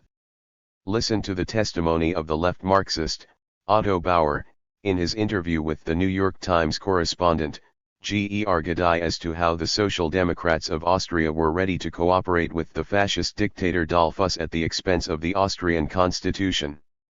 Since the date of the Hitler triumph in Germany, when the Reichstag elections gave the German Nazis control, our party has made the very greatest efforts to come to an agreement with the government. In the first weeks of March our leaders were still in close personal contact with Dollfuss and frequently tried to get him to agree to a constitutional solution. At the end of March he promised our leader, Dr. Dennenberg, personally that at the beginning of April he would open negotiations with us for the reform of the Constitution. This promise he never fulfilled, for at the beginning of April he passed over definitely to the fascist camp, and refused to speak to any of the socialists. When he said that he could not see the existing leaders, we offered to send him other negotiators. He refused sharply. As we could not see him again, we tried to negotiate through other people. Honestly, we left no stone unturned. We approached President Miklas. Then we tried the clerical politicians, whom we had known for a long time. But everything was shattered on the stubborn resistance of Dollfuss, who simply refused to hear of the socialists again. A group of religious socialists got together with a group of Catholic Democrats and tried to induce the church to intervene. This also failed. Suppose you offered them at that time a united front with the communists to fight Dollfuss? They did not think of fighting fascism. They had no intention of defending bourgeois democracy. Listen to this precious admission by Bauer in the same interview. We offered to make the greatest concessions that a democratic and socialistic party ever made. We let Dollfuss know that if he would only pass a bill through Parliament we would accept a measure authorizing the government to govern by decree without Parliament for 2 years, on 2 conditions, that a small parliamentary committee, in which the government had a majority, should be able to criticize decrees, and that a constitutional court, the only protection against breaches of the Constitution, should be restored. They certainly were prepared to go far enough. The left Social Democrats were ready to agree to the abolition of Parliament provided the abolition is passed by Parliament. They were ready, they say, to agree to a government without Parliament for 2 years, but it is quite obvious that it would not have been over difficult to induce them to accept an extension of the time. They were interested in maintaining their positions in the trade unions, in the municipalities, in the police power, in the judicial system, knowing very well that those positions would be curtailed under fascism. They clung to a shadow of power at the time when, according to their own testimony, the dissatisfaction and agitation of the workers against the conservative policy of our party committee grew as the government provocations increased. Excitement rose to a fever pitch during the last weeks. It is for not having induced such leaders to organize a united front that Trotsky blames the communists. Be it remembered that he does not blame the communists for not approaching the workers, because he knows very well that they did approach the workers and did make every effort to induce them to join the united front. His chief stock in trade is the accusation that the communist leaders did not make peace with the Social Democratic top leaders. Trotsky's argument in support of the possibility of a united front with the Social Democratic leaders holds no water. Social democracy can neither live nor breathe without leaning upon the political and trade union organizations of the working class. Concurrently, it is precisely along this line that the irreconcilable contradiction between social democracy and fascism takes place. Precisely along this line does there open up the necessity and unbridgeable stage of the policies of the united front with the social democracy. This argument is just as incorrect as the English translation of the sentences is rotten. Events have proven that the bourgeoisie resorts to fascism when it finds that social democracy is no longer able to keep in check the revolutionary movement of the masses. For this reason all the mass organizations of the working class, even if dominated by social democratic leaders, are suppressed. But prior to the advent of Hitler, the social democratic leaders did not believe this. They relied on capitalist democracy, on the Weimar Constitution, on the German respect for law and order, and last but not least on their record in the service of the bourgeoisie. They invented the policy of supporting the lesser evil just to have an excuse for collaborating with the bourgeoisie. Their Berlin chief of police Zoergebel opened machine gun fire on workers participating in a May Day parade without a permit. The number of victims was over 30. Their leaders approved of semi-martial law introduced to quell the workers' revolts. Their leaders supported wage cuts and armaments. Social democracy supported the governments of Brüning, von Papen, and Schleicher. It was ready to support Hitler. Did it not give its recognition to the Hitler government after the elections of March 5, 1933, declaring that Hitler had been legally appointed by Hindenburg and given a clear mandate by a majority of the people? Was it not ready to cooperate with the Hitler government if offered a chance? Was it not assuming the role of a loyal opposition even after being kicked in the face by the Nazi boots? Did not the Social Democratic Parliamentary Group, on May 17, 1933, vote unanimously in the Reichstag in favor of Hitler's policy? Did not Karl Severing remain a supporter of Hitler in spite of all? Did not the same veteran Social Democratic leader appeal to the population of the Saar to vote for the Nazis? Did not the Social Democratic Union leaders make overtures to Hitler? When their collapse came, when they were ignominiously driven out without resistance, then the process of revaluation of values began not only among the Social Democratic workers but also among some of the leaders. One section are just waiting for an opportunity to be taken in by the fascists. The center is vacillating. The left wing is for a united front with the communists. The united front is making headway, notably in France, in Spain, and also in the United States under the initiative and leadership of the communists. but to expect that the leaders of German social democracy would have agreed to the united front with the communists before January 1933, is to be a Trotsky. At the bottom of all this preachment is Trotsky's Menshevik attitude to social democracy. The old Menshevik asserts himself in the leader of the left opposition. He does not believe that social democracy is as bad as that. He is sincere when he says that the communists should not have called the social democratic leaders social fascists. He believes they are not.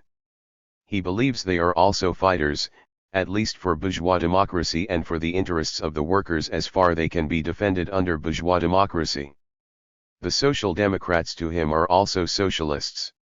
Now it is perfectly true that if the communists had abandoned their communist position and made peace with the German social democratic leaders on the terms of these leaders, then there would have been a united front. The trouble is, it wouldn't have been united front against fascism. The travesty of the whole barrage is evident from the experiences of France. When the united front was established in France, when huge mass movements against fascism began to develop on a united front basis, the Trotsky group joined the Socialist Party, fused with it, and is fighting within the Socialist Party against the united front. Here you have the Trotskyites in action. But why did not the Communist Party attempt an armed uprising in Germany in the early part of 1933 with its own forces? This German question is often asked by Trotskyites. The answer is given by Lenin, who explains the fundamental law of revolution. It is not sufficient for revolution that the exploited and oppressed masses understand the impossibility of living in the old way and demand changes. For revolution, it is necessary that the exploiters should not be able to live and rule as of old. Only when the lower classes do not want the old regime, and when the upper classes are unable to govern as of old, then only can revolution succeed. This truth may be expressed in other words: revolution is impossible without an all-national crisis, affecting both the exploited and the exploiters. It follows that for revolution it is essential, first, that a majority of the workers should fully understand the necessity for revolution, and be ready to sacrifice their lives for it; secondly, that the ruling class be in a state of governmental crisis, which attracts even the most backward masses into politics, weakens the government and facilitates its rapid overthrow by the revolutionaries. In discussing the German situation of the time when Hitler came to power, Opiatnitsky, a leader of the Communist International, quotes the above Leninist definition of a revolutionary situation and draws the inevitable conclusion. He says, "Had all these conditions matured in Germany in January 1933? No. The entire bourgeoisie, in the face of the menace of a proletarian revolution, in spite of the existence of discords among them, stood united against the revolutionary proletariat.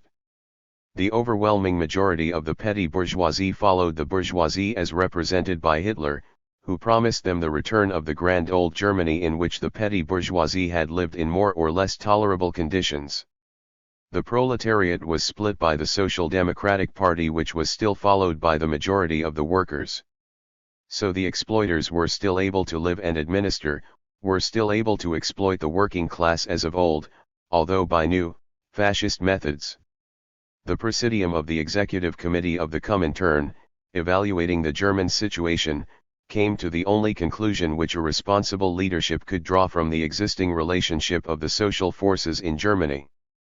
Under these circumstances, the proletariat was in a position in which it could not organize, and in fact failed to organize an immediate and decisive blow against the state apparatus, which, for the purpose of fighting against the proletariat, absorbed the fighting organizations of the fascist bourgeoisie, the storm troops, the steel helmets and the Reichswehr.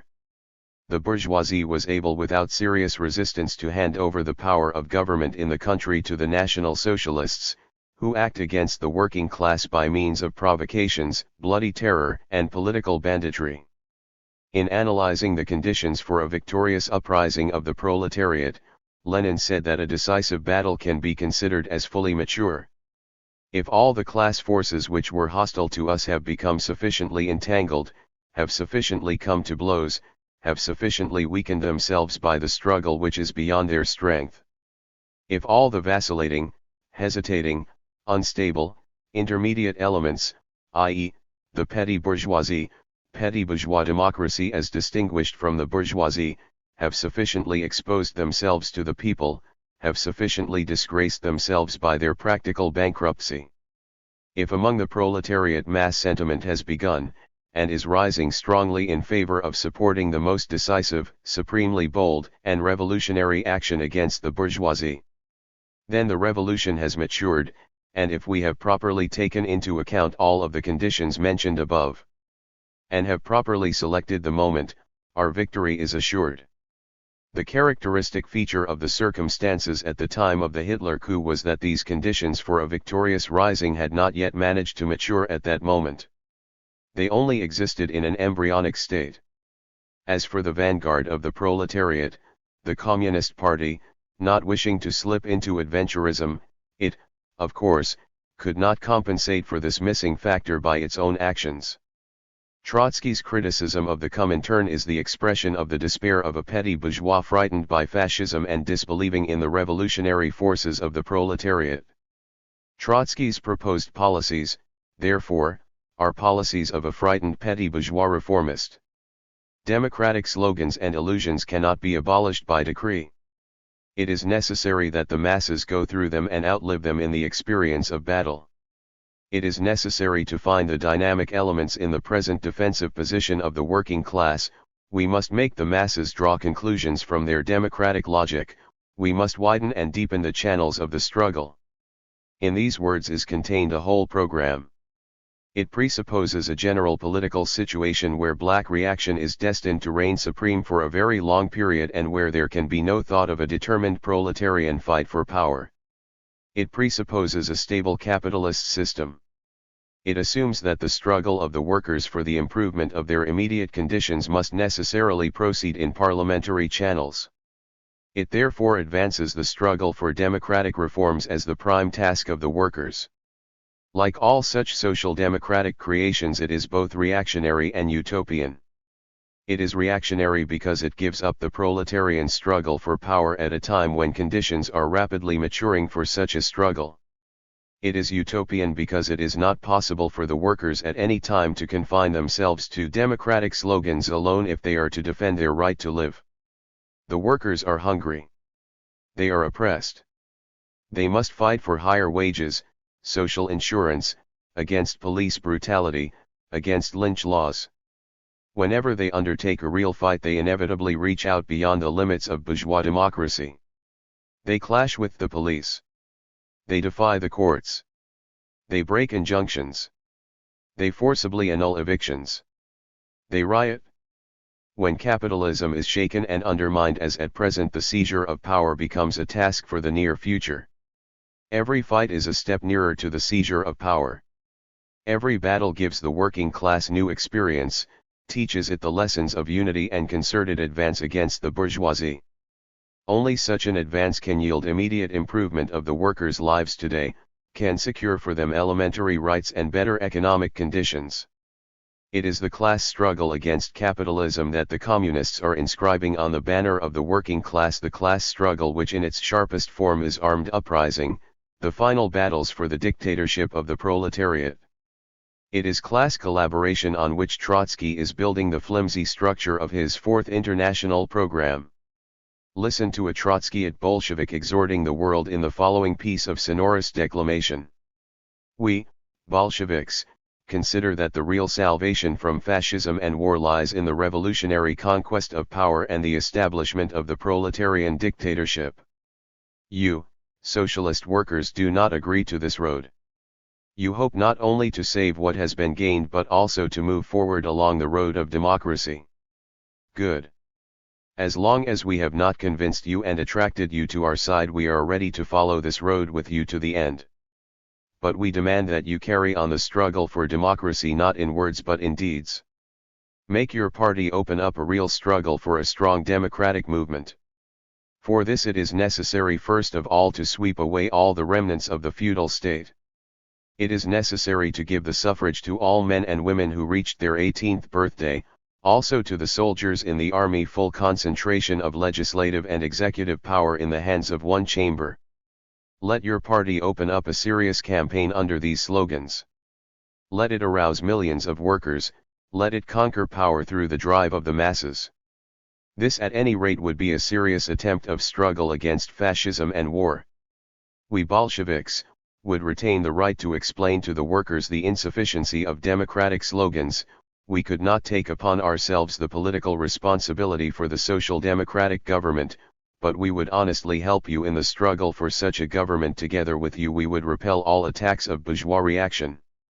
More than that, we would bind ourselves before you not to undertake any revolutionary actions which go beyond the limits of democracy so long as the majority of the workers has not consciously placed itself on the side of revolutionary dictatorship. It must be made clear at the outset that when Trotsky addresses himself to the socialist workers, he means the socialist leaders, those who prevent the socialist workers from engaging in the real class struggle.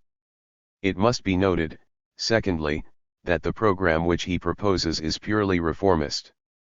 He would help social democracy to become the government in a capitalist state, he would help social democracy improve the machinery of the capitalist state, he would bind himself to undertake no actions that go beyond bourgeois democracy. In other words, he undertakes to help fasten upon the workers the rule of the capitalists operating through the instrumentality of bourgeois fake democracy. It must be noted, third, that not in vain did Trotsky omit such vital demands as higher wages, a shorter labor day, unemployment insurance, the right of the oppressed nationalities. 4. The moment the workers undertake the fight for such demands, bourgeois legality goes smash. The limits of bourgeois democracy are overstepped. Trotsky implicitly promises the social democratic leaders not to undertake such actions, not to countenance them. Moreover, he knows well that when the Social Democrats are in power they will use the state armed forces against the workers if they undertake such actions. When he appeals to the Social Democrats to join with him, he is forced to confine himself to such innocuous demands as one chamber and the lowering of the voting age. It is only here that the Social Democrats can meet him halfway. And it is on such a program that he is willing to bind up the fate of the Trotskyites with the fate of the Social Democratic leaders. Once more we have before us the petty bourgeois who is panic-stricken. He has seen the advent of fascism. He believes that fascism has come to stay. He believes that the working class is crushed. He calumniates the Communist Party of Germany, saying that it is dead when in reality it lives and fights. He does not wish to see the forces making for a social revolution.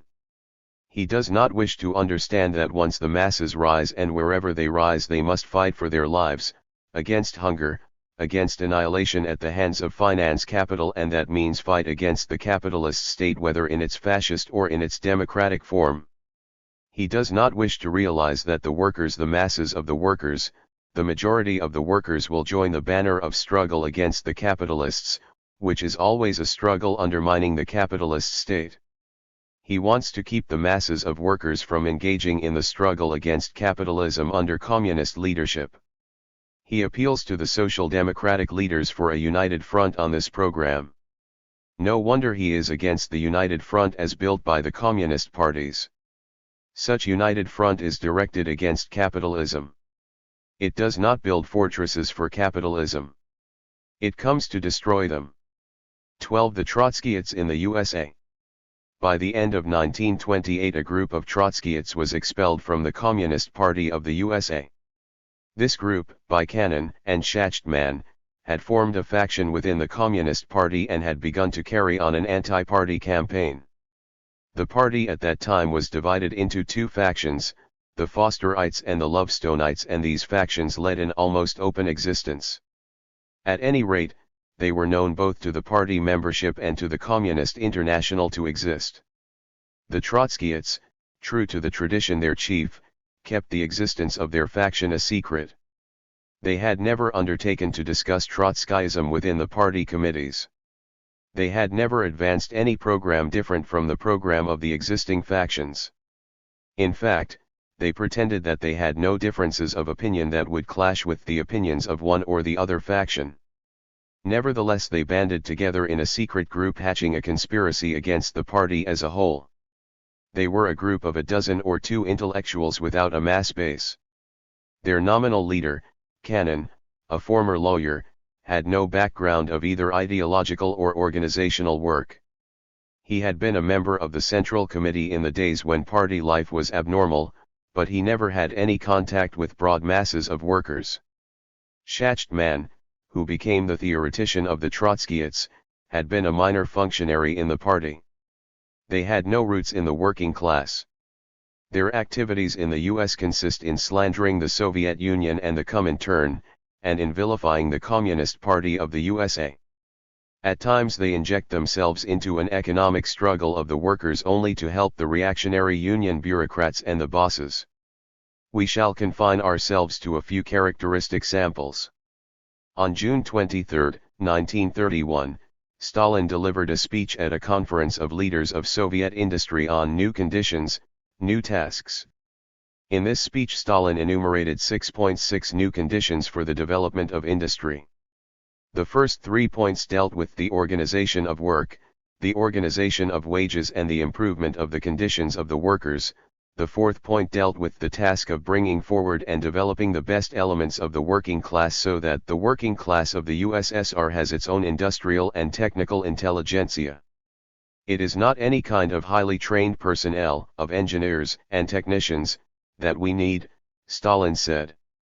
We need such as are capable of understanding the policy of the working class of our country, who are capable of absorbing that policy and are prepared to carry it out conscientiously. And what does that imply? It implies that our country has entered on a phase of its development where the working class must create its own technical and industrial intelligentsia, one that is capable of protecting its interests in production as the interests of the governing class. Stalin then points out that the industrial and technical intelligentsia is to be recruited not only from people who have passed through higher schools of learning, but also from the rank and file workers in our industries, from the skilled workers, from the working class cultural forces in the mines, factories, and workshops. We must not ignore and overlook these workers with initiative, but advance them boldly to commanding positions, give them the opportunity to display their capacity for organization and the opportunity to extend their knowledge, and create suitable conditions for them to work in, and not spare any expense for this purpose. The fifth point dealt with the engineers and technicians of the old school. Stalin said the Soviet Union must make greater use of these technical forces. There is a new mental attitude on the part of the old bourgeois intelligentsia, says Stalin. Many of the old intellectuals who formerly sympathized with the wreckers have now turned toward the Soviet.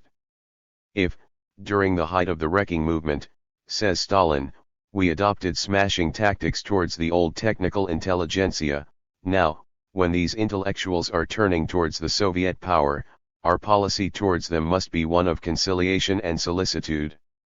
It would be foolish and unwise to regard almost every expert and engineer of the old schools as an undetected criminal and wrecker.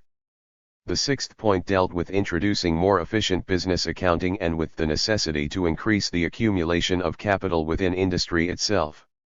The speech had the effect of a vitalizing force throughout the Soviet Union. Here was a number of practical suggestions which actually showed the way of improving work both in industry and agriculture. Here was a new vista opened, only confirming Stalin's previous statement that there were no fortresses the Bolsheviks could not take. A thrill of joy passed through the Soviet land because in this speech millions and millions of workers and engineers saw encouragement for their work and the deep conviction that the momentous task of the 5-year plan could be achieved. But what did the American Trotskyists have to say about Stalin's speech? They saw in it a step backward. There is no doubt that the whole spirit of Stalin's new policy, the formal and official adoption of which is naturally a foregone conclusion, marks a new step backward from the revolutionary policies of Lenin's time, says the militant for July 11, 1931. Why this is a step backward, the Trotskyists cannot explain. Wherein it differs from the policies of Lenin, except that it deals with new problems on a new stage of development, is equally difficult to detect. But lo, these Trotskyists have discovered a hook on which to hang their calumnies. Socialism, says the militant, cannot be built up by bourgeois specialists. Not even the foundation for a socialist economy can be laid by them. They can be of great aid, but the main task requires the wholehearted enthusiastic, collective initiative, self-activity and participation of the proletarian masses. It would seem from the above that Stalin, the initiator of socialist competition, is against collective initiative and self-activity of the proletariat. The Trotskyite gentry assume that their readers did not read Stalin's speech. This is about the size of all their attacks on the USSR. Action that was intended to hasten socialist construction, action that marked a decisive step forward in the completion of the 5-year plan is pictured as surrender to the bourgeoisie, as a step backward. And so it goes on to this very day. Their attitude towards the Communist International is exemplified by their attitude towards the Soviet Union. When the world proletariat celebrated the new victory achieved by the dictatorship of the proletariat through the recognition of the Soviet government by the government of the United States, the Trotskyites joined with the Social Democrats of all stripes and with the bourgeoisie in picturing the recognition as a surrender on the part of the Communist International.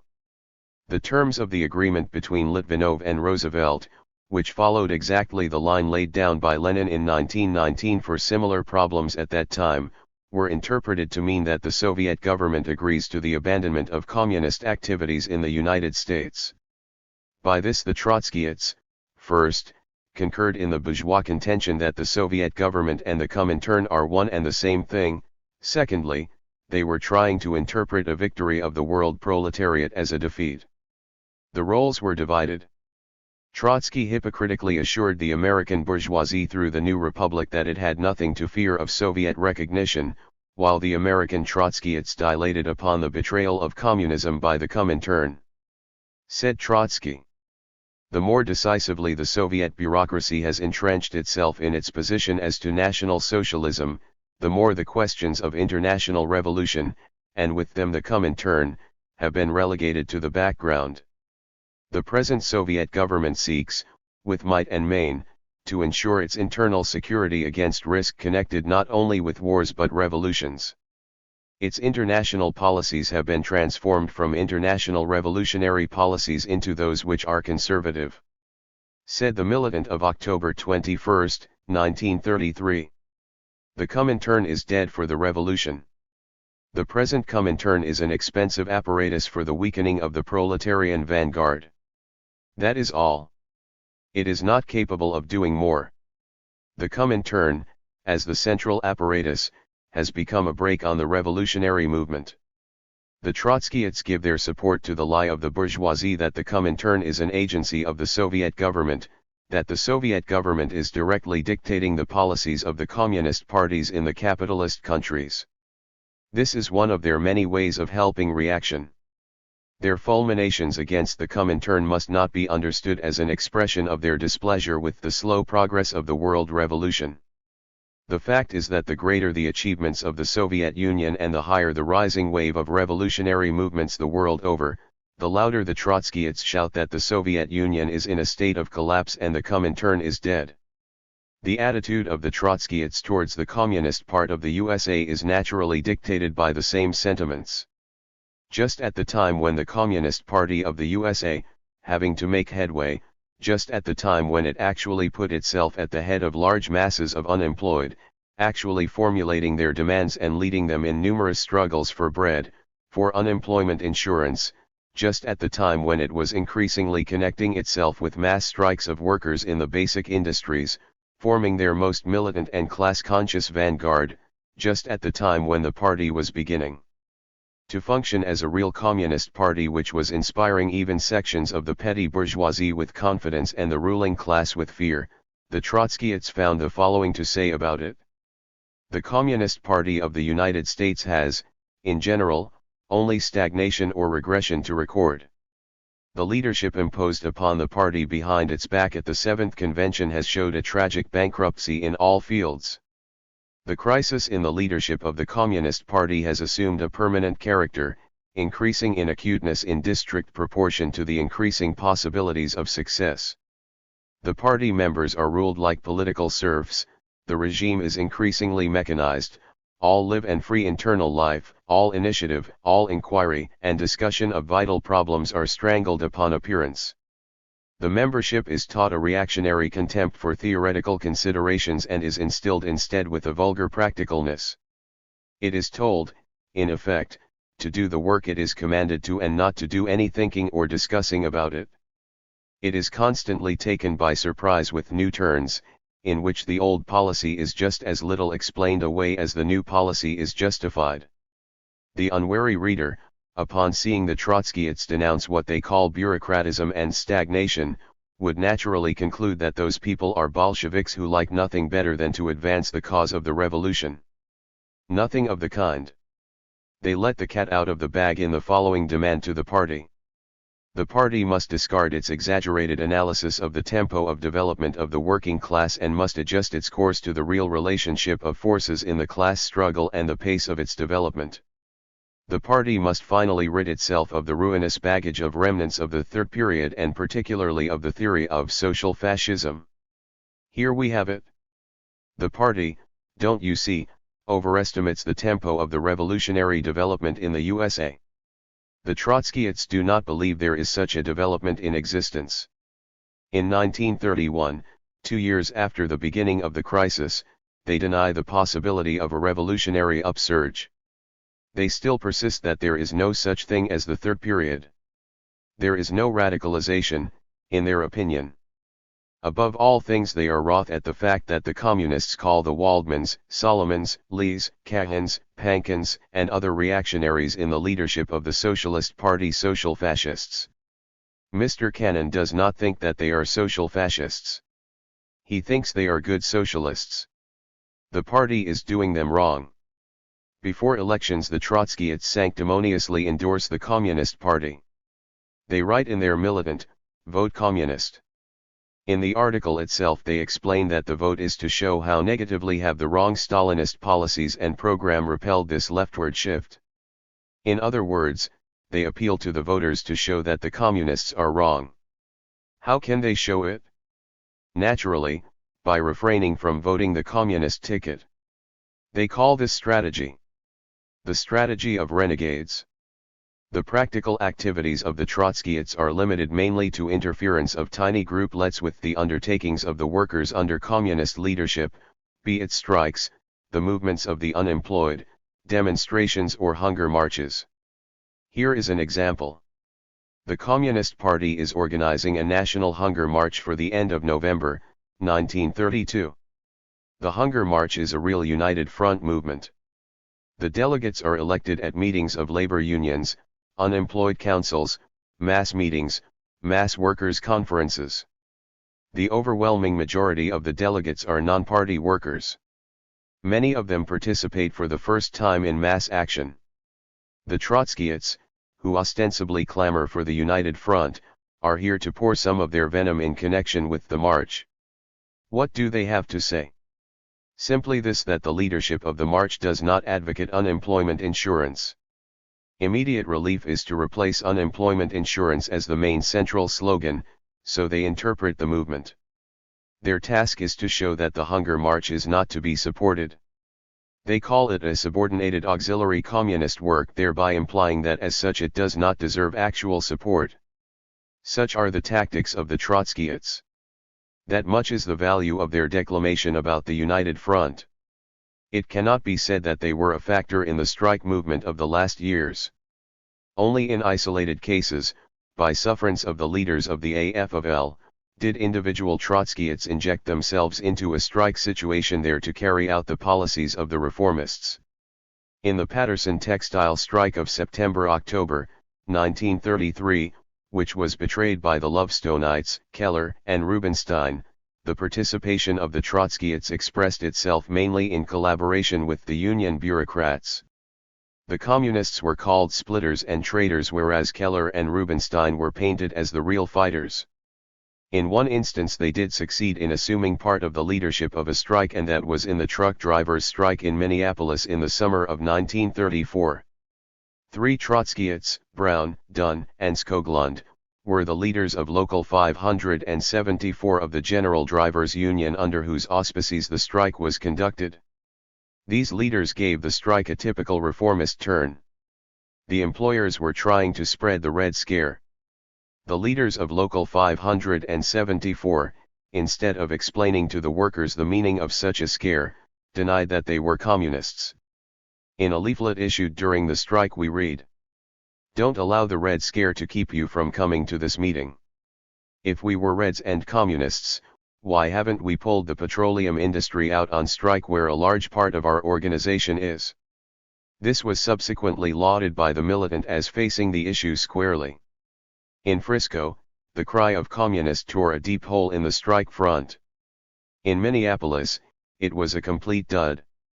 The leaders faced the issue squarely. They did not rush into print denying their accusations. Nor did they shout their opinions to the wide world. There was the issue of martial law in connection with that strike. Governor Olgin of Minnesota declared martial law in Minneapolis. The employers, organized in the Citizens Alliance, fought the martial law because they did not want Olgin to have too much power and because they believed that the strike could be well taken care of by local police. The Citizens Alliance applied in the courts for an injunction against martial law. The governor stood firm against the lifting of martial law. The Trotskyists upheld the governor. Brown, president of Local 574, declared, "We are naturally pleased to see the governor's hand upheld in his declaration of martial law, and I believe that the decision contributes to the development of conditions likely to end this strike."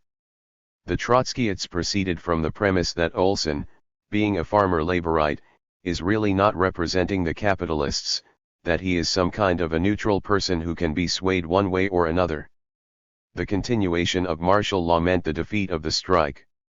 Instead of fighting martial law by continuing mass picketing, by broadening the strike, by calling out other industries for the support of the truck drivers' strike, the Trotskyists put their hope in Olgin. There was a great sentiment for a general strike in Minneapolis. The Communist Party advanced the idea of a united labor conference which should decide the question of a general strike with the object to fight for the rights of the workers to join unions of their own choice, for the right to picket, for freedom of speech and assemblage, the release of our brothers in the stockade, and for the lifting of all military regulations, which threatened to break the strike. The Communists pointed to the experience of San Francisco, where a general strike tied up nearly all economic activities for 5 days. They said, "What was done in San Francisco can be done in Minneapolis." The Trotskyists were faced with such an overwhelming sentiment of the workers in favor of the general strike that they could not reject it point blank. They did it by referring the question to the leaders of the AFL in Minnesota. Says the organizer, official strike organ, August 18, 1934. In view of the concerted attack on Local 574 by all the forces of capital, is labor ready to bring its own reserves into action? That is the question. The answer rests, first, with the leaders of organized labor in Minneapolis, and second, with the rank and file of the individual unions with whom the power of decision rests. The leaders of organized labor, those were the reformists of the Central Labor Union of Minneapolis who were opposed tooth and nail to the general strike. The general strike was killed. The truck drivers' demands were not satisfied, although the strikers had the power to force concessions from the employers. ******. What is the role of the Trotskyists? They cover themselves with revolutionary phrases. They make believe they are terribly concerned over the progress of the world revolution. In reality, they hamper the revolutionary movement by their propaganda and their tactics. This small band of disgruntled petty bourgeois individuals has one aim: to discredit revolutionary theory and revolutionary practice. The following passage from one of the Trotskyite theses fits the authors perfectly. The task of the left opposition, they say, is not the organization of a new party out of the semi-reformist, semi-syndicalist, demoralized, passive, burned-out elements on the fringe of the communist movement. The Trotskyites unconsciously gave an excellent picture of themselves. These people have nothing but hatred for the living revolutionary movement of the masses, hatred for an organized Bolshevik party that heads the revolutionary movement, hatred for democratic centralism which guarantees a maximum of force with a maximum initiative from below in a Bolshevik party, hatred for the prototype of Bolshevism, the Communist Party of the USSR, hatred for the leaders of that party, and hatred for the Communist International. In the name of communism they speak the same language as Hamilton Fish, Matthew Wall, William Randolph Hearst, and Abraham Cahan. Says the militant for February 10, 1934.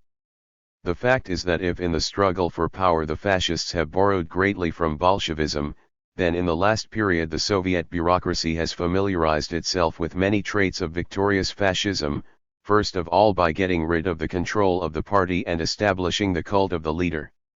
With an innocent mien the Trotskyists ask, why is there still such a harsh dictatorship in the Soviet Union? We were told, they say, that socialism means the abolition of classes. That being so, there must be no internal enemies left. Why then a strong government? The harsh character of the dictatorship is caused by the need of suppressing the resistance of the overthrown ruling classes and to undermine their economic roots. But according to the official theory the basic task of the workers' state is in the main achieved. The second five-year plan will merely have to complete it. Still, the second five-year plan does not foresee at all a mitigation of government coercion, nor a decrease in the budget of the GPU. The ruling bureaucracy does not prepare in the least to give up its commanding positions, on the contrary, it supplies them with ever new and more material guarantees. When these lines were written, did the Trotskyists of America maintain a direct connection with the Leningrad center out of which came the assassination of Kirov, or were they only appraised of its existence? We wonder. One thing seems clear, when these gentry complain against the ruling bureaucracy, against the GPU, against what they call coercion, when they are dissatisfied with discipline that exists, as they say, even within the formal framework of the party, when they exaggerate about the harshness of the dictatorship of the proletariat, saying that it never was so even during the years of the Civil War, they speak for themselves.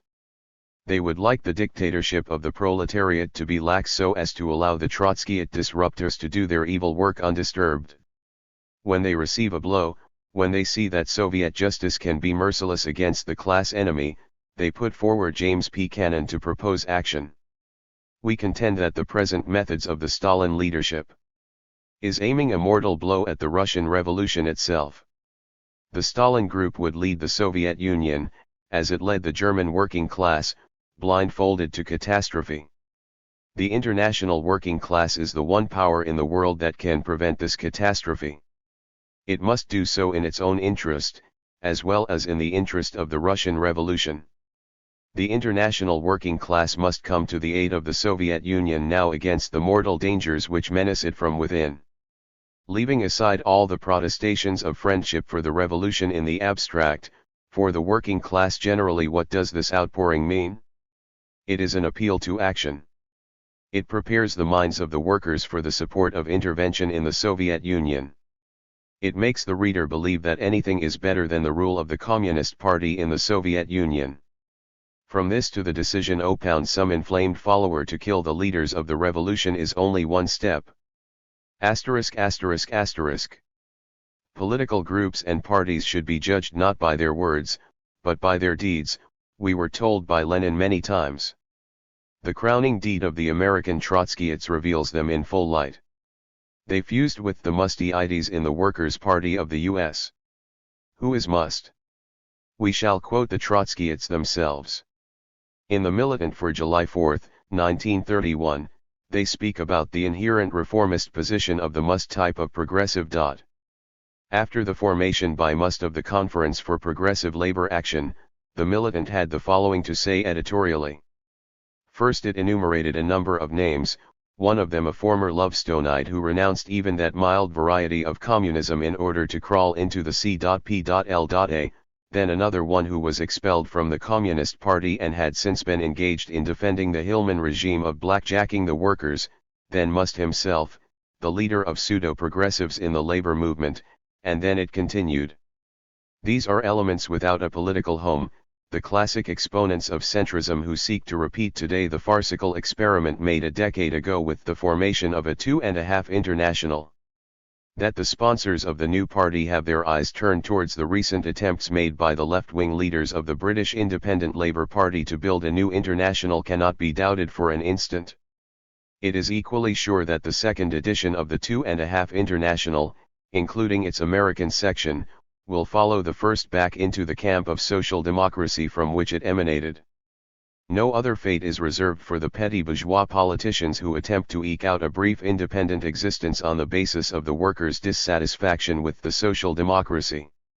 Must's Conference for Progressive Labor Action was later transformed into the American Workers' Party. Added to it was a number of disgruntled individuals who called themselves communists but whose communism consisted mainly in fighting Marxism-Leninism ideologically. Here was Max Eastman, the author of anti-Marxist books. Here was Sidney Hook, whose book on Marx is one gross distortion of Marxism.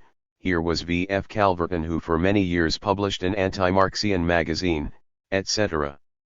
The American Workers' Party was formed by adding these individuals to the Conference for Progressive Labor Action. The moving spirit in the new party remained the mild progressive reformist, Must, whose role in the labor unions consisted in cooperating with the worst labor bureaucrats and covering up their policies with progressive phrases. By the end of 1934, the Trotskyite group joined the American Workers' Party. It fused with the Must group, forming the Workers' Party of the U.S. Cannon hails this fusion. In the Militant for November 17, 1934, he expresses confidence that the formation of this party will bring about communist unity.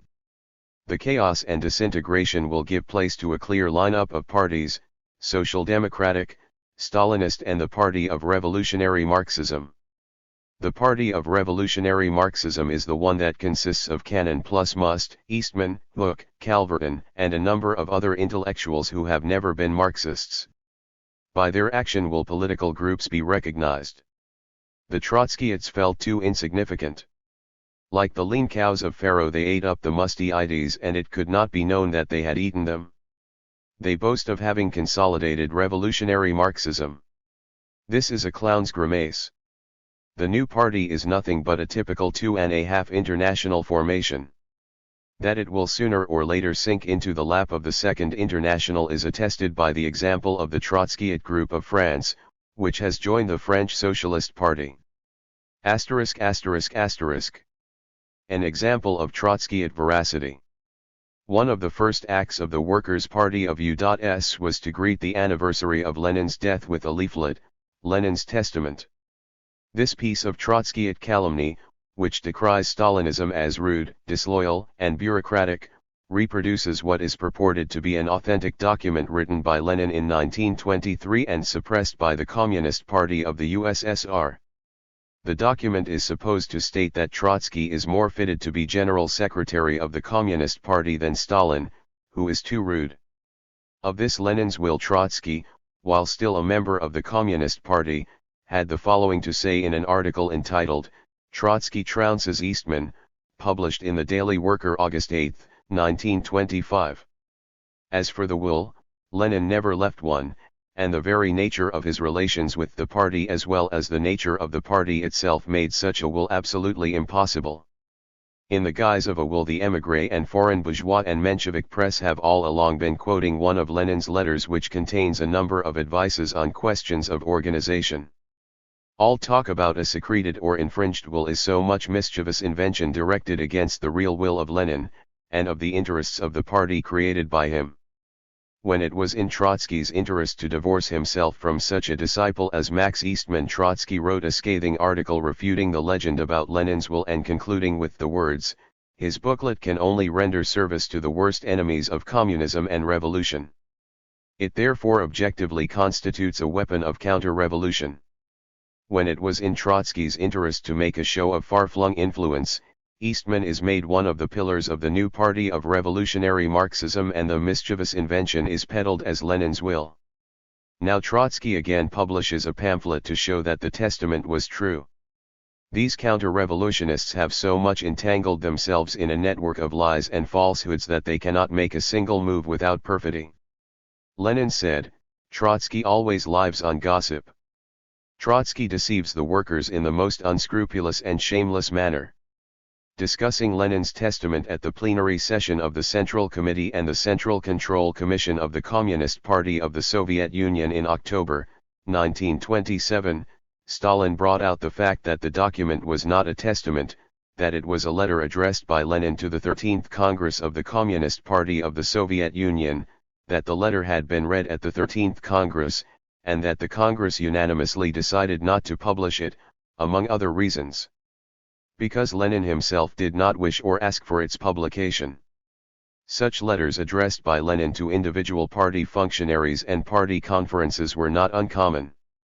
The letters were read by those to whom they were addressed and there was no concealment.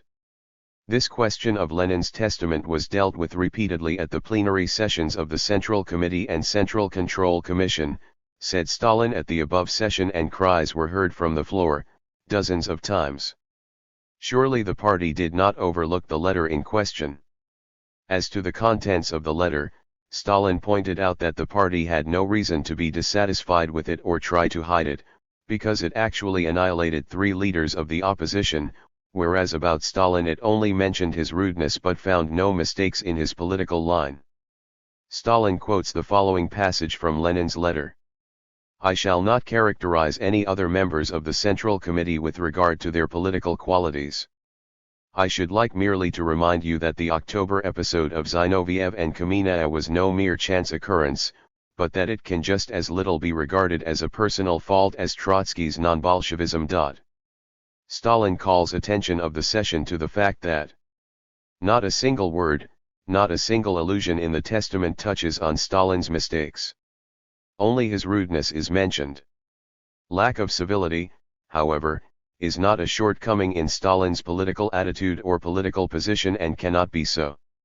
As to Lenin's suggestion that the comrades should discuss the question of dismissing Comrade Stalin from his post and appointing for it another person who, in all other respects, is only distinguished from Stalin by one quality, i.e., that of being more tolerant, loyal, civil, and considerate towards the comrades, less moody, etc., Stalin said. Yes, comrades, I am rude towards those who are rudely and disloyally destroying and disintegrating the party. I have never made a secret of it and shall not do so now. Even at the first meeting of the plenary session of the Central Committee I handed in my resignation of the function of General Secretary, asking the plenary session to relieve me of this duty. The party Congress itself dealt with this question. Every single delegation dealt with this question, and all the delegations, including Trotsky, Kamenev and Zinoviev, unanimously resolved that Stalin should remain in his post. What could I do? Relinquish my post? It is not in my character to do so. I have never abandoned a post, whatever post it was. And I have no right to abandon it, because that would be desertion. As I have said before, I am not a free man. When the party binds me, I have to submit. A year later, I once more handed in my resignation, but the party again obliged me to remain in my post. What else could I do? The Fourth International now preached by the Trotskyists is only a summing up of the main features of the vanguard of counter-revolution. The Trotskyists should begin open negotiations with the left socialist organizations, said Cannon in October 1933, in fulfillment of the program of his master. The Trotskyists were successful in their negotiations. In France, the Trotskyists joined the Socialist Party in order to strengthen it at the present epoch when masses of workers are moving to the left. It is the aim of the Trotskyists to make the Socialist Party of France more attractive to the workers. If the Communists try to disorganize the Socialist Party, writes their organ, the Voix communiste, number 38, 1934, then only our ideas and our methods may inject a revolutionary kernel into the Socialist Party, enabling it to resist complete crash. The Trotskyists desire to be that pink tint on the yellow countenance of the leadership of the Second International which will keep the workers from joining the ranks of the revolutionary movement. The merging of the Trotsky group with the party of the Second International is, in true Trotsky fashion, hailed as a progressive factor.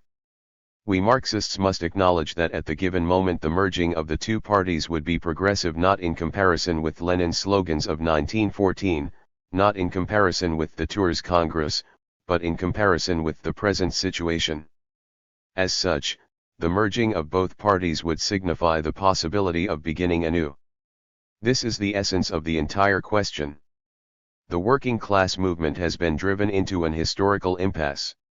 And this beginning of the impasse, the capitulation, is turned into a progressive factor. At the time when masses of socialist workers are becoming dissatisfied with the policies of the Second International and are joining the united front of militant action with the communists, Trotskyists are attempting to return to the pre-1914 era, to begin anew. As if nothing happened in these 20 years. As if you can turn the wheels of history backward. Let us see now who's who in the Fourth International. The German Trotskyite group, which was never strong, liquidated itself in January 1933. Its paper, Die Permanente Revolution, declared that the estimations of Trotsky as regard the USSR, Germany, Spain, all proved wrong. There is hardly a Trotskyite group now among the German émigrés, not to speak of Germany proper. There is a tiny group in England, entirely insignificant. There is the French group which is united in legal wedlock with the Socialist Party. There is the American group which is united with Must. They would like to take with them into the Fourth International the whole Socialist Party of France. They will try to take with them into the Fourth International the Workers' Party of the US. Can anybody doubt that it will be an international of real Bolshevik-Leninists? Perhaps the Fourth International will be joined by another Leningrad Center which, under the slogan of Trotsky Zinoviev, is just now hatching new conspiracies against the Soviet leaders. And this hodgepodge of reformist and Trotskyite degenerates, this pack of disgruntled intellectuals aching to be mass leaders, this medley of sentiments, wishes, opinions, programs, plans, all eaten through with hypocrisy, all covering up reformism with high-sounding revolutionary and Marxist phrases, all intended to convey something different from what the principal figures actually believe. This concoction, which is only besmirching the name communist, is advanced as that international body which is destined to win away the workers of the world from the Communist International. A historical analogy is not out of place here. Between 1912 and 1914 Trotsky had a dream of uniting all the factions of the Russian Mensheviks and some of the better Bolsheviks into one big party of which he, Trotsky, would be the acknowledged leader. He had then his own tiny faction, and published a paper in Vienna. He joined the bloc of several factions of the Mensheviks known as the August Bloc.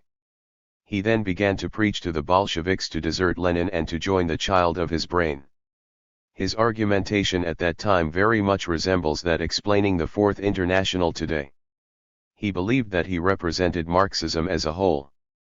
The Bolsheviks, in his opinion, were one-sided, the Mensheviks were also one-sided. He, Trotsky, alone was the consummate Marxist. He formulated his concept in the following words. The position which is based on a dialectical combination of the reformist and the revolutionary tasks of the movement seems to them both to be conciliationism or the golden middle road. Having dissected Marxism into parts, they sincerely fail to recognize it when it appears standing between them in its shape as a whole. Here, too, we have the reformist and the revolutionary tasks combined as in the Fourth International. Here, too, we have an appeal to the Mensheviks and Bolsheviks not to be one-sided but to recognize Trotsky as the true leader of Marxism. Lenin found no words strong enough to castigate this stand. Men like Trotsky, with his inflated phrases about the Russian Social Democratic Labor Party and with his slavish crawling before the liquidators who have nothing in common with the Russian Social Democratic Labor Party, are now the affliction of our times. They want to make a career on the cheap preachment of conciliation with anybody, with everybody. In reality they are preachers of capitulating before the liquidators who are building a Stolypin Labor Party. Then as now a wave of revolutionary movement was rising. The darkest times that followed the revolution of 1905 were drawing to an end. It was felt that the workers had recuperated and were ready to start a new round of revolution. The Bolsheviks advanced the fundamental demands of a republic, confiscation of the landed estates in favor of the peasants, and the 8-hour day as the most extreme demands of the impending bourgeois democratic revolution. Trotsky then as now thought that the workers were not ready to fight for the extreme demands of the impending revolution. He advanced the slogan of freedom of association, assemblage, and strikes and no more. He conceived this as a step towards the struggle for a republic. In order that the struggle for a republic, he wrote in his Vienna paper, Pravda, November 29, 1911, may not be a naked slogan of a few select ones, it is necessary that you, class-conscious workers, should teach the masses how to understand in their own practice the necessity of the freedom of coalition and to struggle for this vital class demand, a forerunner of his present advice to make the masses draw conclusions from their democratic logic. Lenin, in commenting upon this slogan, pointed out that the revolutionary phrase serves here to cover up and justify the falsity of liquidationism, to fill the minds of the workers with rubbish. Winding up his characterization of Trotsky, Lenin said, "It is impossible to argue with Trotsky about principles, for he has no views at all. It is possible and necessary to argue with convinced liquidators and Etsovists. With a man who only plays at covering up the mistakes of both of them, one does not argue, one exposes him as a diplomat of the lowest order. Today one exposes Trotsky as a counter-revolutionary renegade who inspires the murder of revolutionary leaders." 13. Trotsky the historian. Trotsky distorts Bolshevism, for Trotsky never has been able to get any definite views on the role of the proletariat in the Russian bourgeois revolution. Much worse, however, is his distortion of the history of that revolution. To make falsification of Bolshevism more effective, Trotsky has undertaken to falsify its history. Again we must confine ourselves to a few examples. How did the idea of an armed insurrection take shape in the October days of 1917? This is how Trotsky tells the story. As soon as the order for the removal of the troops was communicated by headquarters to the Executive Committee of the Petrograd Soviet, it became clear that this question in its further development would have decisive political significance. The idea of an insurrection began to take form from that moment. It was no longer necessary to invent a Soviet body. The real aim of the future committee was unequivocally brought out when in the same session Trotsky concluded his report on the withdrawal of the Bolsheviks from the pre-parliament with the exclamation, "Long live the direct and open struggle for a revolutionary power throughout the country." That was a translation into the language of Soviet legality of the slogan, "Long live the armed insurrection." Trotsky made an exclamation and that started the armed reprising. He says so himself. He then continues in a modest way to tell about his role in the revolution. Trotsky had formulated some brief general resolution. Trotsky continued to speak. The multitude continued to hold their hands in the air. Trotsky chiseled out each word, "Let this vote of yours be your oath." The multitude held their hands high. They agreed. They took the oath. Trotsky was called in to consider this question. Trotsky was then playing the decisive role. The advice he gave us was a product of his revolutionary intuition. The draft of the practical plan was edited by Trotsky. The president, Trotsky, was also about to approach the automobile. Another man seems to have been in the revolution, Lenin. But in comparison with Trotsky the Magnificent, he appears in Trotsky's writings somewhat puny. Stalin quotes two of his references to Lenin. "Do you want to know how our party decided the question of the disposal of the Constituent Assembly? Listen to Comrade Trotsky." Lenin said, "Of course, it is necessary to disperse the Constituent Assembly, but what about the left socialist revolutionaries? However, we were greatly consoled by old man Nathanson. He came to consult us and right at the start said, 'You see, it will probably be necessary to disperse the Constituent Assembly by force.'" "Bravo," exclaimed Lenin, "you cannot get away from the truth. But will your people consent to it?" "Some of our people are wavering, but I think that in the end they will agree," replied Nathanson. That is the way some people write history. Do you want to know how the party decided the question of the Supreme War Council? Just listen to Comrade Trotsky. "Every time after I visited headquarters, I used to say to Vladimir Ilyich, without qualified and experienced military men, we shall not be able to get out of this chaos. This apparently is true. If they only do not betray us, let us assign a commissar to each of them. Still better, too, said Lenin, and let them have a firm grip at that. It cannot be that we do not have communists with a firm grip. That is the way the Supreme Military Council came to be constructed. That is how Trotsky writes history. What need did Comrade Trotsky have of these Arabian Night tales, which discredit Lenin? The answer is given in the whole career of Trotsky. In order to prove that he is the author of the theory of the bourgeois democratic revolution passing into the socialist revolution, he gives the following account of the history of Bolshevism. From the year 1905 the Bolshevik Party had waged a struggle against the autocracy under the slogan "Democratic Dictatorship of the Proletariat and the Peasantry." This slogan, as well as its theoretical background, derives from Lenin. In opposition to the Mensheviks, whose theoretician, Plekhanov, stubbornly opposed the mistaken idea of the possibility of accomplishing a bourgeois revolution without the bourgeoisie, Lenin considered that the Russian bourgeoisie was already incapable of leading its own revolution. Only the proletariat and peasantry in close union could carry through a democratic revolution against the monarchy and the landlords.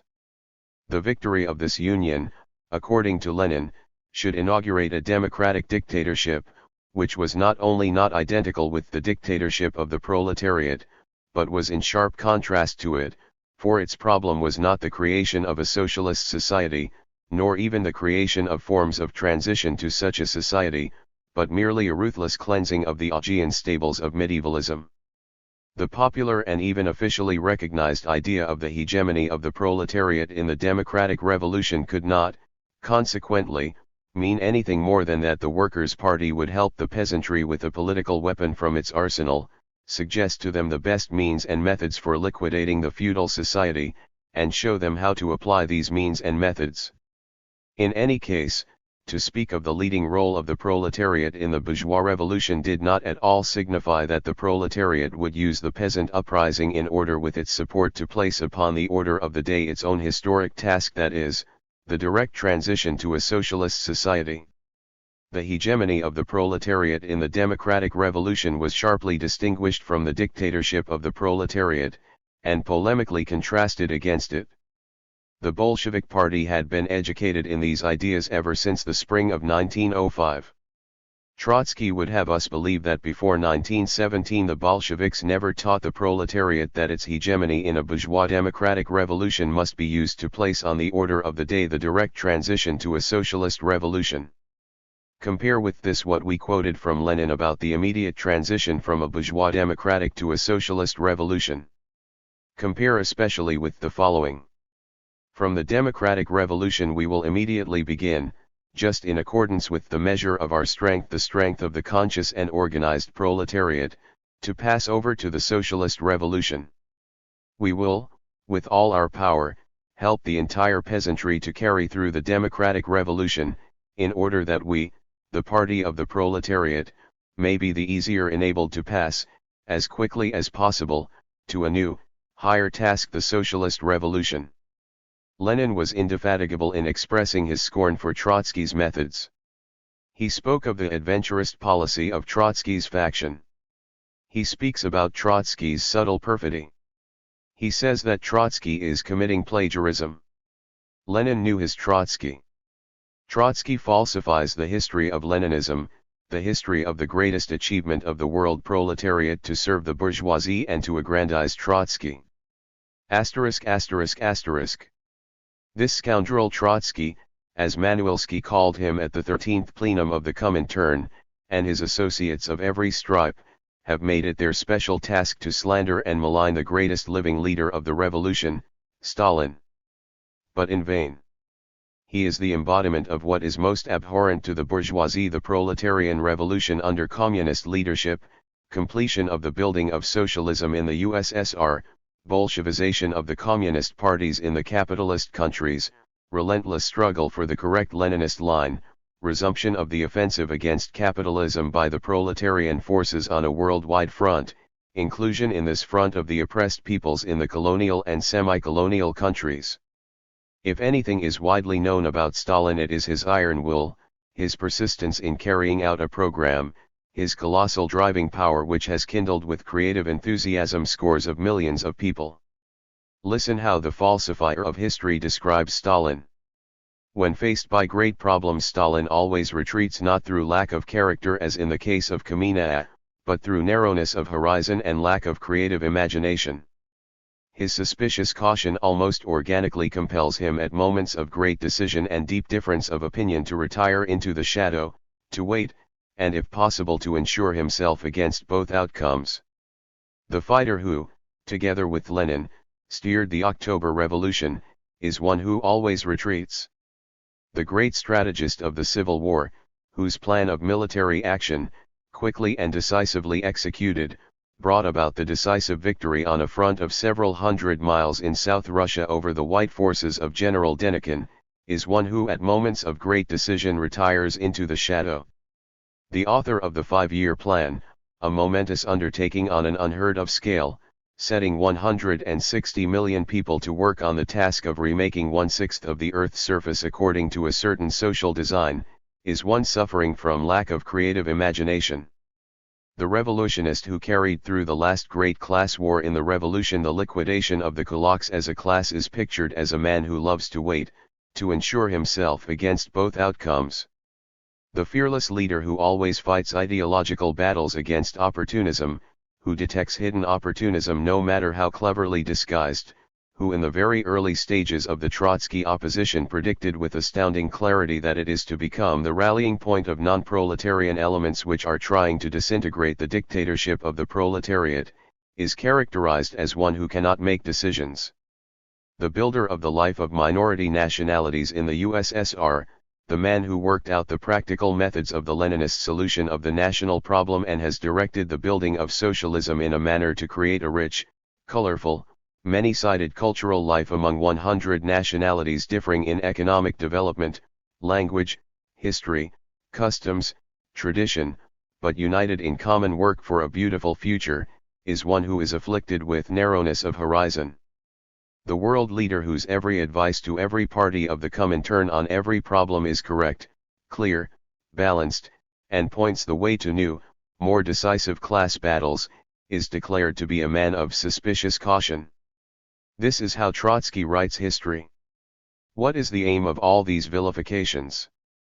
Nikolaev Slukhirov. Do the Trotskyists knowingly create a psychological atmosphere that would fire some madman to attempt the murder of Stalin? 14. The danger of Trotskyism. Nobody dares speak aloud in Russia. The Russian workers have bad dwellings, bad clothes, bad food.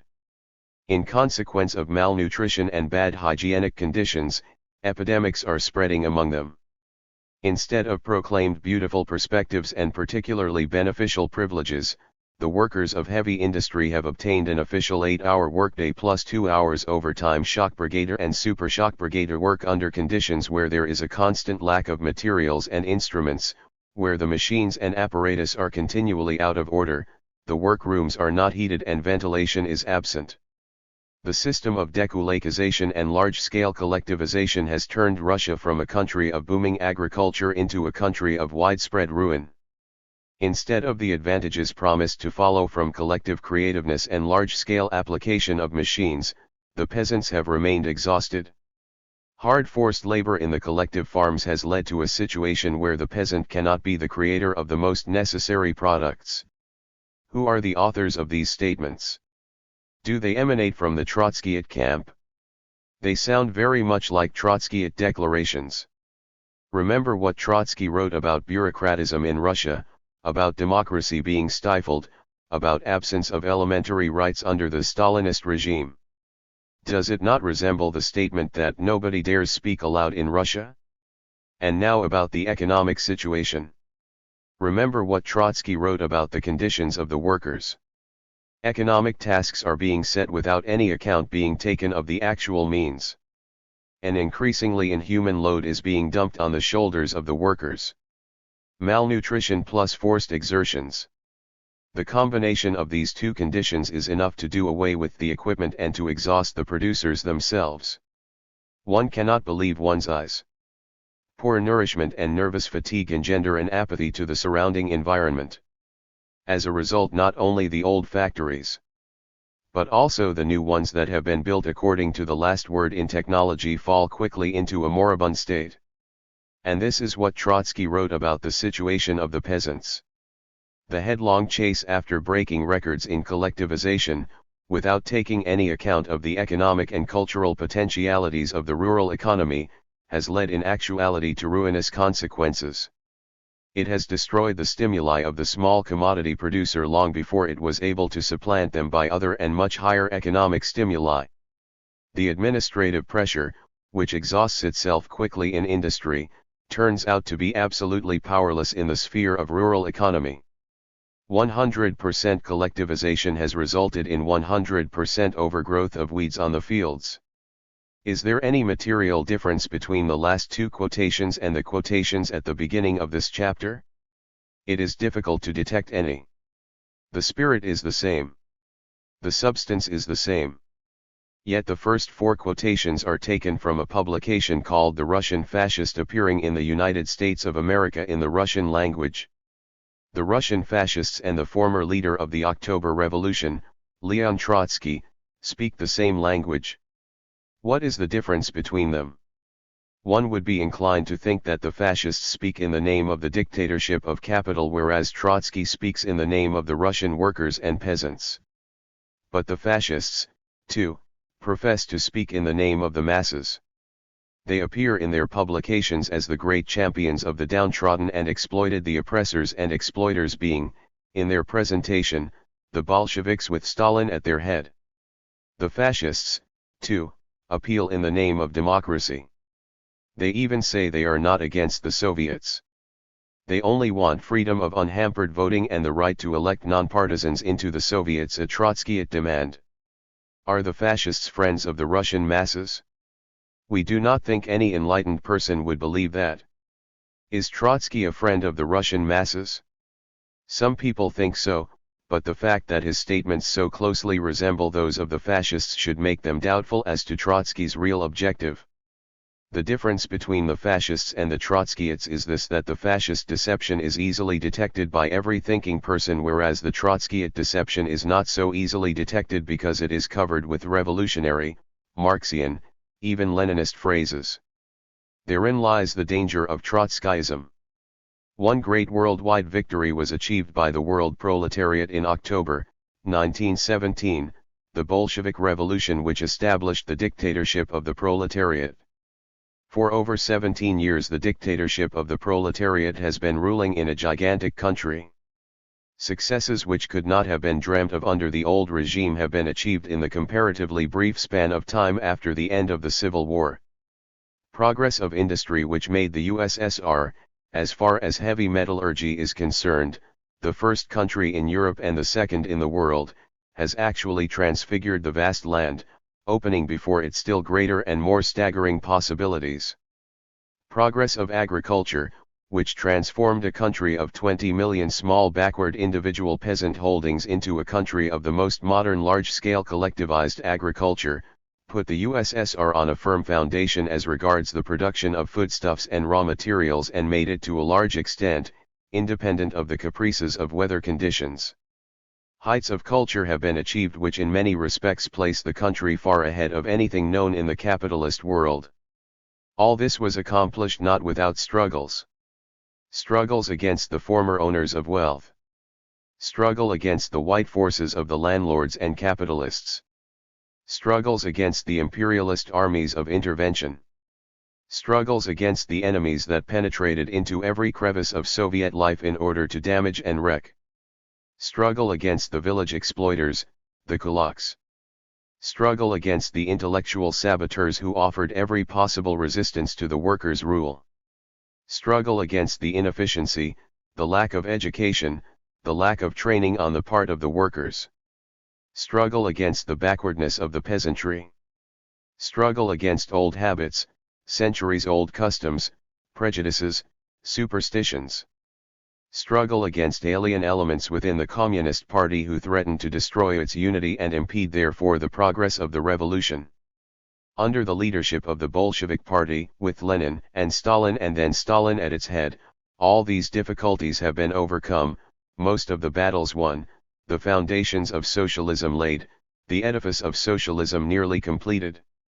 The toilers of the Soviet Union are entering a new era, an era of abundance, of higher culture, of a more beautiful and colorful life.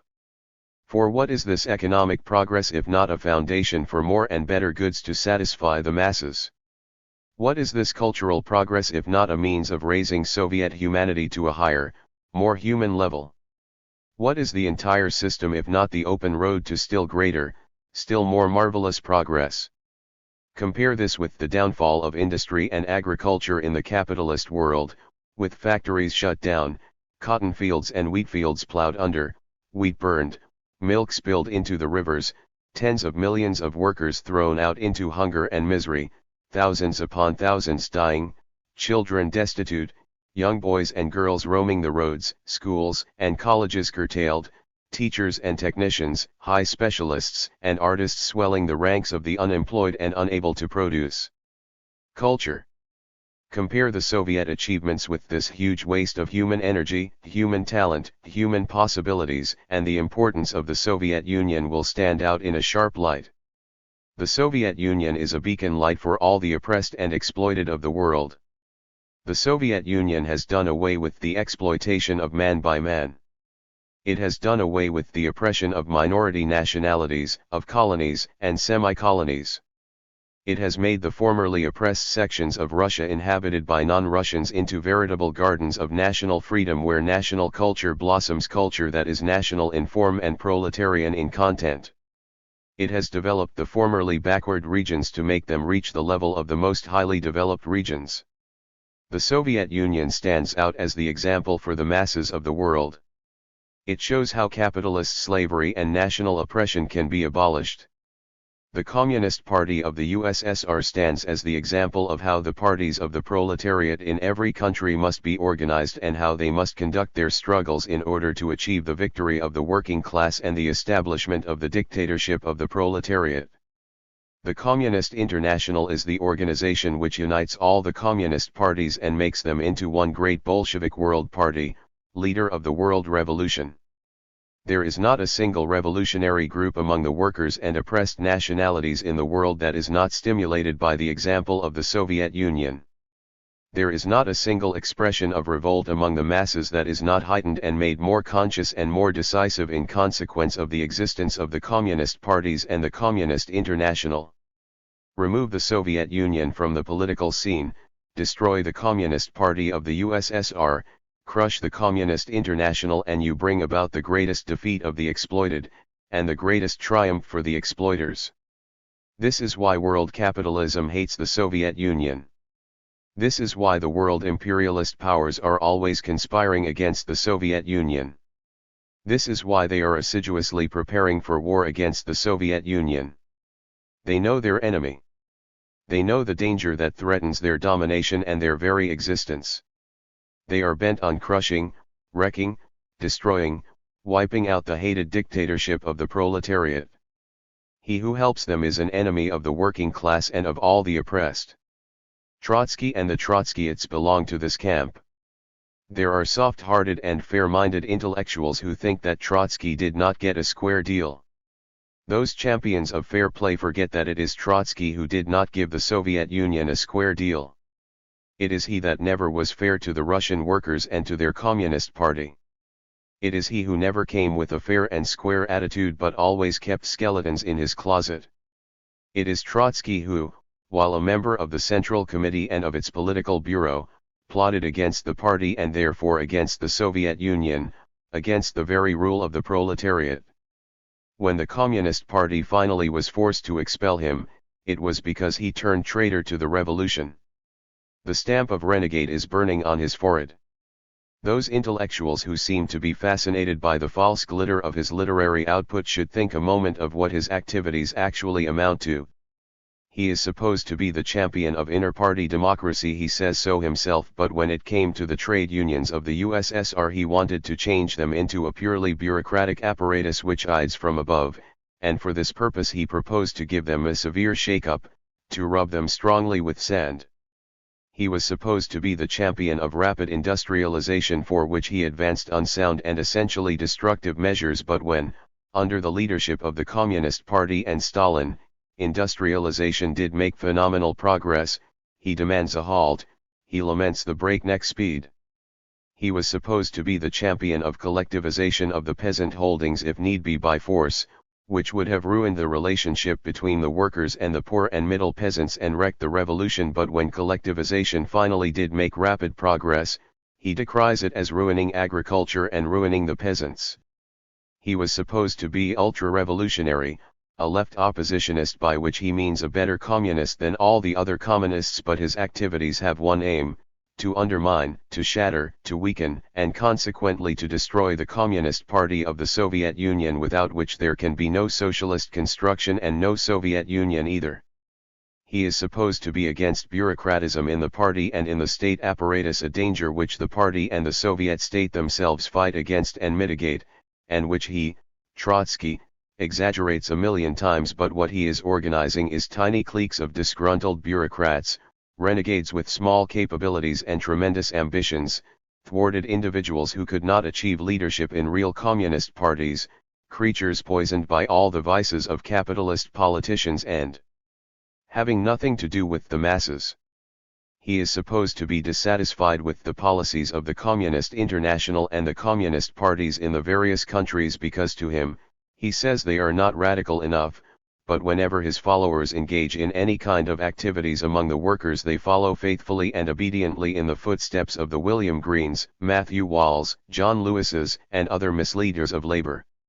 He is supposed to be the great advocate of the United Front, accusing the Communist International of having ruined the German Revolution by not proposing a United Front, which is an accusation based on his own fabrications. But when a United Front is developing, like that in France and in the United States, his group lets join with the reformists against the United Front, thus trying to put a monkey wrench into the machinery of uniting the workers for common struggle. He is supposed to be displeased with the Communist International because, he says, it is not advancing the revolution rapidly enough, but he himself is creating that abortive contraption, the Fourth International, which is meant to fight not for the socialist revolution but for bourgeois democracy, i.e., for the perpetuation of exploitation and oppression. He covers himself with the name of Lenin, whom he fought most of his life and with whom he never fully agreed. He boasts of carrying forward the traditions of Lenin, but he does it in order to abuse the great genius who is continuing the work of Lenin at the present epoch and who is leading the Soviet masses from victory to victory, Joseph Stalin. Let no one think that Trotskyism is mere disagreement with one or the other policy of the Soviet government, that it is mere propaganda. To be sure, Trotskyism uses the weapon of propaganda, the arms of criticism, but only to pass to criticism by arms, to the attempts at overthrowing the Soviet system by armed force. The murdering of Kirov is only an instance of what methods of struggle Trotskyism would like to develop, to assume gigantic proportions. It is precisely for the purpose of bringing about such developments that the Fourth International is being attempted. Is it possible to remove the bureaucracy peacefully, asks Trotsky, in the Soviet Union and the Fourth International, and the answer is negative. Of course, Trotsky does not say that he wishes to destroy the Soviet Union. The Trotskyists speak about the bureaucracy only, i.e., about the Communist Party and the apparatus of the Soviet state. But it is quite clear from the outset that when these are removed, the Soviet system is overthrown. Trotsky advocates the formation in the USSR of a party to accomplish this task. The fundamental historic task, he says, is to create the revolutionary party in the USSR from among the healthy elements of the old party and from among the youth. This party, which Trotsky calls revolutionary and composed of healthy elements in the same way as Hitler calls his party revolutionary and full of Germanic vigor, is to wrest power not by the instrumentality of the existing Communist Party or the Soviet state institutions. After the experiences of the last few years, it would be childish to suppose that the Stalinist bureaucracy can be removed by means of a party or Soviet Congress, says Trotsky. No normal constitutional ways remain to remove the ruling clique, i.e., to remove the organization of power of the dictatorship of the proletariat. Trotsky advances his thesis frankly: the bureaucracy can be compelled to yield power into the hands of the proletarian vanguard only by force. Does Trotsky envisage civil war? He prefers to call it by another name. He prefers to fire his followers by picturing a situation where they are so strong that the Stalinist apparatus will remain suspended in mid-air, but he is at the same time very explicit. Should it still attempt to resist, it will then be necessary to apply against it not the measure of civil war, but rather measures of police character, i.e., clubs, guns, gas bombs. But do not think that Trotsky shrinks before an armed uprising against the Soviet government. He says that an armed uprising is justified. In any case, what would be involved is not an armed insurrection against the dictatorship of the proletariat, but the removal of a malignant growth upon it. Trotsky would have us believe that an uprising of counter-revolutionists, which by the nature of things must be assisted by the former landlords, manufacturers, kulaks, and the officials of the Tsar's government, would not be an uprising against the dictatorship of the proletariat, but the removal of what he chooses to call a malignant growth. But not much acumen is needed to understand that an armed uprising against the Communist Party and the Soviet state would return the former exploiters to power. The Russian fascists in America also say that they want to preserve the Soviet system. They deserve as much credence as Trotsky. A lurid light is thrown on Trotskyism by its open admission that it hopes for war to facilitate the overthrow of the Soviets. Which is closer, asks Trotsky in a delirium of wish fulfillment, the collapse of the Soviet system by itself, without the action of the new party, or the emergence of such a party? Neither, would a reasonable human being say, because there is no danger of a collapse of the Soviet system and no prospect of the counter-revolution ever having a chance to build a mass party in the USSR. But here Trotsky reveals another angle of his outlook: a major historical test which may be a war will determine the relation of forces. So this is it. The Trotskyites hope for an imperialist war to help the counter-revolution overthrow the Soviet system. They try to organize the Fourth International to await a clear call for an attack on the Soviet Union. War may be the occasion. Nowhere have the Trotskyites revealed themselves to such an extent. Trotskyism does the same work as the open counter-revolutionists. In substance there is no difference between Trotskyism and Herstism. But Trotskyism represents that peculiar danger that it is cloaked as left communism and that it emits phrases about world revolution. The capitalists need various classes of agents to delude the workers, to destroy their unity, to divert them from the path of revolutionary struggle. The capitalists have their Roosevelts with New Deal phraseology and Social Security demagogy. Where the workers are no more willing to accept the Roosevelt demagogy, the capitalists have another agent, the union bureaucracy, which pretends to speak in the name of labor while delivering the workers to their exploiters. Where the workers have advanced still further, there are the socialist leaders, who, in the name of democracy, keep the workers from joining the Communist Party and engaging in revolutionary struggles against capitalism for Soviet power. Whenever the workers are so radicalized that even the socialist deception can no more keep them chained to the chariot of capitalism, the latter has another agent, Trotsky and the Trotskyites. These come in the name of left communism. They come as the true Leninists. But the effect of their activities is the same: aid to capitalism by undermining all that is really revolutionary, by disheartening the workers, by spreading among them a panic in relation to the Soviet Union, by making them join the Moissaites and similar elements under the banner of the counter-revolutionary Fourth International. Trotskyism does not sink roots into the masses of the proletariat, but its danger for the Communist Party, and particularly for those petty bourgeois intellectuals who are moving towards the Communist Party in the capitalist countries, must not be underestimated. It is the petty bourgeoisie that is, through Trotskyism, trying to disorganize and demoralize the revolutionary forces that are mobilizing against capitalism. The petty bourgeois elements, says Lenin, surround the proletariat on all sides. They saturate it. They demoralize it. They continually make it relapse into petty bourgeois spinelessness, disruption, individualism, transition from enthusiasm to dismay.